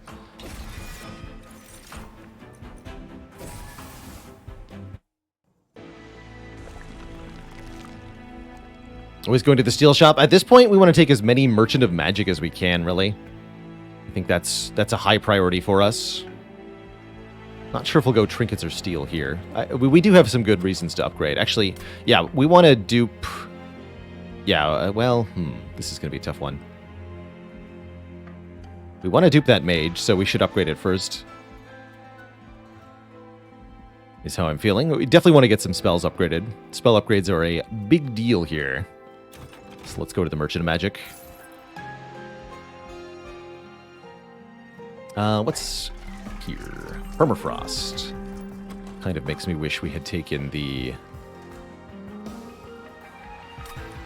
Ice Empire. What are you? Another Titan Sentry. Have ye any reason to want 2 of these? I don't think so. I think that's taking up valuable draws. I think we want to guarantee that we see the Demon Fiend by turn 2.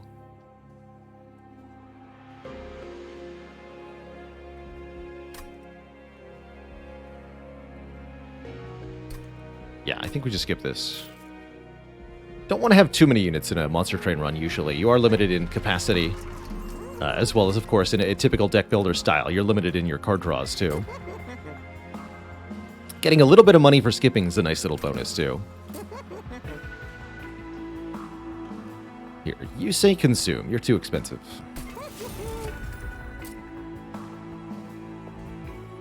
Gonna discount the Deep Offering. First and foremost. I don't think I'm gonna buy the Freestone here. Best thing you get, every single Merchant of Magic has 2 Ember Stones, 2 1 energy discounts for 25 gold you can put on a spell, and those make a huge difference. Getting more of those. One of the big reasons that I don't like to take energy upgrades from the boss in this game is that you can just purchase energy discounts for your cards and then get card draw instead. Let's add bonus damage to a Hornbreak here, or maybe this vent. No, to the Hornbreak. Want Hornbreak to be a reliable snipe card. This is just trash. Don't worry about that. Consider purging cards, perhaps.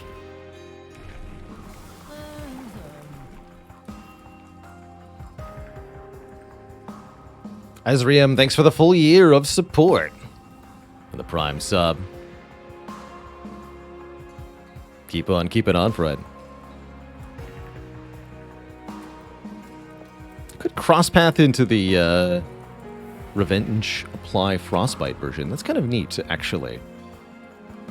We essentially have 2 Titan Sentries then? No, let's go further into Titan Channel here. We want a huge stat line that can challenge the bosses. And I think I am going to take 15 more shards here to look at one of 3 artifacts. There's a lot of really useful ones we could find. 3 magic power is not that good. But what about Light's Gift? Apply daze to enemy units with that get to the top. That is a big deal. That is a very big deal. Oh, I like that one. Volatile Gauge could be interesting as well, actually. Wait a minute.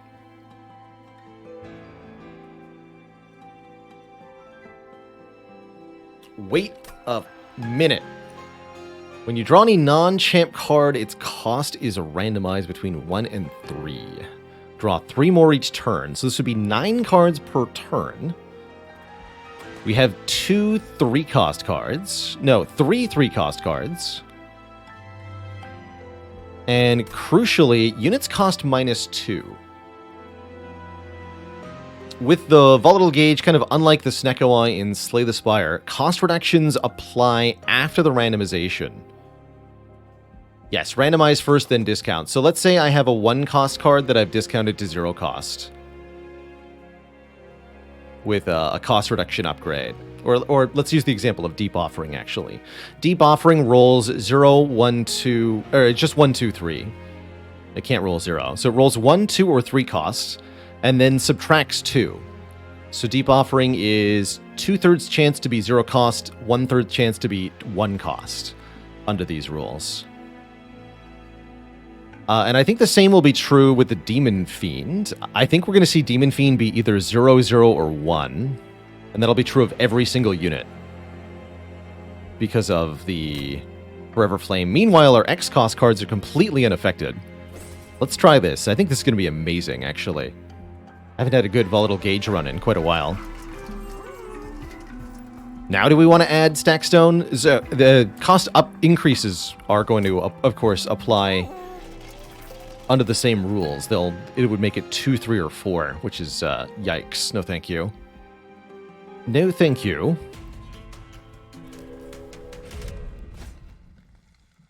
Can I handle multi-strike? I feel like I'm invincible now that I have the Volatile Gauge. So yeah, let's throw this run into the wind here. All or nothing. Let's do it. I don't care how spooky they are. And yes, so you know, the Demon Fiend is 0 cost. Which shouldn't even be possible, right? Excellent. Excellent news. You guys are screwed, man.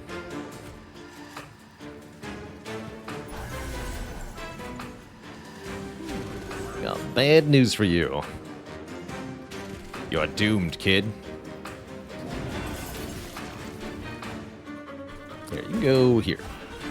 And I'm gonna play... Wait, this just kills one? Oh my goodness. Alright, we'll do that. Literally murder one of them.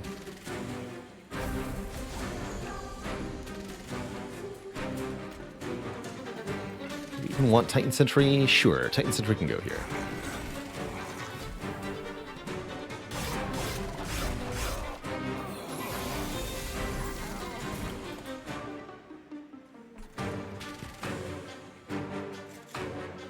We need to remove these train stewards immediately. Also, kerblam.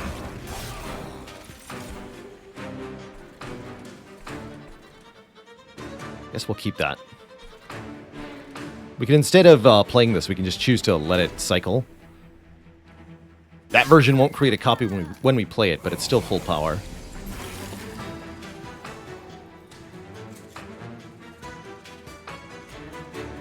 Kerblam again.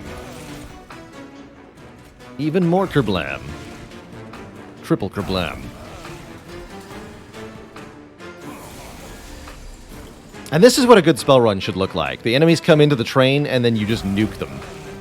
And then they disappear.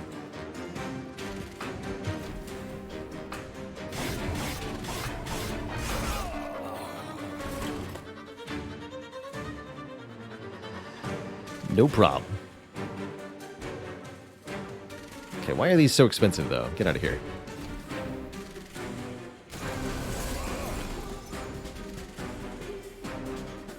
Alright.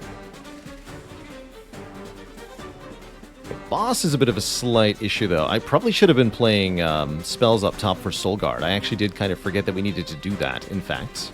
So we now have a slight problem before us. Which is that I've completely forgotten to prep our champ. Tyler MTC, thanks for 42 months of support. Yeah, I definitely forgot. How important is that, do you think? It seems pretty important. With 100 hit points. Yeah, it seems pretty important. If we have Demon Fiend behind Soul Guard, we should be okay. So the question is, how many spells can we play in one turn? We should probably do some damage to the boss or their minion with our spells here. I think, yeah, playing the vents this turn is a good idea. That would only be 3 spells this turn. We need to get 10 onto Soul Guard. But we draw so many cards per turn. We should be okay, I think. Demon's going to get replayed behind Soul Guard on the top floor. That's right.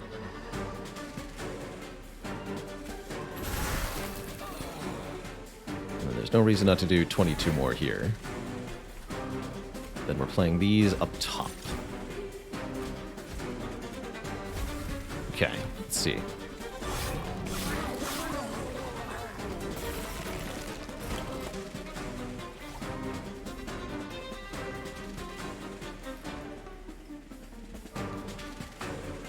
That's a bit worrisome. We'll only have 2 Ember next turn as well. It seems pretty unlikely that I can play the requisite number of spells with this hand. I'd have to Hornbreak the Demon Fiend, which seems unappealing. Happy to play a Torch. We'd still have to get 5 spells next turn. Well, that's actually pretty doable.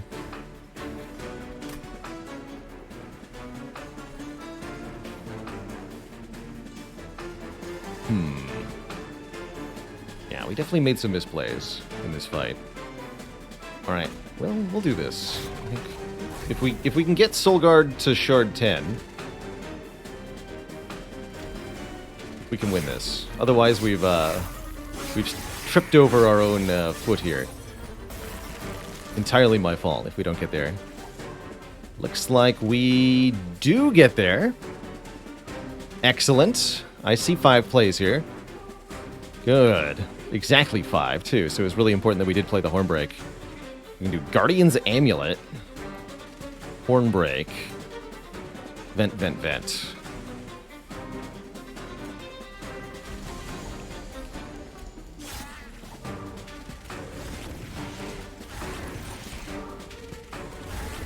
X. The run continues.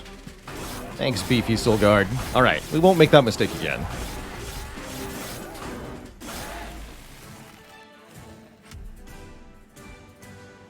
Get a Kinstone Totem.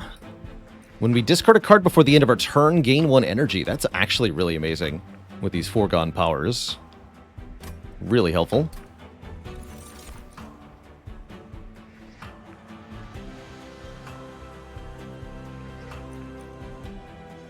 Glacial Seal is one of the things I was thinking about with Forever Flame. This is normally a 2-cost unit. I don't think it's really as important anymore, though. Urchin Spines, meanwhile, seems quite exceptional. Even if we have to pay 1, 2, or 3 for it. I think that's very good. These spells, meanwhile, don't feel like they're impactful enough to be worthwhile.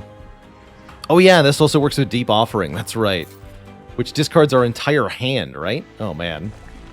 Oh, that's ludicrous. That is ludicrous. We really said we wanted to Merchant of Steel this mage, huh? Yeah, we do. Okay. Just sad to lose out on Merchant of Trinkets and such. That's okay. Big? I don't think so. Heartstone, though. Yes, you need to be more durable.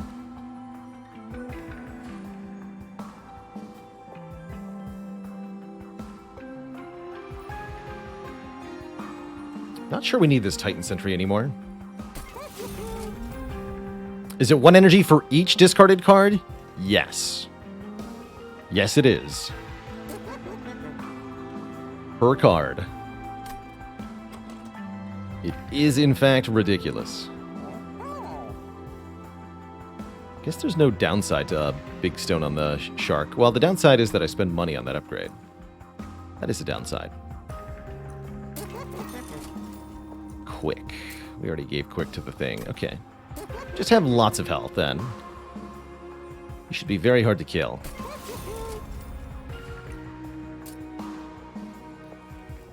I don't think I'm going to bother. What we're going to do is purge a couple of these stinky stewards that I keep drawing. Unacceptable.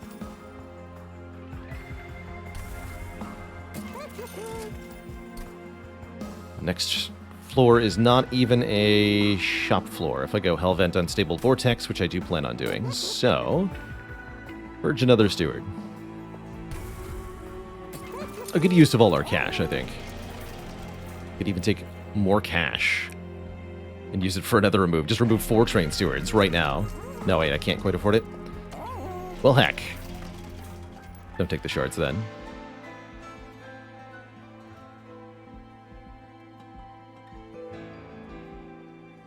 Yeah, this seems fine. Do give me another random artifact, though. I love more artifacts. Hello, friends.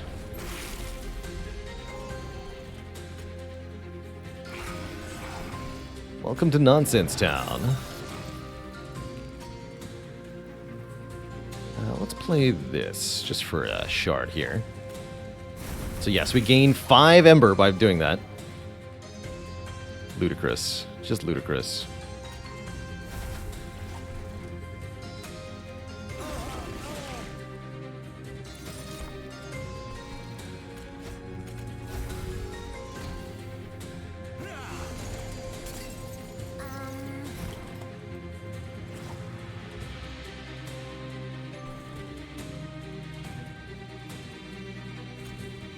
Yeah, welcome to your doom.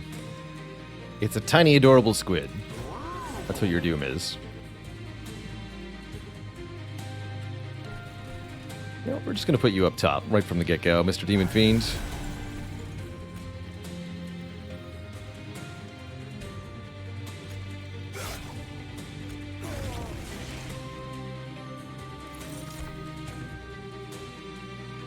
Easy.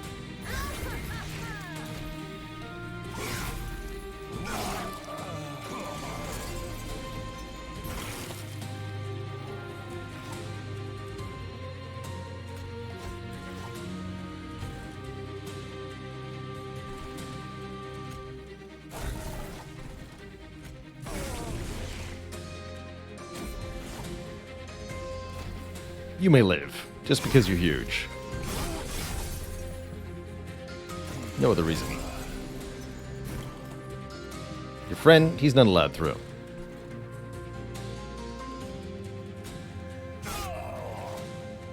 Not today.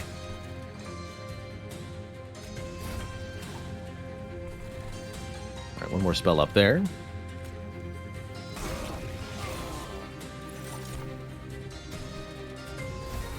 Soul Guard is unleashed.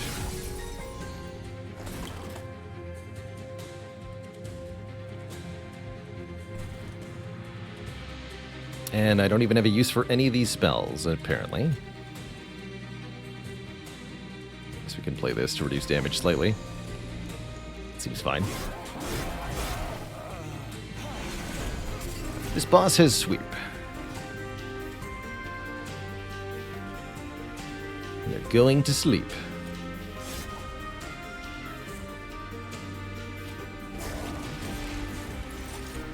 Oh yeah, because lifesteal, okay.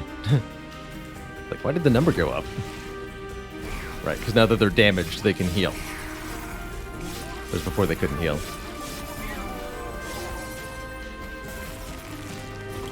Will that just make sense, really?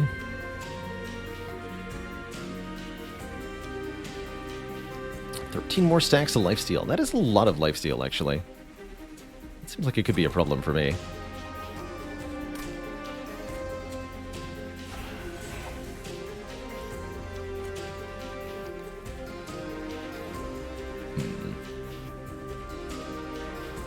So we'll triple the damage of the next spell. Probably going to be an Ice Tornado.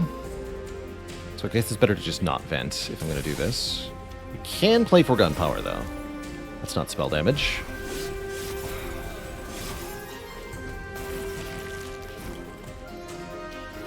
Minus 600, huh?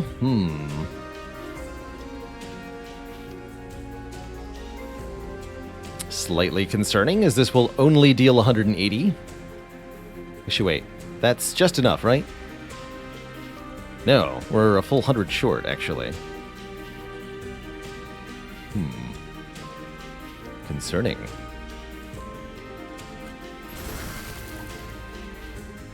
Very concerning. Good news is I think the Pyre wins.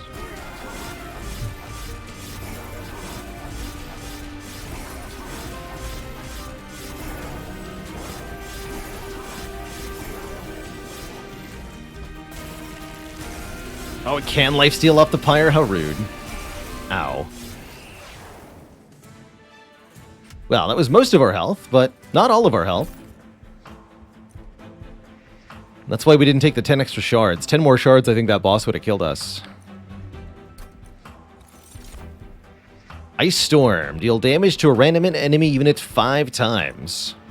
Yes. Turn a random consumed card.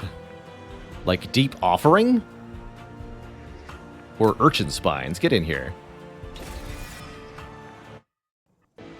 That's right. Health is, in fact, a resource.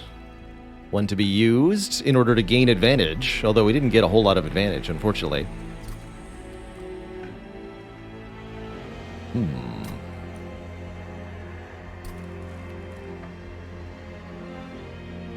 Oh yeah, we wanted to infuse Titan Sentry into Demon Fiend, didn't we?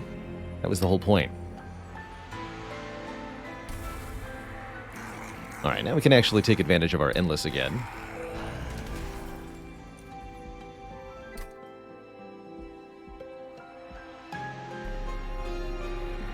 Spell Chain Intrinsic there.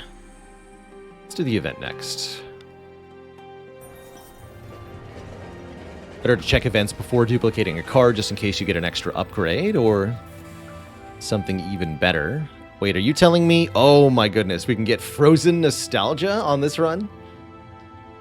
-1 capacity on each floor, plus 15 magic power. Or we could improve the capacity over floors with the other options.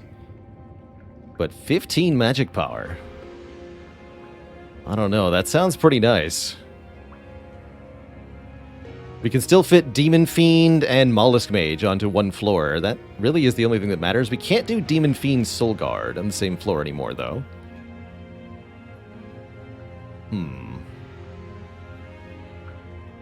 So we'd be much more reliant on the spells to kill everything. We could take one more capacity after beating Fel as well, although currently I was planning on taking energy. Sounds fun. What attributes of Monster Train do I find more enjoyable in this game compared to Spire? The fact that cards get multiple upgrades and can be modified in a couple of various ways mean that you can create almost infinite variations within the game, like of a unit.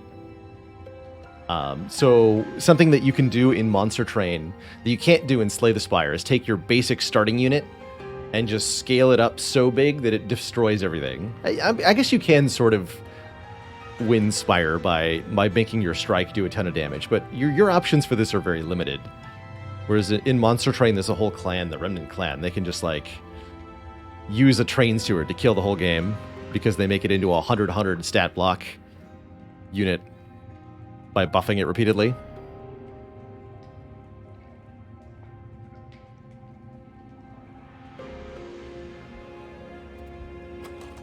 Let's see.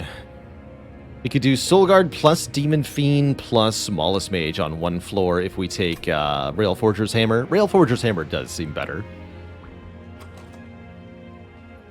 Especially if we're going to dupe the Mollusk Mage. Alright, alright. I'll take Hammer then. I want this to be a Frozen Nostalgia run, but I don't think it quite is. Much as we do benefit.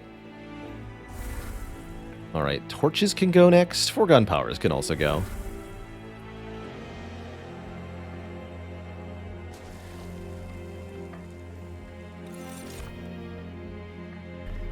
So are we adding Spell Chain to anything? Spell Chain and Ice Storm is unlikely to work out. It's really only good on the X costs. So am I willing to Spell Chain this vent? Not really. Maybe I should be. Alright, I am.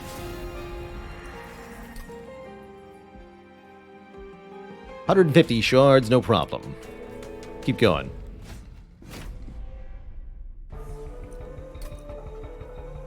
Gets Swole Guard in play faster, that's right. Swole Guard the Chongus.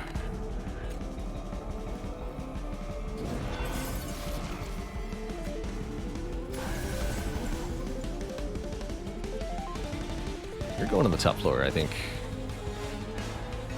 This thing will actually attack, but the Mollusk Mage has 60 health, so whatever.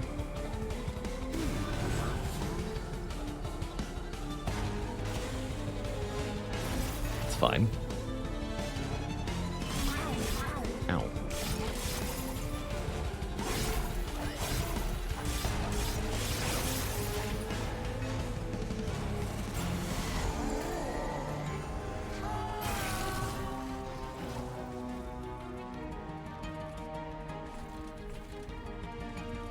We shouldn't put both Mollusk Mages up top, because then I can't put the Demon Fiend in there anymore. So you're going to go on the bottom so that we can harass things as they enter.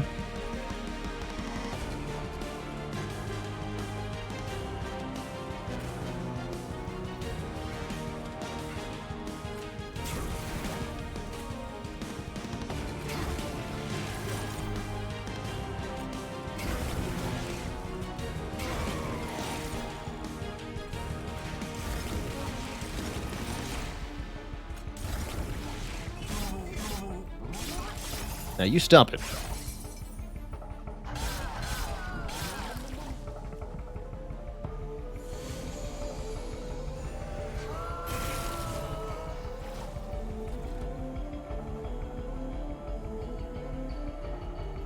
Have a nice life. Got him.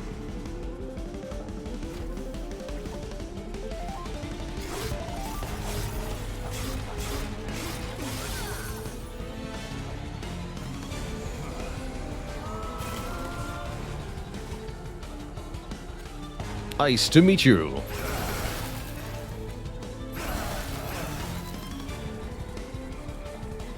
Let's see, we only have 6 shards. This is already handled. Let's play these up here.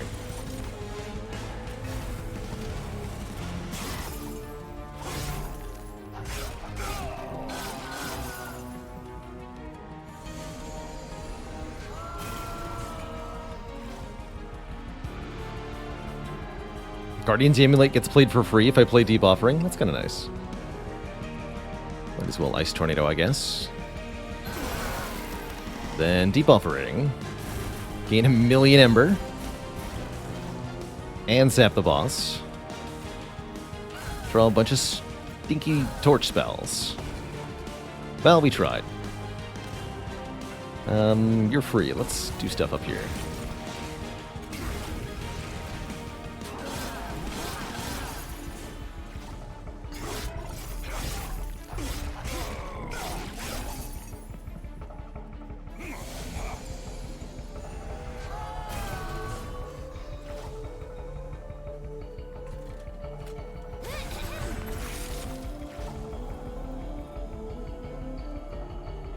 Forgot I gave Consume to that one. It's kind of funny.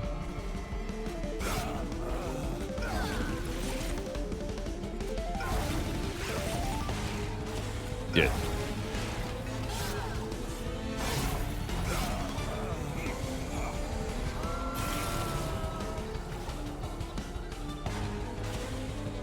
Well, Ice Storm and a bunch of vents down here.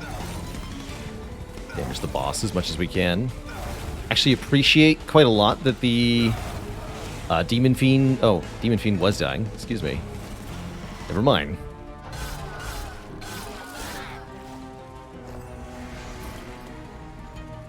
Talking and playing at the same time did not help me there. But I don't think it'll matter too much. We got this boss in the bag.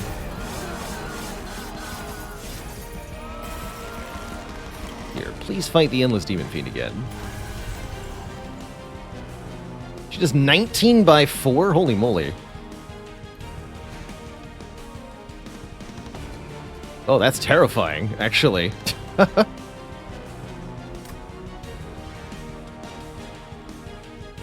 Good lord. That's the power of 145 shards for you. Can't do much either.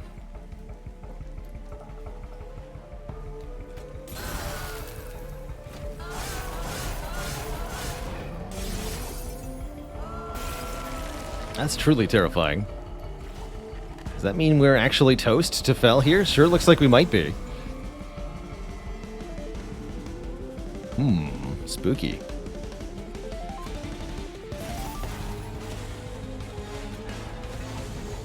Yes, most certainly looks like we are here. Just completely toast, as we are a few hundred short. Yeah, it feels like there was definitely a way to play this to win, but we didn't do it. GG. Gotta play better to do better. Don't worry, the Pyre will win. That's right.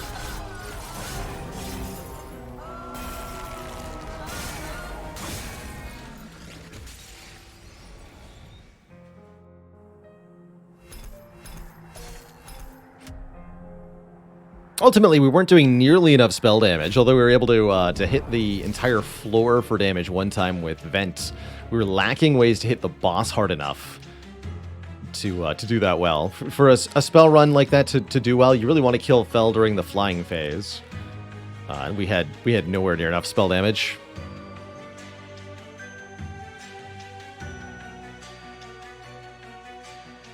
That's true. We could have put some of the spells on Fel that we used to set up the Soul Guard. It's interesting. Defensive scaling, what just wasn't there? Yeah, we had absolutely nothing in terms of defensive scaling.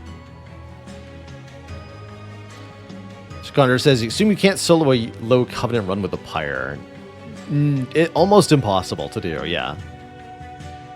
Might be technically possible under some obscure circumstance, but I don't think so. Alright, well, let's try a different clan combo we haven't won with. Let's do Melting Remnant / Umbra. That's a fun one. Do we want to play with Little Fade or Rector Flicker? I want to play with Rector Flicker today, because I want to win. Rector Flicker and Shade Splitters, please and thank you. Let's see how this goes.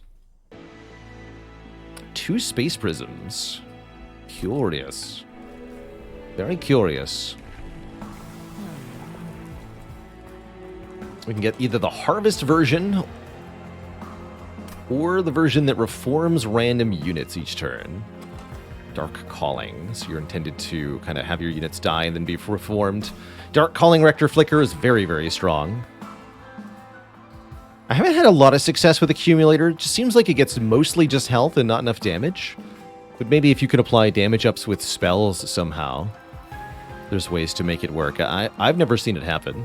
I guess it's also a good frontline wall to serve in front of something that can do real damage. Maybe that's the intent.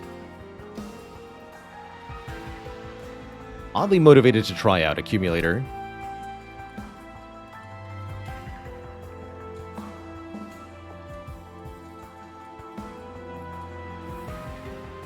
Got the impression that Little Fate is one of the strongest champions? Strongest and weakest. Yes. Strongest champion in terms of their overall late game potential across a run, but Little Fate is also a really good way to die on Ring 1 and Ring 2 if you're playing Covenant 25. So, I don't know.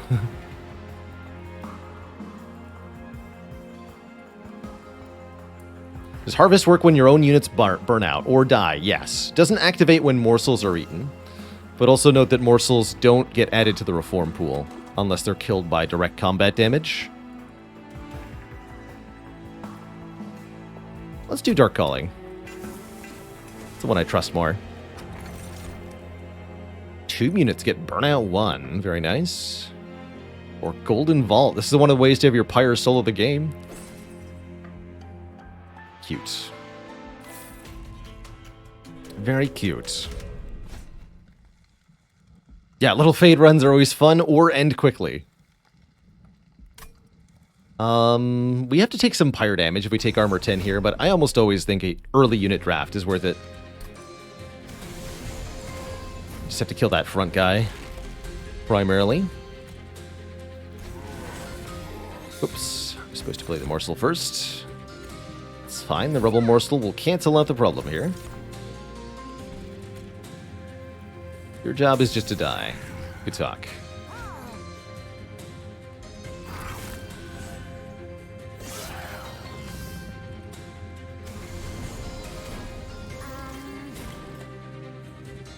Well, there's no way I'm able to get that, unfortunately.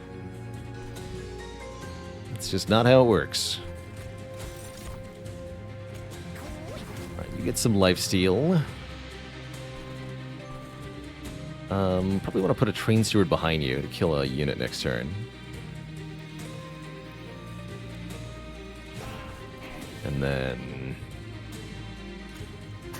sack another Dreg here.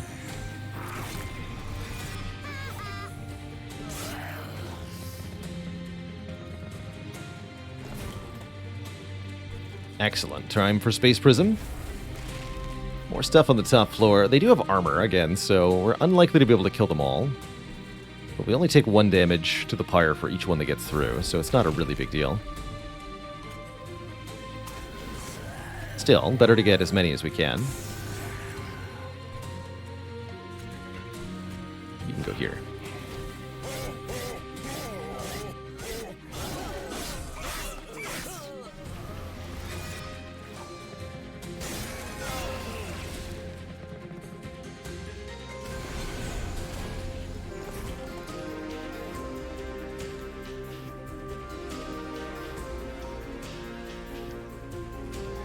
And then units that burn out on the same floor as this Rector Flicker can be reformed immediately, which is very nice.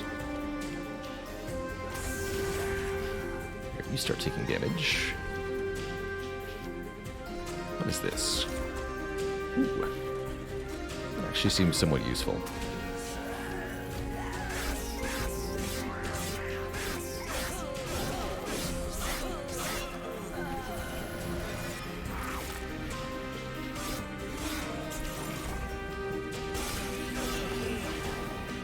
Prob. I'm not such a strong clan.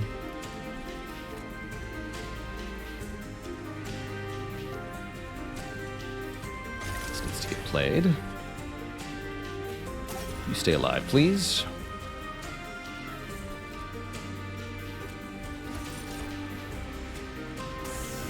Unfortunately, everything just dies, huh?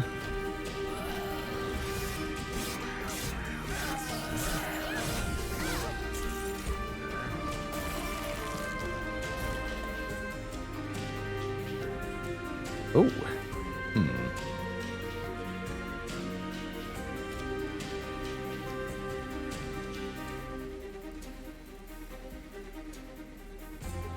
Get 1 Shade Splitter and this Drag. That should make a big difference.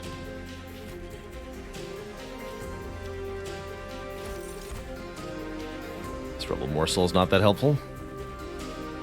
Bummer.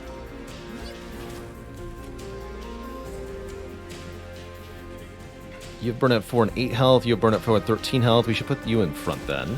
Yeah, that's good. Okay. Excellent.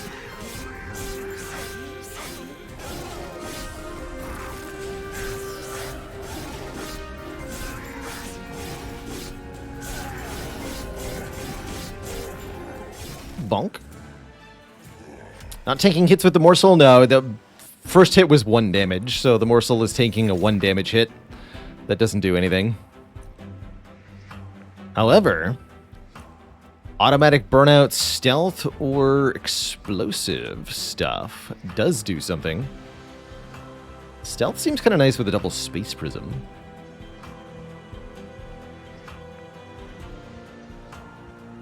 Although sometimes you want the units with Rector Flicker to get KO'd. Let's take stealth. I like a good stealth run.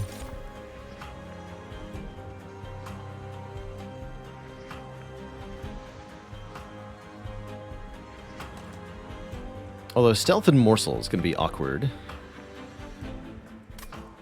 Sometimes. I think we take packed morsels over making of a morsel. Both are viable here. Go packed morsels. Shadow Eater. When you feed a morsel to the Shadow Eater, it does damage to all enemy units. That's kind of cool. Morsel Maker automatically makes morsels every turn. I haven't had a good use for Shadow Eater in a while. This seems like a great run for it.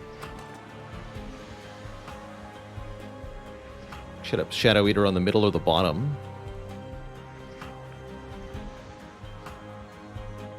Yeah, let's try it.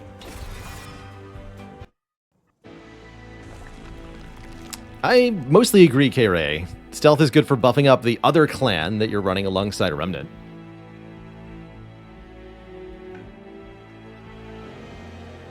Definitely want to go Merchant of Steel here. Let's see what we've got. Large Stone. Interesting. Damage Shield. Spell Chain Intrinsic.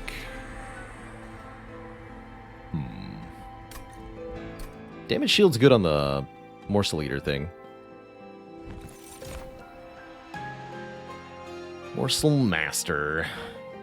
You summon a morsel on this floor, make a copy.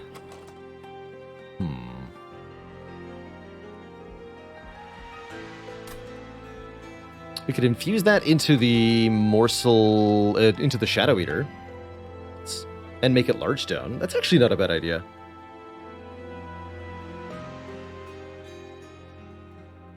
Then it is a very good bottom floor unit. Okay, let's do that.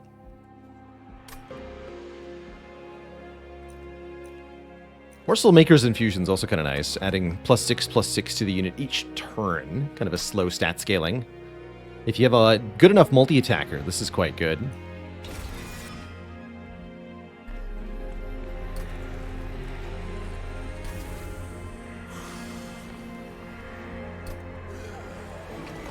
Lurg.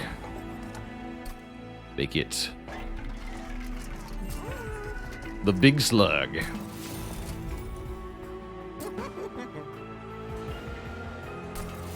The really big slug. Alright, big slug.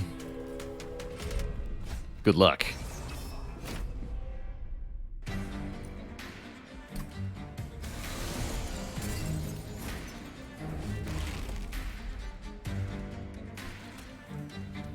Blood.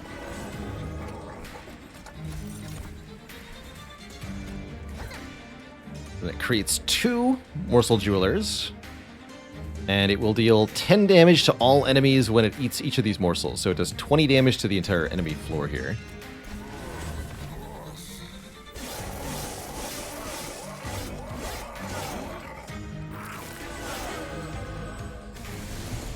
Heals for 20.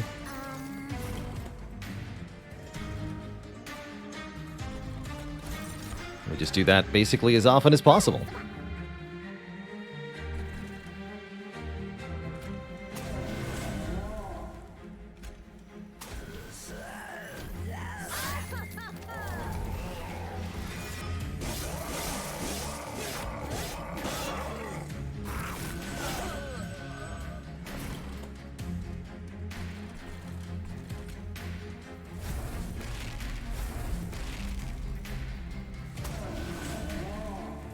want these stewards for any reason.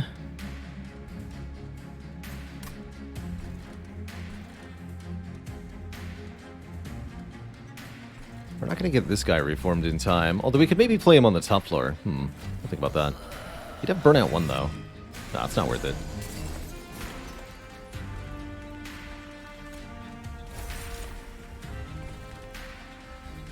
Here, improve your attack power, Big Chungus. Although they have spikes. Just the front one does. Yeah, take him out single-handedly. Good work.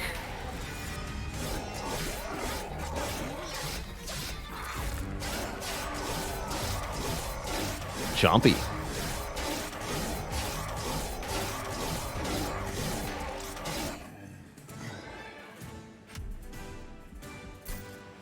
Alright, that won't be able to handle any later bosses, but definitely useful for now. Extend burnout could be useful.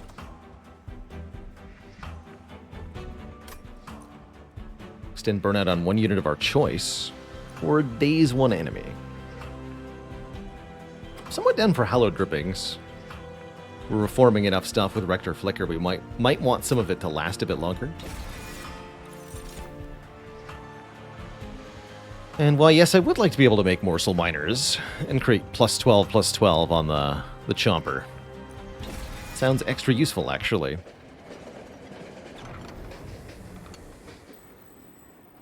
Late game backliners will have more than 20 health. Yeah, that's not going to carry us through the whole game, that's for sure. Armor 30 for the next battle, or I can take $25. I'll just take the dollars here. I don't need your boon, thank you. Do I want to go to the Merchant of Magic? That's the important question. Get a discount on making of a morsel. Not much else we would want to do, though. I don't think that's worth it relative to an artifact and another banner unit option here. We do need another unit, I think. Oh, Encased Ember or Hell's Banners. Both of these are incredible. And I think it's got to be Hell's Banner, as we summon 2 units every single turn. So this is 3 Ember per turn every turn. Encased Ember could be more than that, but whatever. We're not going to need more than that. Let's see. What are you? Spell Chain, Magic Power, Piercing. We have no damaging spells, right? Correct. I can put Piercing on Purifying Cleanse. Doesn't seem worth it. We have nothing to infuse at the moment. What are you, exactly? Shadow Eater number 2, of course. Obviously. Do I add Alloyed Constructs? I don't think that I want to. No, not really. No, thank you. Alright, Concealed Caverns, you better have something good. Spell Chain on Space Prism. That's not a bad idea. Malika. Offering me 10 health and 5 Pact Shards. Curious. Not her usual sort of deal with the 3 artifacts. I don't agree to your questionable terms. I'm out of here, Malika. Yeah, Spell Chain, Space Prism's not bad. Definitely some potential there. Let's do it.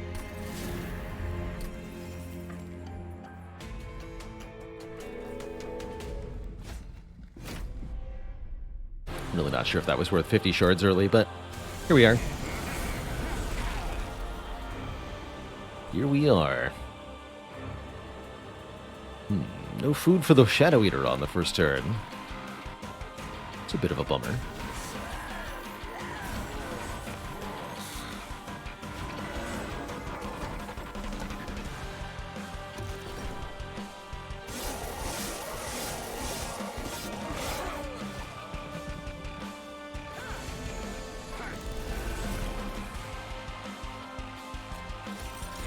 There we go.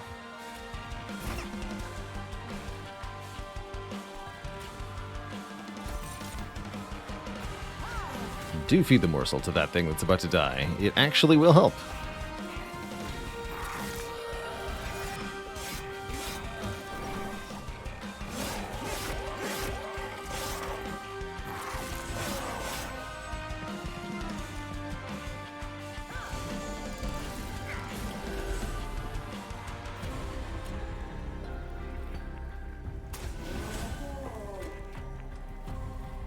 peasy.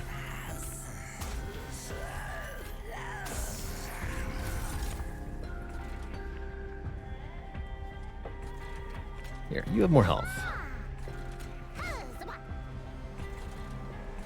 And damage.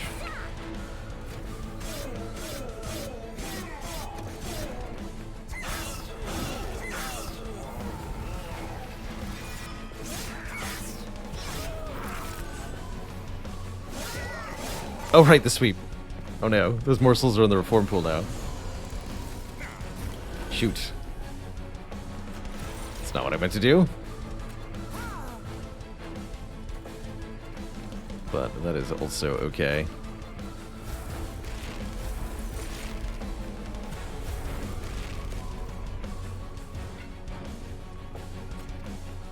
Be reformed.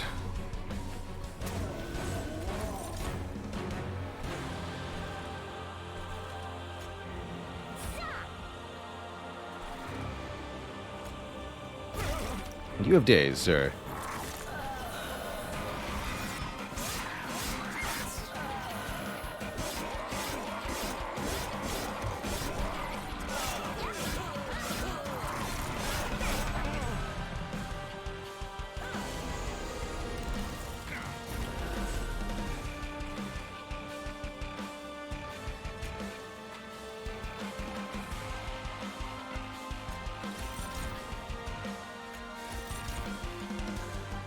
Okay, stat boost the correct unit this time.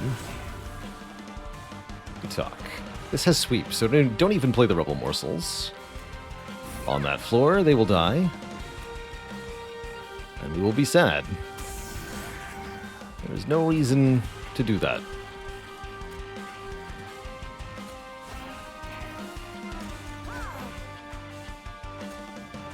Alright, they're double explode. Well, we're still sad, but not as sad.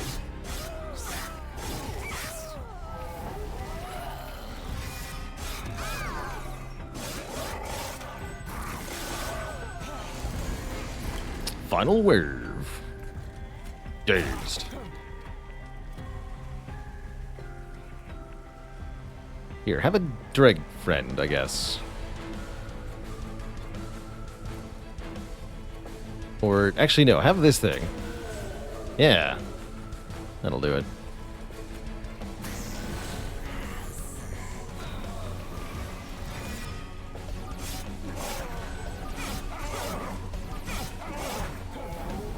Oh, I see, because the stealth didn't actually matter. That makes sense.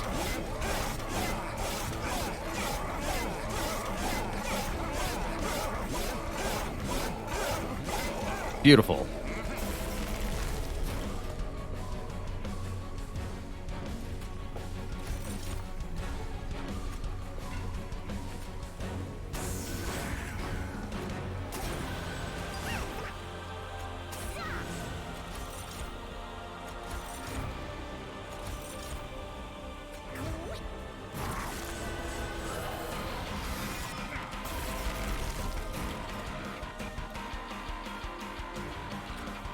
Blorp. Have some more burnout. So actually, this would do quite a lot of damage to any boss. That's kind of encouraging.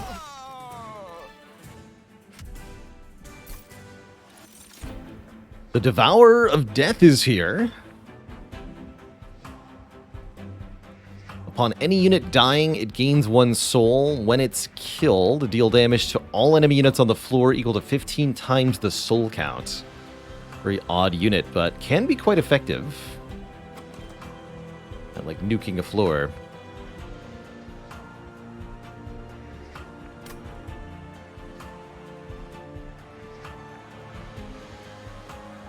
Hollowed Hall's also here, letting us kill our own units and then reform them until it exceeds its capacity. That is very strong, although we don't really want to play it on the top or the bottom,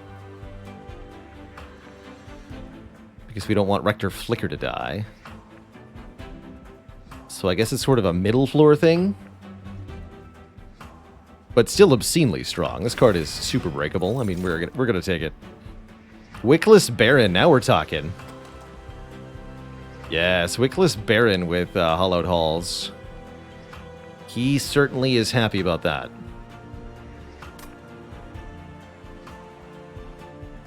Cool.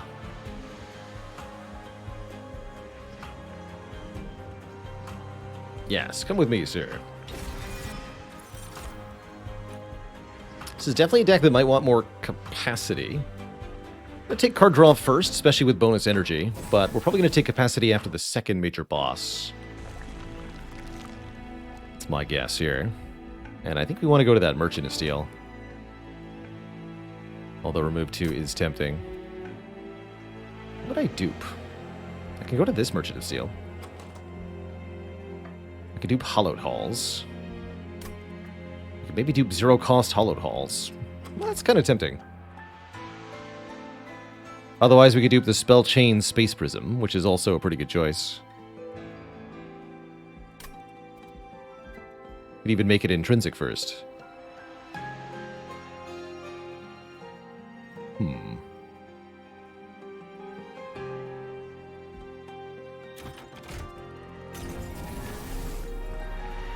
Yeah.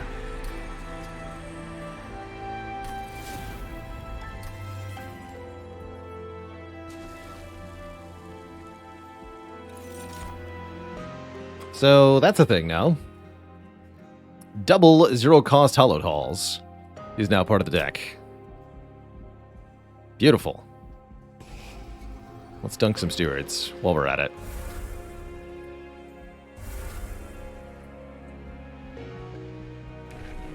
Upgrade the champion to give the units even more power. Or we could go, actually, Burn Bright Crosspass Rector Flicker allows the Rector Flicker themselves to be part of the Reform Chain with Hollowed Halls. You know what? Actually, I kind of love this.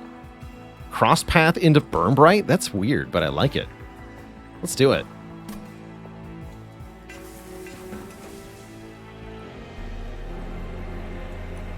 Do we want to sack anything to anything? Not really. Okay. Good talk. I'm not afraid of you. Hit me with your worst. What do you got? Nonsense, that's what.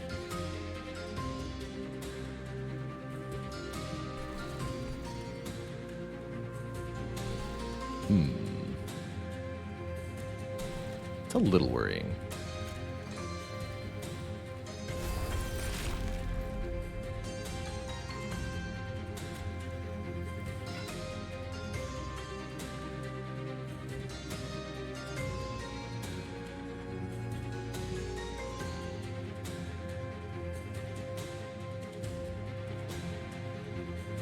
Leave the Baron unplayed? Is that what we're going to do? Or rather play the Baron on the bottom?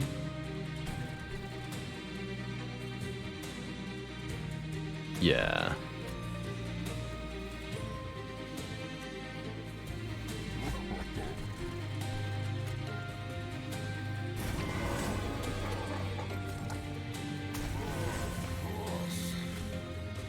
Blessed are the wickless.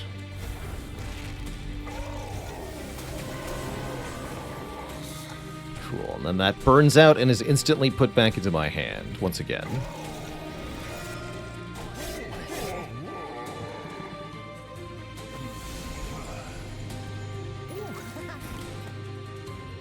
Oh, I see. All the important stuff actually didn't show up yet. Well, that's not quite true. We can do a nuke on this turn if we need to.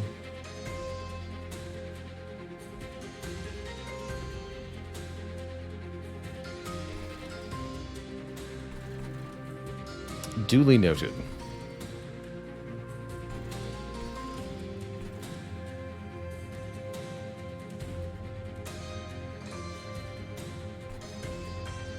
And this floor, also an issue. It's got burnout too, though. That'll be perfect, actually. All right.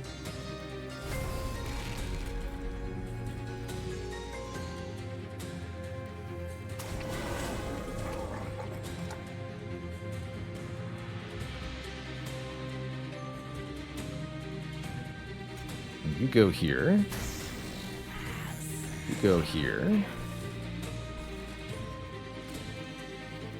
These and can't up top. Okay, they do have spikes though, so we can't use the morsel excavators. Got to be the intemper morsels.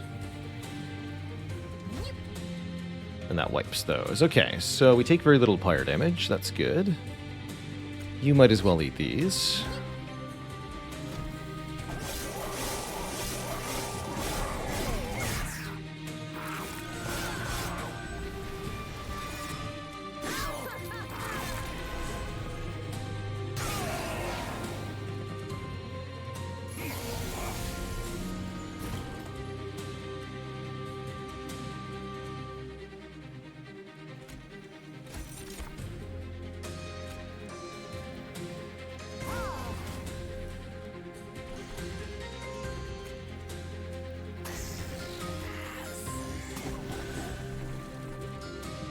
Play Mortal Entrapment, but I don't have any damaged units to use it on. That makes sense. You can just eat these.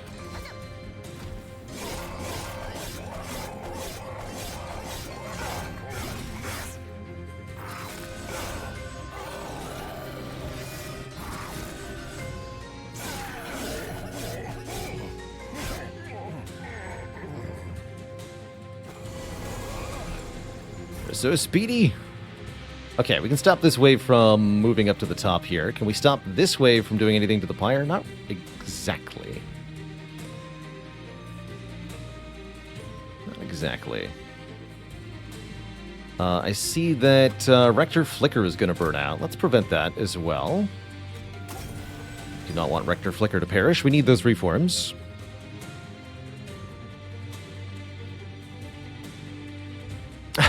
Hello and welcome, Tyner. Don't be fooled by the visual style. There's a lot of depth, tactics, and enjoyability here in Monster Train. Very thoughtful game. It's also buy it once and you own it. No, not even available on mobile, I don't believe. It's a really well done indie PC game. But the visual style is definitely a little unusual. And does remind some of mobile-style games that turns them off from it. That's kind of actually how I feel about their second game, Inkbound. It's got a visual style that I'll have to kind of get over initially if I want to play it at all. All right, I guess we'll just keep the Shadow Eater on the top floor here. This is fine. Smiley face.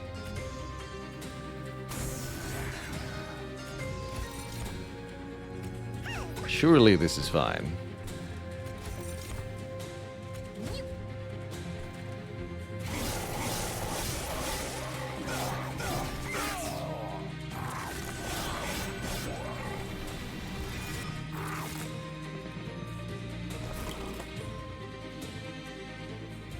Till it exceeds its capacity.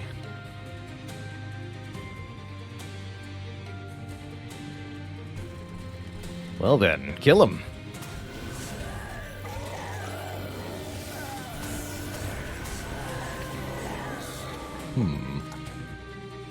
It's actually kind of bad, huh?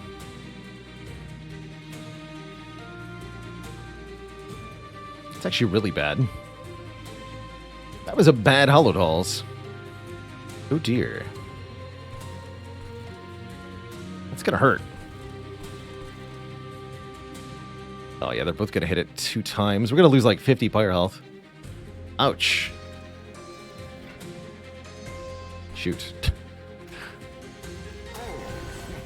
The problems.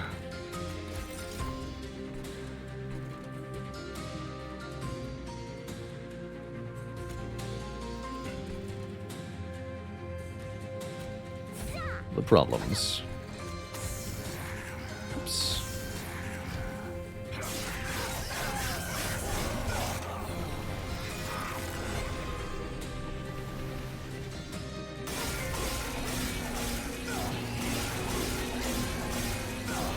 Yeah, that hurt a lot.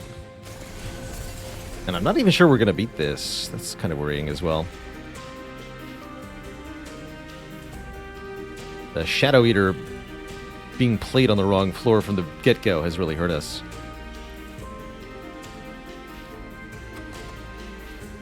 Let's see, currently no units.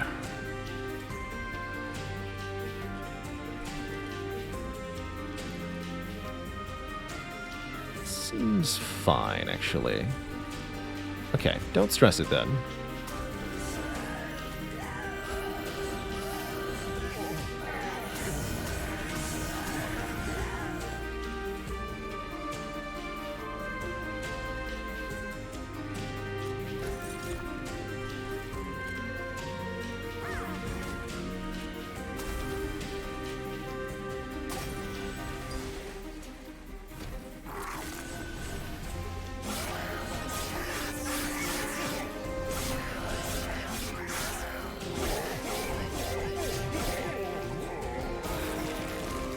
Straight to the top, where we win.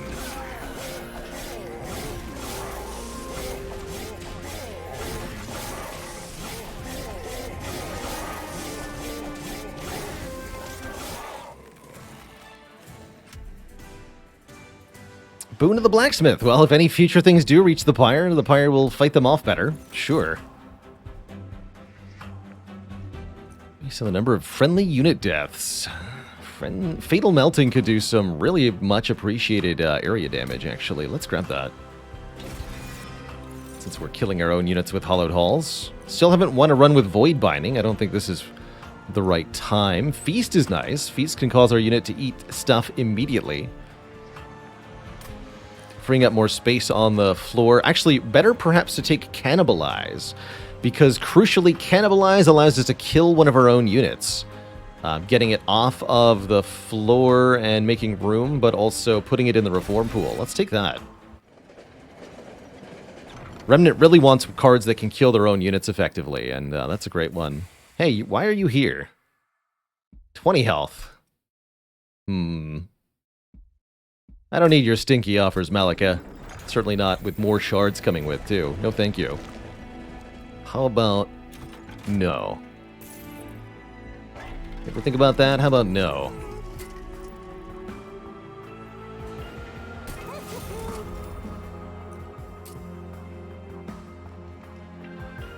These dregs are actually kind of important. I'm going to upgrade one of them. I think they'll be sticking around for a while. Endless. Hell yeah. Now we're talking. Now we're talking.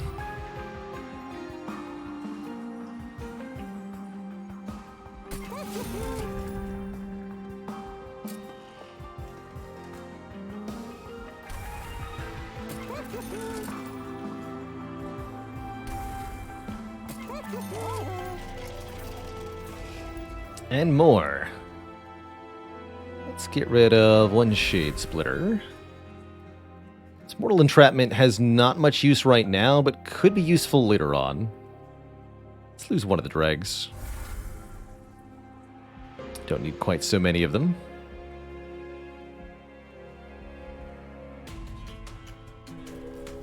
Alright, I'm hopeful that things are going to be good from now on.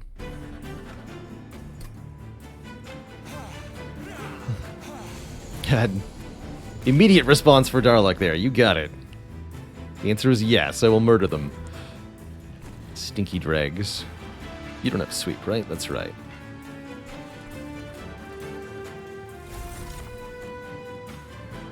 So I have no way to kill all of these. It's a little annoying.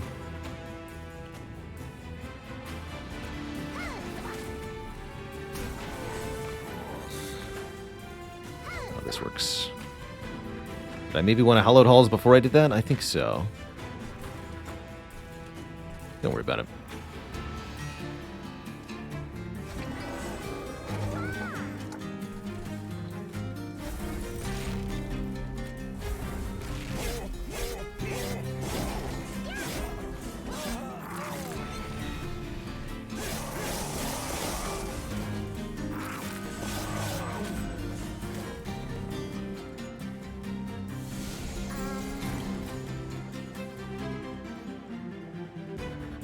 Zero friendly unit deaths. My bad.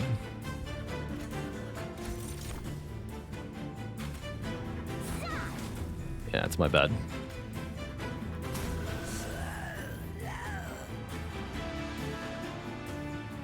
We should use Hollow Drippings so that Rector Flicker gets to stick around for a bit. Otherwise, we may lose him too early. And we definitely want the Wickless Baron up top, too.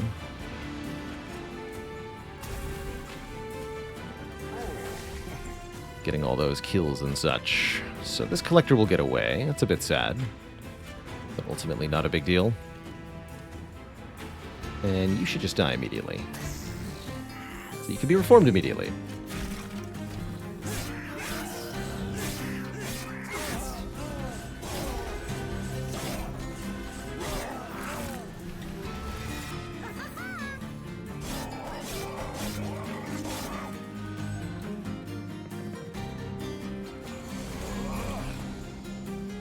Oh, good.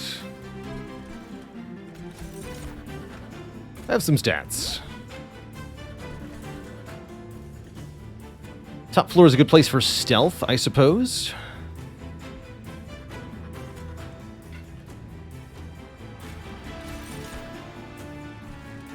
Not even going to play that.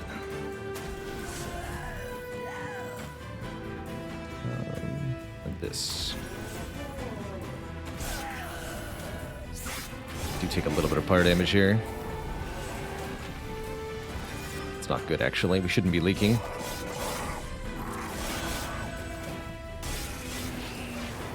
Haligonian, thanks for 37 months of the Tier 3. Guess we're going for 2 months of Tier 3. Whoops.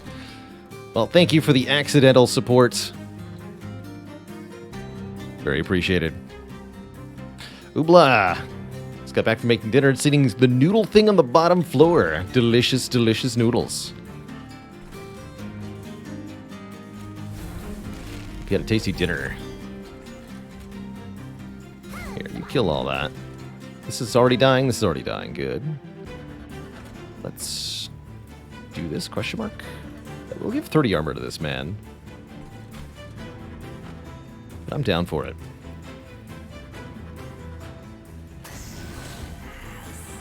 Surely we won't get killed by Hollowed Halls again, right?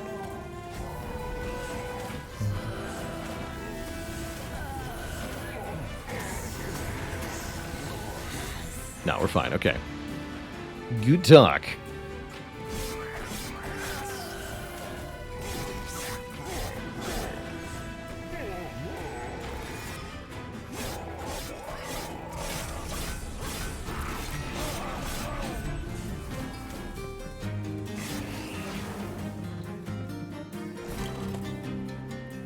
Seven is the perfect amount of health. Let no one convince you otherwise.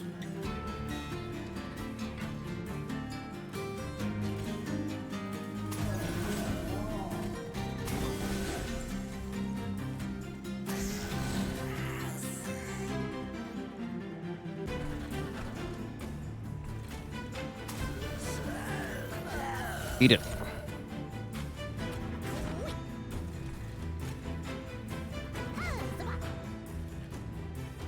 Who wants more burnout? Rector Flicker, have more burnout.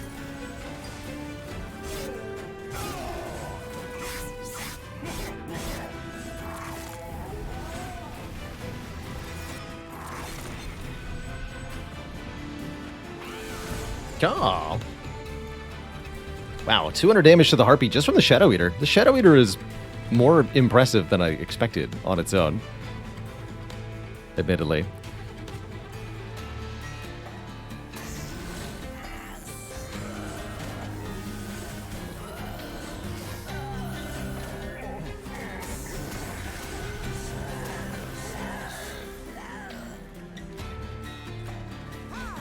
Good talk. 51 damage from Fatal Melting. And I guess we put this here. Might as well. Let us also stun you. And add burnout to Rector Flicker here. Actually, no, add burnout to this unit.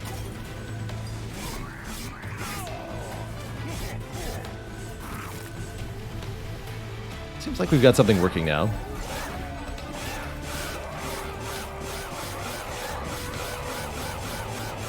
Chomp.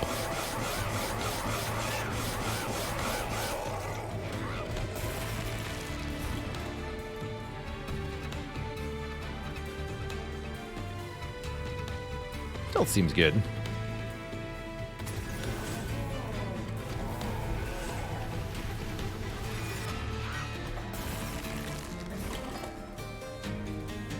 Cool. Let us not play Hallowed Halls if we're winning, just in case it were to make things worse somehow. Take our stealth victory. With the Baron really putting in the bulk of the work now, scaling off all the units that are dying on that floor, including our own. Random reforms could be okay, or just more stealth.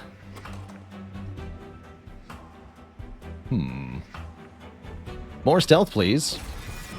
Sneaking out a win, that's right. These I'll skip.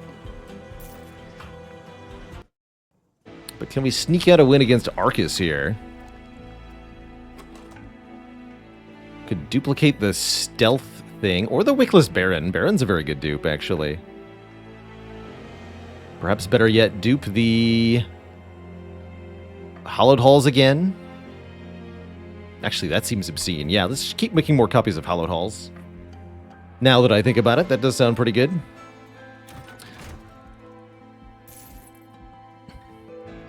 Best infusion for Baron. Another Baron's not too bad. Yeah, we could dupe the Baron and then infuse Baron into Baron here, if we wanted to, so that the Baron gets +5/+5 per unit that dies. That is kind of nice. We could also just go without an infusion on this Baron. That's also completely acceptable. Double Gorge abilities makes our Shadow Eater amazing. Shadow Box is pretty good too. I think we can play 20 morsels. Vapor Funnel could save the Pyre. Vapor Funnel is nice with Boon of the Blacksmith.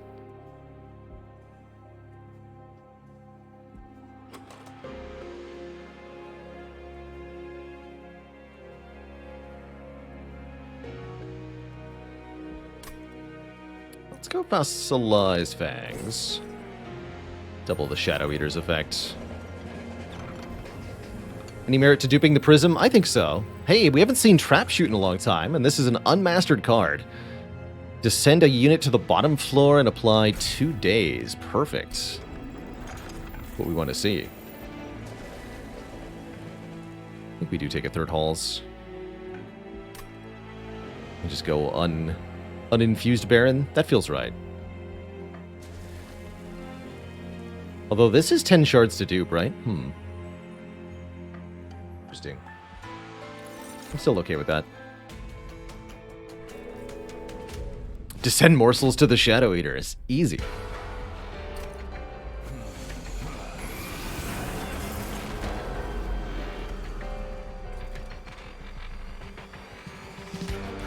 Yeah, maybe the problem where the Shadow Eater isn't getting fed on turn 1. That's kind of annoying.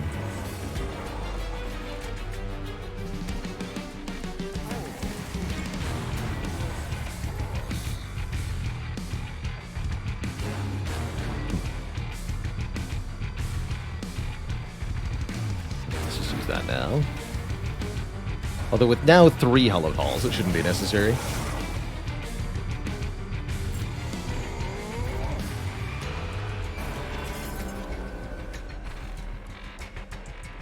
No units dying, they say. We'll see about that. So the Shadow Eater now does 40 in an AoE because they summon 2 morsels and eat each of those morsels 2 times. Pretty silly.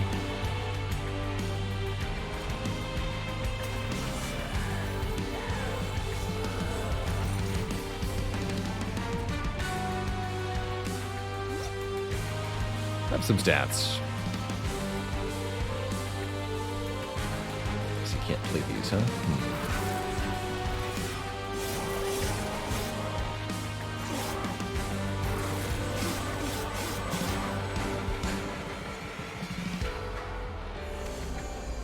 Already looking at a situation where the Vapor Funnel would have made a difference? Looks like it. +1 to spells in hand when we play a spell. Okay, but we could play units. So we could just put Dreg here, right? That's fine.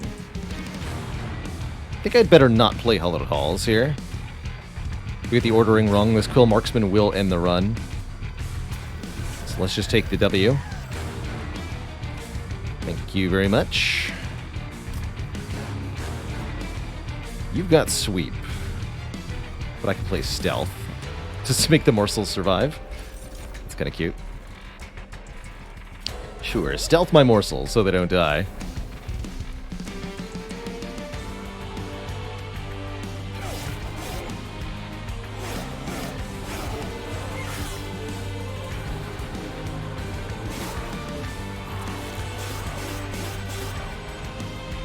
Not sure why the Baron's in front here. Alright, now we can play some stuff.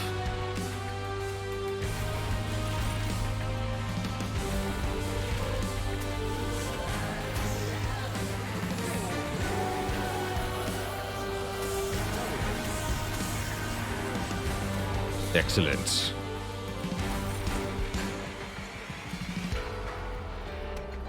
With stealth on you, they're actually going to attack the morsels directly. That's also a reason not to stealth that thing, I guess. Bummer. Yeah, I shouldn't have done that. Oh, whoops.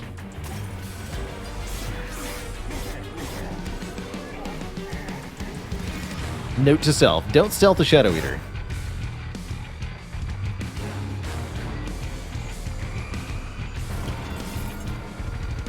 You will be sad. I'm gonna put the Baron behind everybody. That way, when everyone dies, the Baron gets credit for it. Like so.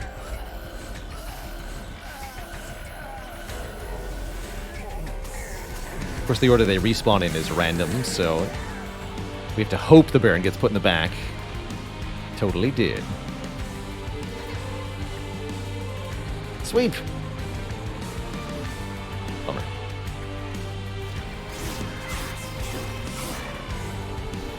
Failing to understand the point of Hallowed Halls, each time the units are reformed, they get +5 health, +5 attack power, and 1 more stack of burnout.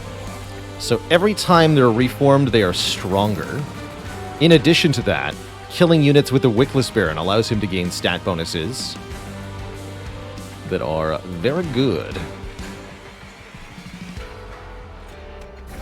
That is the point of the Hallowed Halls. You're gonna die, and that's bad, but there's nothing I can do about it, so yeah.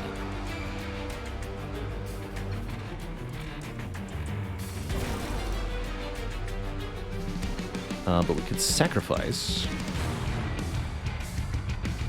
That's also bad. But don't play anything. Alright, good talk.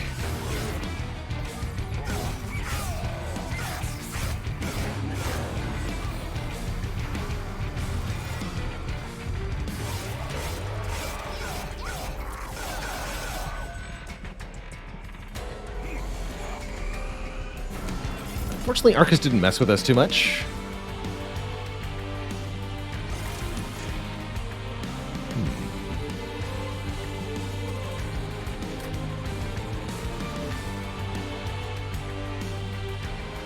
Let's slay, okay.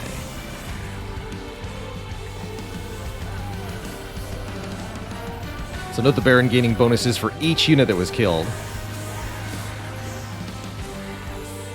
And then slaughtering everybody. That's just how he do.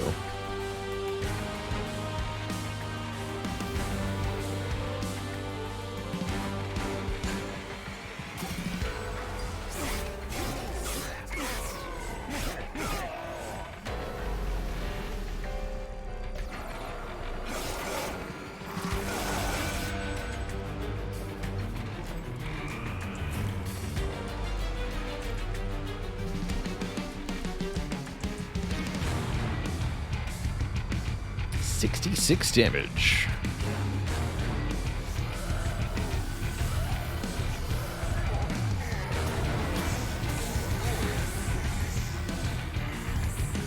Just note they're coming back with bigger and bigger stat lines here. Stronger and stronger each time.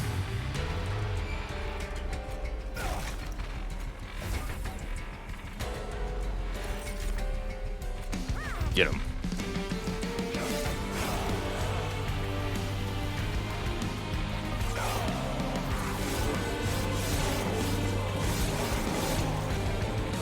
This is pretty nasty with a 37 attack power.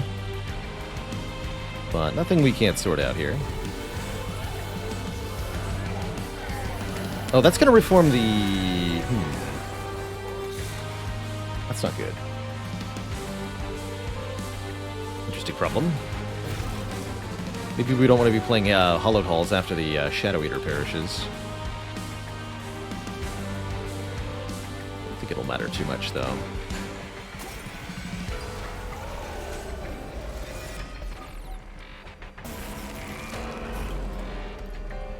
X marks your death. GG.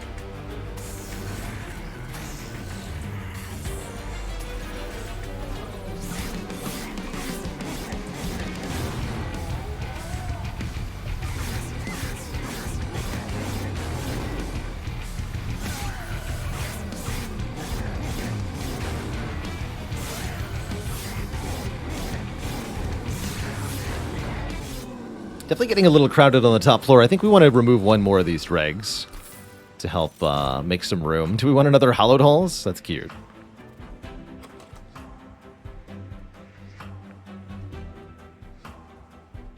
I'm going to go with yes, we do. Of course we do. Do we want more capacity? Just on one floor, right? So we're going to duplicate the thingy again. Let's take more draw, then.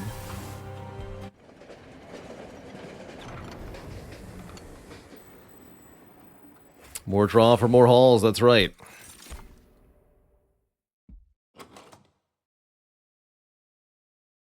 Double attack champ is kind of hype. Enough consume stuff to do a lot of damage, too.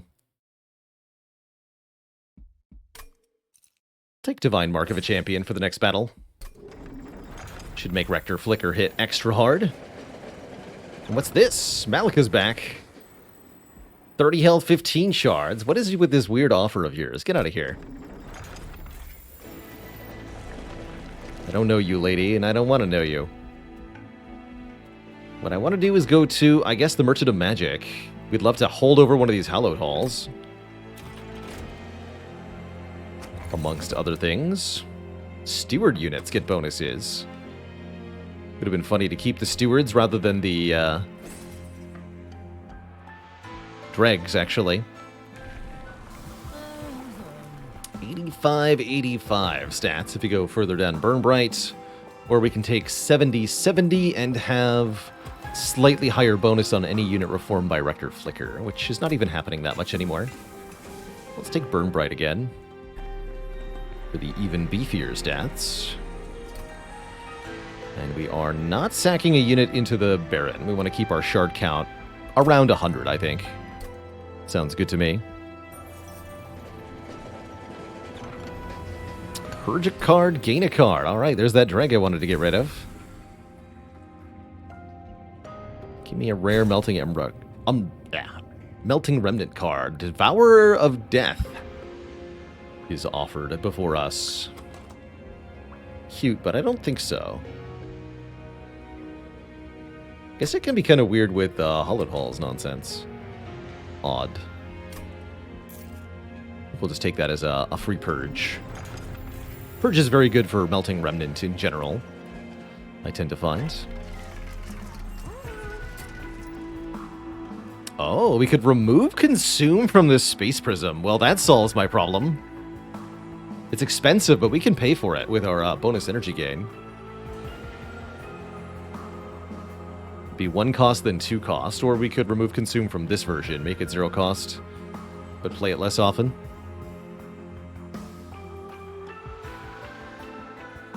I'm gonna do this.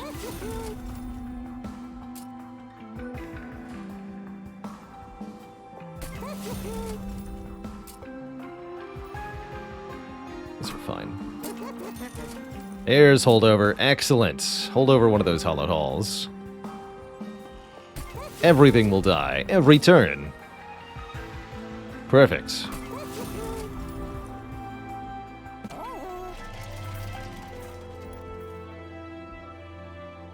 Simply perfect.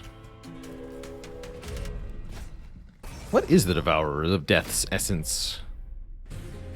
I actually don't remember.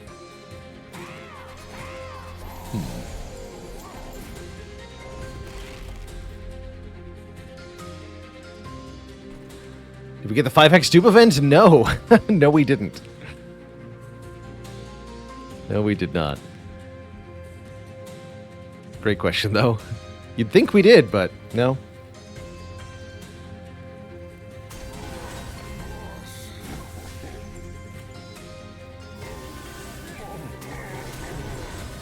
The attack power.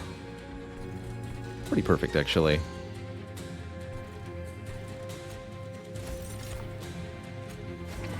It's a chunky boy. Kill him. And you should die, right? Yeah.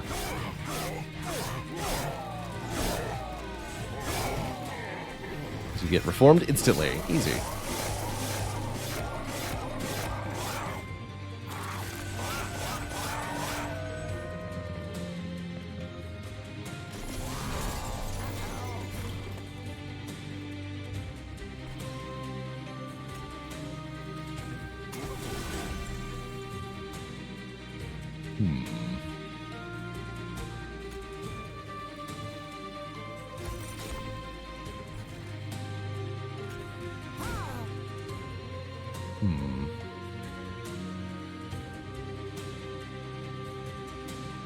That's not good.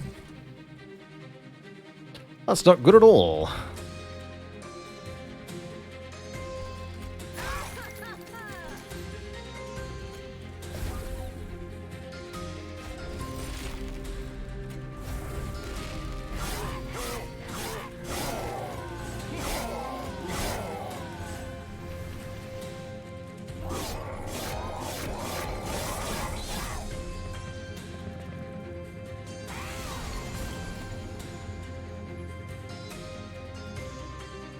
You can't kill my big lad. He's too precious to me. How dare you?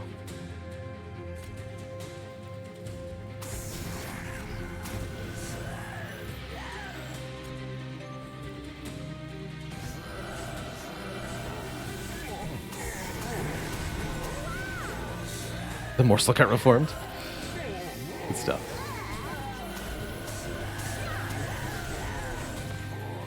Good stuff. So you're gonna die, unfortunately. Not much I can do about it. I can stealth you. That sort of keeps you alive. Keeps him out of the reform pool. That's probably good enough for now.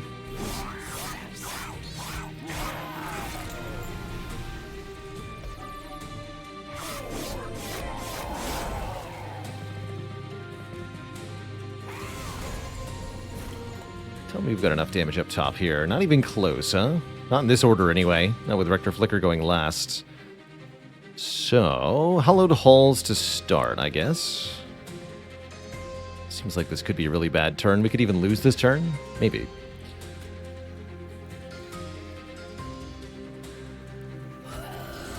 $190 health unit, too. Actually, this seems very unlikely that we'll prevail. Shoulda, coulda, didn't take the vapor funnel. Shoot, my bad.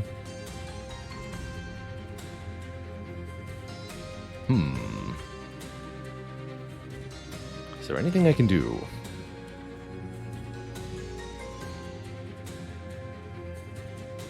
Sure doesn't look like it.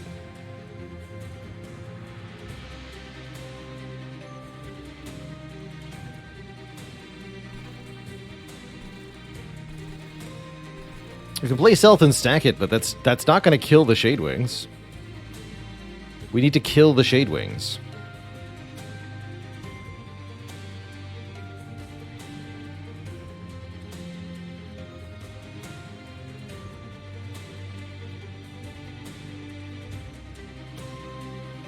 Can make some morsels, but I also don't see how that could change things here. We do get a stat boost on the Baron, which could maybe make...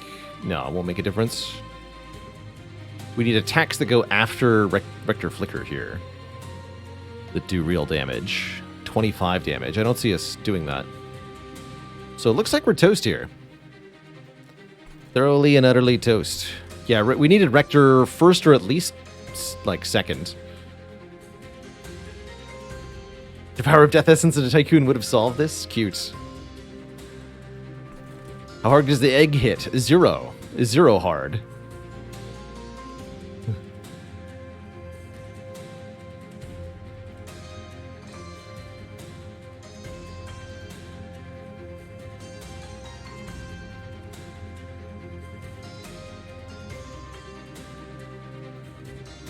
Need more damage spells, do the 0 all the time.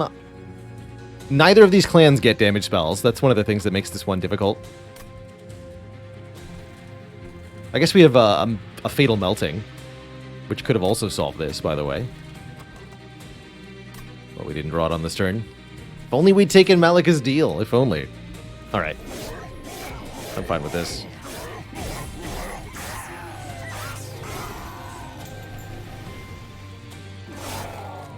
Fun, but definitely feels more complicated than Spire. Sort of. Mechanically complicated, more so than Spire. Decision-making, less so complicated than Spire. Which means the gameplay is less deep than Spire, ultimately. GG, Twitch chat. That's unfortunately all the stream I've got for you today. We are going to be back at it tomorrow with some more of our Spire challenge. And perhaps something else as well. And many more cozy streams this week coming up. Appreciate everybody for tuning in, hanging out through our deck builders today. It's been a good one. But it's time to go. See you later, Cross Up MK, Segax Armis, Tigerbot Hash, K-Ray PG, Zavaren, Miskatonic Blue, Wireless Wizard, the Platinum Corgi, and everybody else. Thank you so much for watching. Have a wonderful evening. Until next time. Thanks for stopping by. Toodaloo.